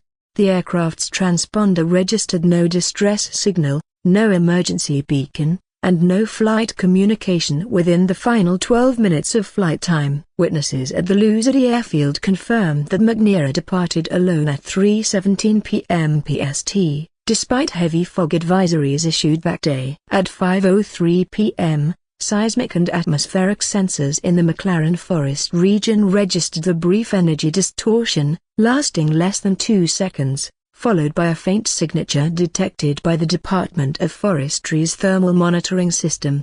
At 5:08 p.m., the Cessna disappeared from radar completely. Divers with the NTSB and Oregon State Police located the aircraft on June 6, though the fuselage showed no evidence of an onboard explosion or mechanical failure.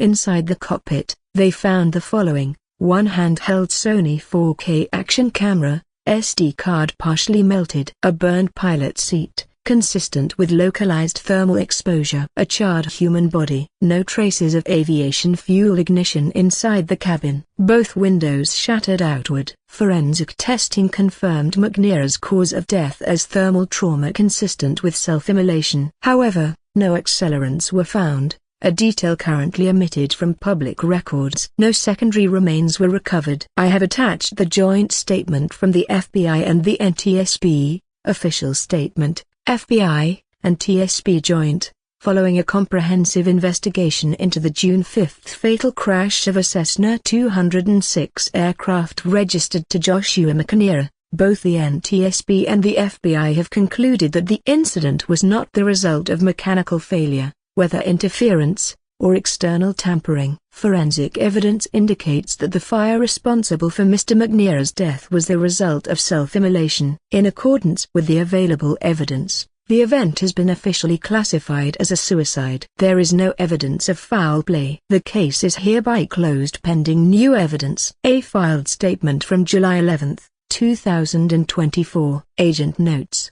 Handler Wyoming, handwritten on attached page. Not a suicide. Number. Couple things I've noticed. The plane didn't burn from the outside. Just him and the cockpit. Nothing left but the camera. Unrecoverable footage, unfortunately. Entity influenced. Which rogue? AW. Case file A90E. Missing posters. A photograph of the missing location. North Cedar Ranger Station, McLaren Forest, Oregon. Captured by Ranger Deputy Harold Whitner. April 2025. The image shows a large corkboard mounted on a faded green wall inside the North Cedar Ranger Station's public information area. The board measures roughly 8 feet across. The board is covered edge to edge with missing person flyers, obituaries, and local news clippings. Overlaps of curling paper and rusted thumbtacks layer the surface like scales, showing a collage of the anomaly's possible victims. Centered on the board is a flyer showing a smiling woman in her 20s,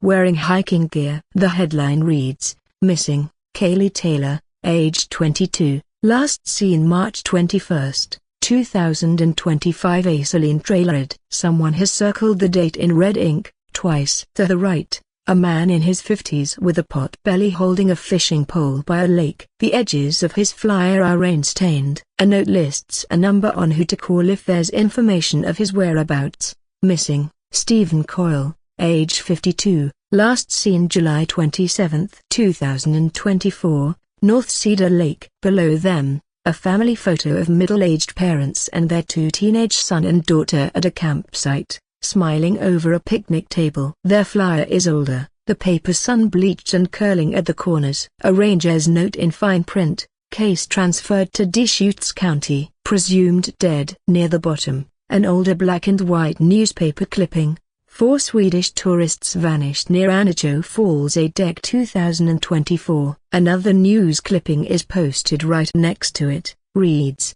Prison bus crash kills 17, 8 still missing. Aug 2024. Forensic notes. When the photograph's metadata was examined, a secondary light source was detected in the reflection of the ranger station window on the left corner of the picture. A faint humanoid silhouette standing behind the photographer, partially obscured by the glare. No such figure was visible at the time of capture. Case file C73A, Bumblebee News Clipping, Bumblebee Inquirer. A senior spotlight of the week by Marcy Ellison, staff writer, Bright Futures, Tessa Burton, senior. Point Hope High School's graduating class of 2024 is full of remarkable students, but few shine quite like Tessa Burton, a Bumblebee's volleyball queen, bookworm, artist, dancer, survivor, and, to many in town, a symbol of resilience. With a 3.80 GPA, an overflowing portfolio of paintings and sketches, and a gentle soul that we here at the Inquirer can't deny draws people toward her, Tessa has long been a beloved presence in our mighty Bumblebee halls of PHHS and to the rest of Point Hope community.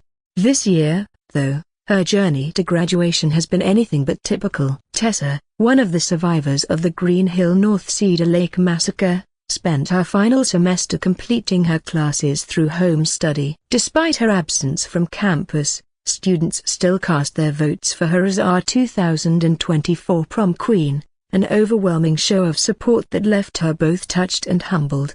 "I didn't really expect that," she said during our interview, her smile shy but sincere. "I haven't been at school much this year due to the recovery and Thea broken bar. Well, you know what I mean. I thought people would have moved on and forgotten about me since I haven't been at school most of the year. But going to the dance and hearing my name, well, it meant more than I can say. I thank my friends and family for their continued support." Tessa has always been known for her love of dance, volleyball, and art, but last March marked her return to painting, a return that surprised even her since she hasn't drawn or painted anything after that fateful night in North Cedar Lake. After her and her family moved to a different neighborhood in Point Hope, she posted one of her new works, a swirling surrealist tableau, to her Instagram and TikTok followers. The post exploded online within hours, gaining hundreds of thousands of likes and shares. Soon, national art pages began reposting it, calling it haunting, a visionary gut punch, and a raw expression of trauma. But for Tessa, she readily admits that the nationwide reaction of her post has been complicated, even for her parents and to those who are close to her. After posting that painting, she has gained 400,000 followers on Instagram alone in the span of 3 months, even garnering likes and follows from famous celebrities like Selena Gomez, Ariana Grande, and Serena Williams. "I know people meant well," she explained, "but that painting was something deeply personal. I made it because I didn't know how else to say what I felt." When everyone focused on the A mystery or the A shock value because of my past, it hurt a little. It wasn't meant to be a spectacle. It was just me. I didn't want to be known as the final girl of Point Hope forever. I wanted to be known as Tessa Burton. Ever since what her fans are now calling the painting of Hell Rock, she has posted several of her work on the platform, each earning hundreds of thousands of engagements and reactions from famous artists and celebrities.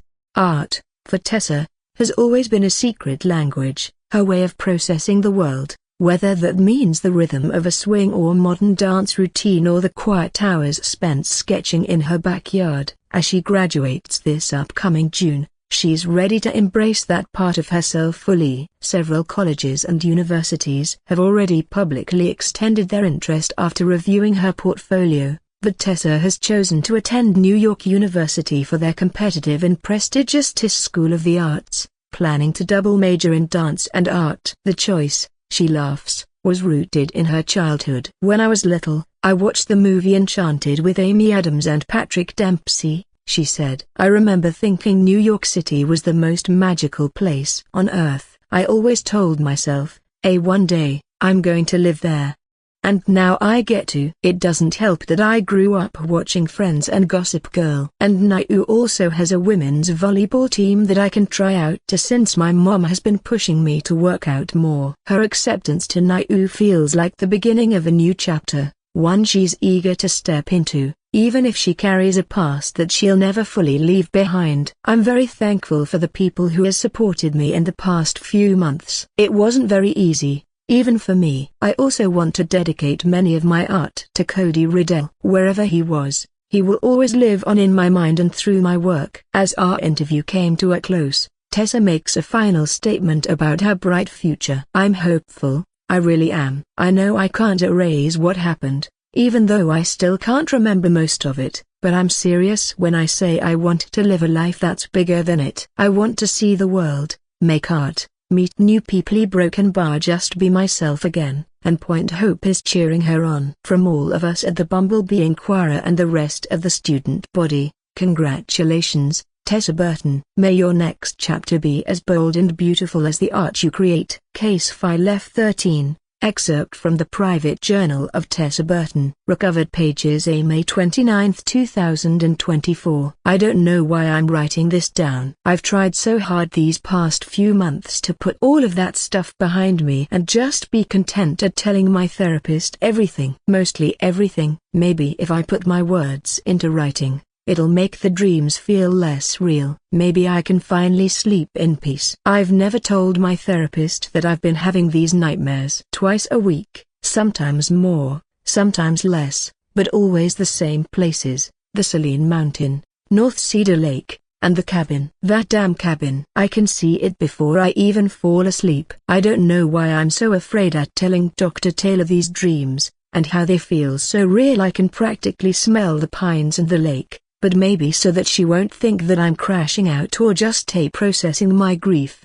She says that a lot and it's getting annoying. I just want to be normal. But in my dreams, I'm never sure if I'm awake or asleep when I first notice it. I'm getting better at telling them apart though. It feels like remembering something I was never meant to remember. Sometimes I'm alone when I find myself standing at the tree line, looking into the dark woods. Sometimes I'm in front of the cabin. Sometimes there are others with me, some faces I know, some I don't recognize, silhouettes that feel like my classmates, people I know in town, campers, or hikers, or a broken bar someone else. They're always eager to go inside, as if the place is calling to them just as it did with me. Every time I'm in this dream, I try to warn them. I tell them not to go in, that something evil lives under the earth. Something old, and ancient, and hungry. It's always hungry. But they never listen. They laugh at me, call me crazy. They cross the threshold, and one by one, they disappear into the air, and I'll never see them again. Deep in my gut, I know these strangers are dead. There are worse dreams, the ones where I don't just know they died, but I actually see it. It looks and feels so real. I see their bodies breaking in ways no human body should break. Or I hear them scream from somewhere in these labyrinthine tunnels beneath the cabin itself, fading like their voices are being pulled further and farther away until there's nothing left but my own voice shouting after them. There's this one guy in my dream who got squished into a bloody pulp by a freaking wall. I always wake up sweating, shaking, my heart banging against my ribs. I've taken all prescribed medications I can without killing myself. But none of it is making these dreams go away. But last night's dream was different. I didn't warn anyone this time. There weren't any strangers. It was just me, and the cabin, and this strange, sinking calm that washed over me, like I'd finally accepted something I've been pushing away for months. In the dream,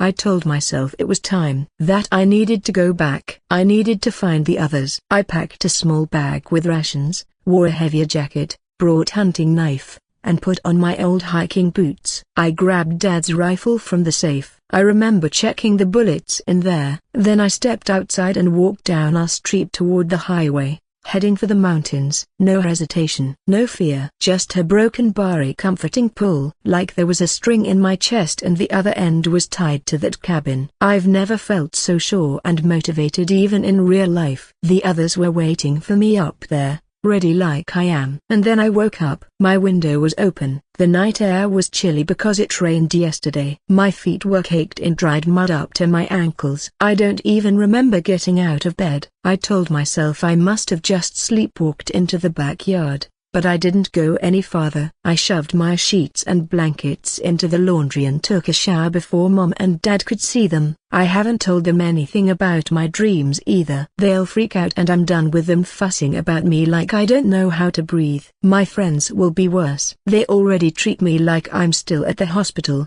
broken. And then today I got my acceptance letter from NIU. I almost cried when I read it. Not the happy kind of crying, though maybe there was some of that. Mostly it felt like finally seeing a road leading away from all of this. Away from the lake, away from the cabin, away from the dreams. I calculated on Google Maps that New York is 3,000 miles away from Point Hope. It is as far from North Cedar Lake as I can possibly get without leaving the country. Mom scheduled a campus tour for me and Dad in a few weeks. They're excited, but I'm excited for a different reason. I keep thinking that maybe once I'm doing the campus tours, the distance will weaken whatever hold this place has on me. Maybe the nightmares will fade if I put enough miles between me and that forest. If this doesn't work, studying internationally might be another good option, but I just can't wait to get out of here. I hope it's enough. Recovered pages, June 27,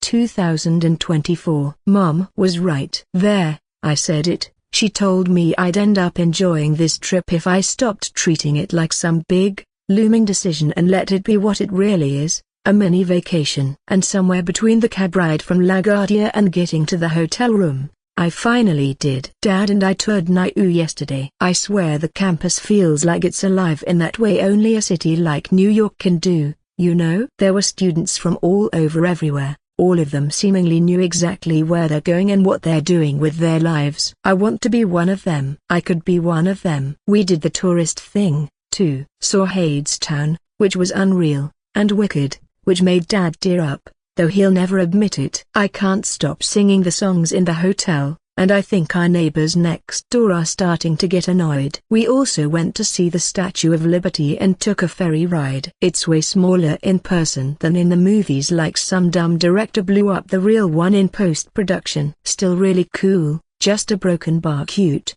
I guess. I don't think Lady Liberty has ever been described as cute, but here I am writing it down. The weirdest, best part of all this is that I've actually been sleeping, like really sleeping. The first night here, I had one bad dream about the mountain and the cabin. Just one, like my brain needed to get it out of its system. And then the last 3 nights? Nothing. I couldn't even remember what I dreamt at all. Just completely blank. Do you know how nice that was? When I woke up this morning, it felt like the first real rest I've had in months. I didn't know how good it could feel to not dream. And now that I know what it felt like, I want more of it. More dreamless sleep, more city exploring, more nights where I'm not afraid to close my eyes. I think I really do want to go to NIU, live here, start over here. New York feels like a place where the mountain can't find me at all. It's gonna make Mom and Dad sad though. Come Thanksgiving or Christmas, they'll want me to come back home with the rest of the fam. Maybe I can persuade them to move back to Portland and live near Aunt Carol and my cousins. I can even tell Mom that she'll be 2 hours further away from Grandma since they live in Boise if she moves to Portland. That'll make her laugh. Heck, that might just convince her. It's not a bad idea. Portland is also awesome and Dad travels to work there once a week. But what should I say to make that idea stick? I don't want to go back to Point Hope, ever. No, this is future Tessa problem. For the last 2 days of my time here in NYC, I'll enjoy it. I wish I could stay here a little longer. Case file D204, Freak Snowstorm, 4 dead. 1 survivor in deadly Saline Mountain avalanche. Sol Atlas Air expected to recover by Johnny McMahon, KGWA staff Thursday, February 29, 2024, 3 p.m. Point Hope, or KGWA, a tragic avalanche on Saline Mountain has left 4 snowboarders dead and 1 survivor hospitalized after a sudden, violent collapse of snow and ice swept through the upper ridge late Monday afternoon. The 5 snowboarders, a group of experienced winter sports enthusiasts, were last seen on February 24, just hours before a freak snowstorm struck the region. The severe weather triggered an avalanche that buried a large section of the mountain's south trail, trapping the group beneath hazardous terrain and delaying rescue operations for nearly 48 hours.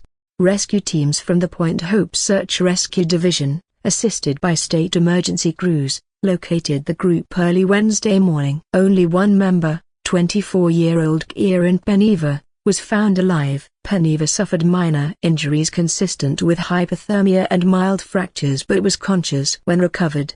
He was airlifted to St. Mary's Medical Center in Portland, where he is currently listed in stable condition. Peneva is known publicly as the son of billionaire media magnate Matthew Whitaker, owner and CEO of the international news and technology conglomerate, Sol Atlas Corporation. The circumstances of Peneva's parentage gained national attention in the summer of 2010 when Whitaker finally publicly acknowledged a then-rumored affair for several years with the family's Bulgarian housekeeper, Alexandra Peneva, who sued him for financial damages and wrongful termination, but later died in an unrelated traffic accident. Following her death, Whitaker legally adopted Kieran, bringing him into the Whitaker clan. A spokesperson for Sol Atlas released a brief statement this morning, saying, "We are profoundly grateful that Kieran was found alive and is expected to make a full recovery. Our hearts go out to the families of the young lives lost in this terrible tragedy." Authorities have not yet released the names of the 4 deceased snowboarders, pending notification of their families. Saline Mountain, a popular site for skiing and backcountry snowboarding, has seen an uptick in dangerous weather anomalies this winter. Experts warn that shifting atmospheric patterns may increase avalanche risks throughout the season. Local officials are urging residents and visitors to monitor safety advisories and avoid unmonitored terrain on the website. Despite the devastation, rescue teams expressed relief that at least one life was saved. Given the conditions, it's remarkable he survived at all, said Search Captain Mark Ellery. Mr. Peneva is extraordinarily lucky that we found him in time. Further updates will be provided as the investigation continues. Case File D-204, Whitaker Tragedy. Whitaker family tragedy. Sol Atlas empire shaken after fatal yacht explosion in Nassau by Maria Kessler, New York Times. April 19, 2024. 11:00 a.m. A devastating yacht explosion off the coast of Nassau, the Bahamas, earlier this week has claimed the lives of Matthew Whitaker, the powerful media magnate behind Sol Atlas Corporation, and 5 members of his family, sending shockwaves throughout the financial markets and igniting an inheritance battle that may shape the future of one of the world's most influential media conglomerates.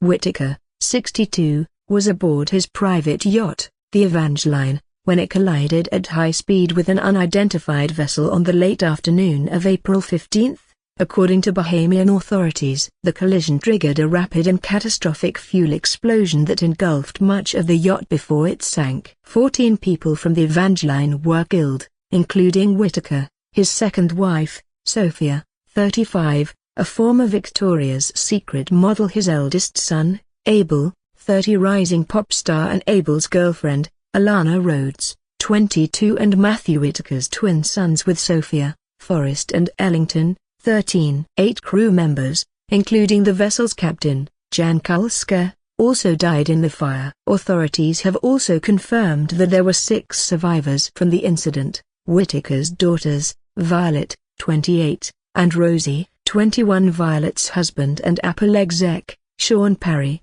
33, Abel's young daughter, Isabella, 3, stewardess, Madison Porter, 26, and deckhand Travis Murphy, 28. Officials have since identified the other vessel involved in the collision as a privately rented speedboat carrying 6 students from the University of Miami. According to witness statements and preliminary toxicology reports, the students appeared to have been intoxicated and were believed to be attempting to recreate a social media speedboat challenge, which involves participants dangling off the rails of a craft traveling at high speed.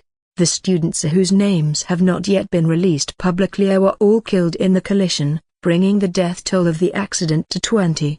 Bahamian authorities said the force of the impact suggests the speedboat was traveling well above regulated limits. The Bahamian Ministry of Energy and Transport said it is continuing to investigate the cause of the collision, and officials have not ruled out criminal negligence. Update: May 30, 2024, a sudden, contested succession. Since Whitaker's death, attention has shifted sharply to the future of Sol Atlas, a sprawling media, entertainment and technology entity with holdings in over 40 countries, and reported a total of $103 billion of revenue last year. That future became more complicated when it was revealed that Whitaker's final will named his 24-year-old adopted son, Kieran Whitaker, born Kieran Peneva, as the primary heir and designated successor to the company.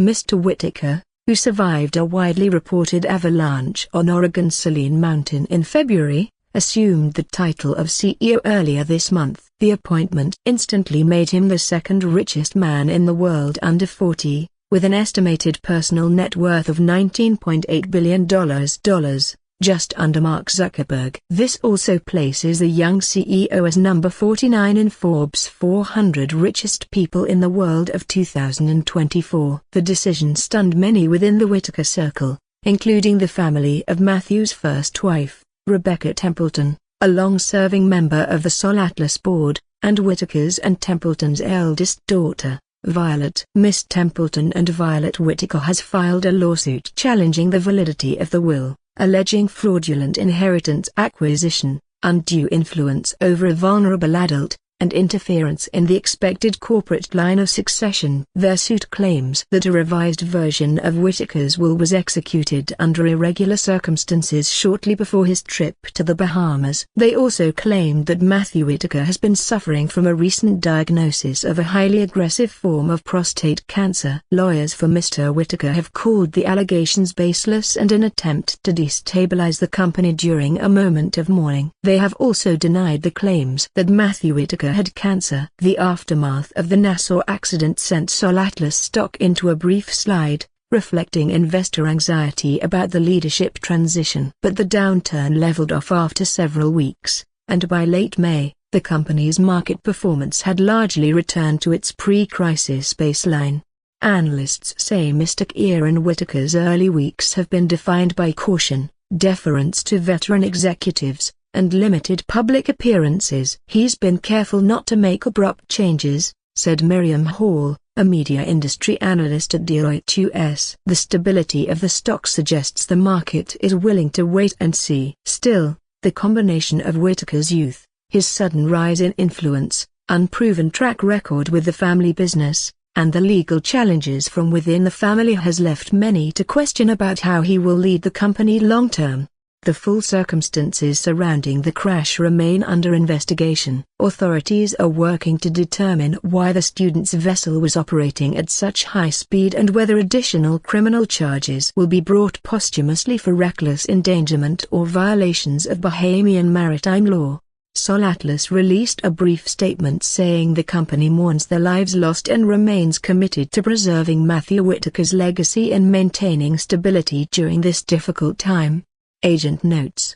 Handler, Wyoming, handwritten on attached page and filed internally following night article excerpt. Something happened on that mountain when Kieran Whitaker went up there with his friends, and he is the only one who came down alive. The official reports say minor injuries, but we've all seen this pattern before. His case fits too neatly with the others. I've already made notable files for suspected survivors of the anomaly. I am waiting for the council to finish their review before official recruitment into the institute. Based on our preliminary observations, the Saline Mountain incident marks the 10th known case group in which a surviving subject emerges from an anomalous zone exhibiting unusual abilities, altered behavioral patterns, or extreme changes in personal circumstance within weeks of the event, usually after high fatalities. Whitaker didn't just survive. He ascended to the helm of one of the most powerful media companies on the planet. These kinds of meteoric rises are rarely coincidences. Not after exposure to a suspected anomaly like North Cedar Lake. How does this anomaly operate? What does it take from them? And what does it give in return? I've forwarded the Kieran Whitaker's file to the council for closer inspection. We need to keep a close watch on the new Sol Atlas CEO. He might be trouble, but if we can bring him to our side,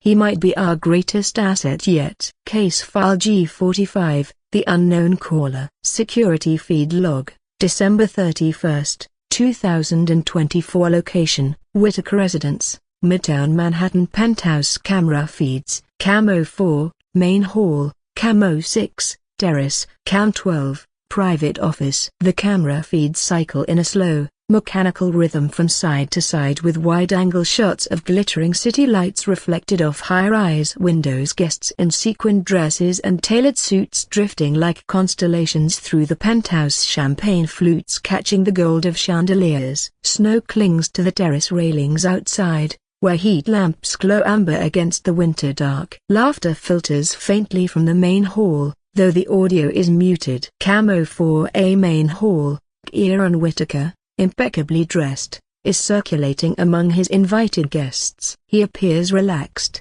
performing the polished charisma expected of a tech and media magnate hosting a private New Year's Eve celebration. An assistant approaches him, a female, early 20s, hair tied in a neat bun, and hands him a phone with both hands, whispering something close to his ear. Kieran's smile falters and looks annoyed. He excuses himself from a conversation with a pair of venture capitalists, nods once to the assistant, and strides toward the hallway with his two bodyguards.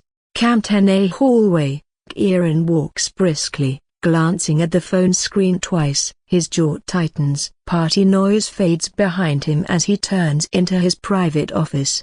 He tells his two bodyguards to wait outside. Cam 12A private office. Kieran closes the door, mutes the room behind him. He lifts the phone to his ear. On the other line is an unknown caller with a distorted male voice. Unfortunately, the institute cannot clean the audio for forensic voice comparison and biometrics. For the remainder of the recording, the camera holds a fixed overhead angle. Kieran stands beside his desk, city lights throwing long silhouettes across the room. Below is the audio transcript captured from Cam 12 and from Whitaker's phone. Kieran: hello, unknown caller. Hello, Mr. Whitaker. Happy New Year. Enjoying the party? Kieran: a beat. Hello, who is this? Unknown caller: you know who I am. Kieran: no, I don't. And this is a secure line and it is being recorded. Whoever you are, cut that voice modulator shit. Unknown caller: that doesn't matter to me. Kieran, irritated: look, you clearly know who I am, but I have no time for prank calls. I'm hanging up. Unknown caller: Celine Mountain. Kieran stops cold, shoulders locking. His throat bobs as he swallows. Kieran: what did you say? Unknown caller: you heard me. The mountain remembers you. I remember you. I'm calling in to settle our arrangement. Kieran, voice thin: number. No, that wasn't a broken bar, that wasn't real. Unknown caller chuckles: is that what your therapist tells you? Kieran continues: I was delirious. Hypoxic. I imagined that you sure. Unknown caller: you did not imagine me. Kieran, a long pause: what do you want? Unknown caller: what we discussed. Do you remember our little talk in the ice, in the chill, right after your friends stopped screaming? Kieran's breath stutters. He grips the desk to steady himself. Kieran: I didn't agree to anything. Unknown caller: your heartbeat did. Your fear did. And fear is a binding language, Mr. Whitaker. Kieran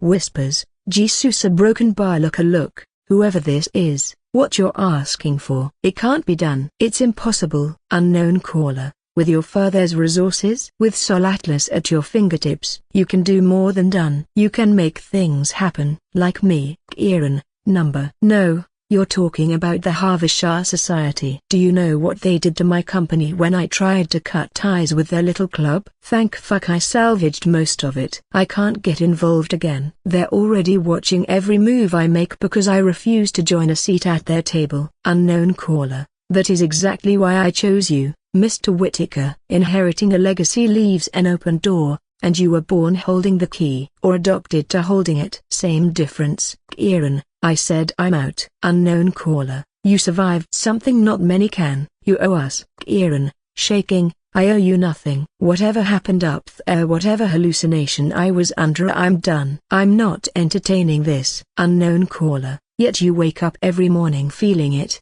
don't you? In your lungs, in your bones, like the cold still hasn't left you. You feel it in your dreams. I can claw my way to you when I want to, where I want to, how I want to. Remember that. Deep down in that brain of yours, you know I will reel you back in just as easily as twisting a knife into your gut. Kieran visibly trembles. He parts the curtains and looks out the window. Kieran, I want you to stop calling me unknown caller. Not until you give me what I want. Kieran, I said no. Unknown caller. Kieran, a broken bar. There are ways to bring the mountain to you, you know. Kieran, hushed. Is that a threat? Unknown caller. Threatening you would be an act of mercy. What I have in mind is so much worse. Kieran, if you come near me, or my family, I swear Illa. Unknown caller, you already made your promise. On the mountain. Freezing. Begging. Do you want me to repeat to you what you wished that night? We both know the dead can still talk even from beyond the grave. Kieran's jaw clenches. He stops breathing for a moment. Kieran,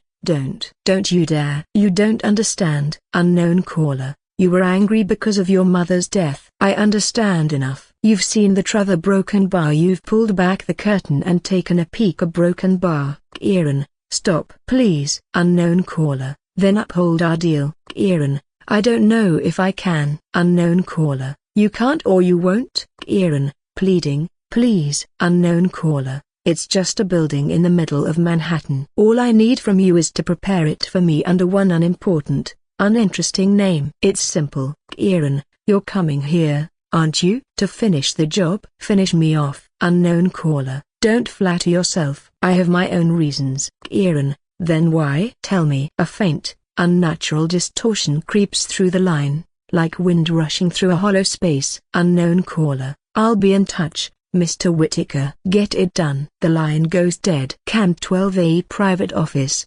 Footage shows Kieran lowering the phone with a trembling hand, and staring at the floor for a long, unmoving 29 seconds. Guests continue celebrating in the background, oblivious, joy also. While inside the office, the new year arrives for Kieran Whitaker. In total, suffocating silence. He walks over to his desk, sits down, and pulls a drawer open behind the desk. He picks up a revolver, cocks it, and places the barrel of the gun inside his mouth. Kieran cries. A long minute of the barrel of the gun still inside his mouth. He pulls it off and slides it away from him across the desk. Kieran whispers softly, God fucking damn it. Mr. Whitaker slumps his head on the desk and sobs.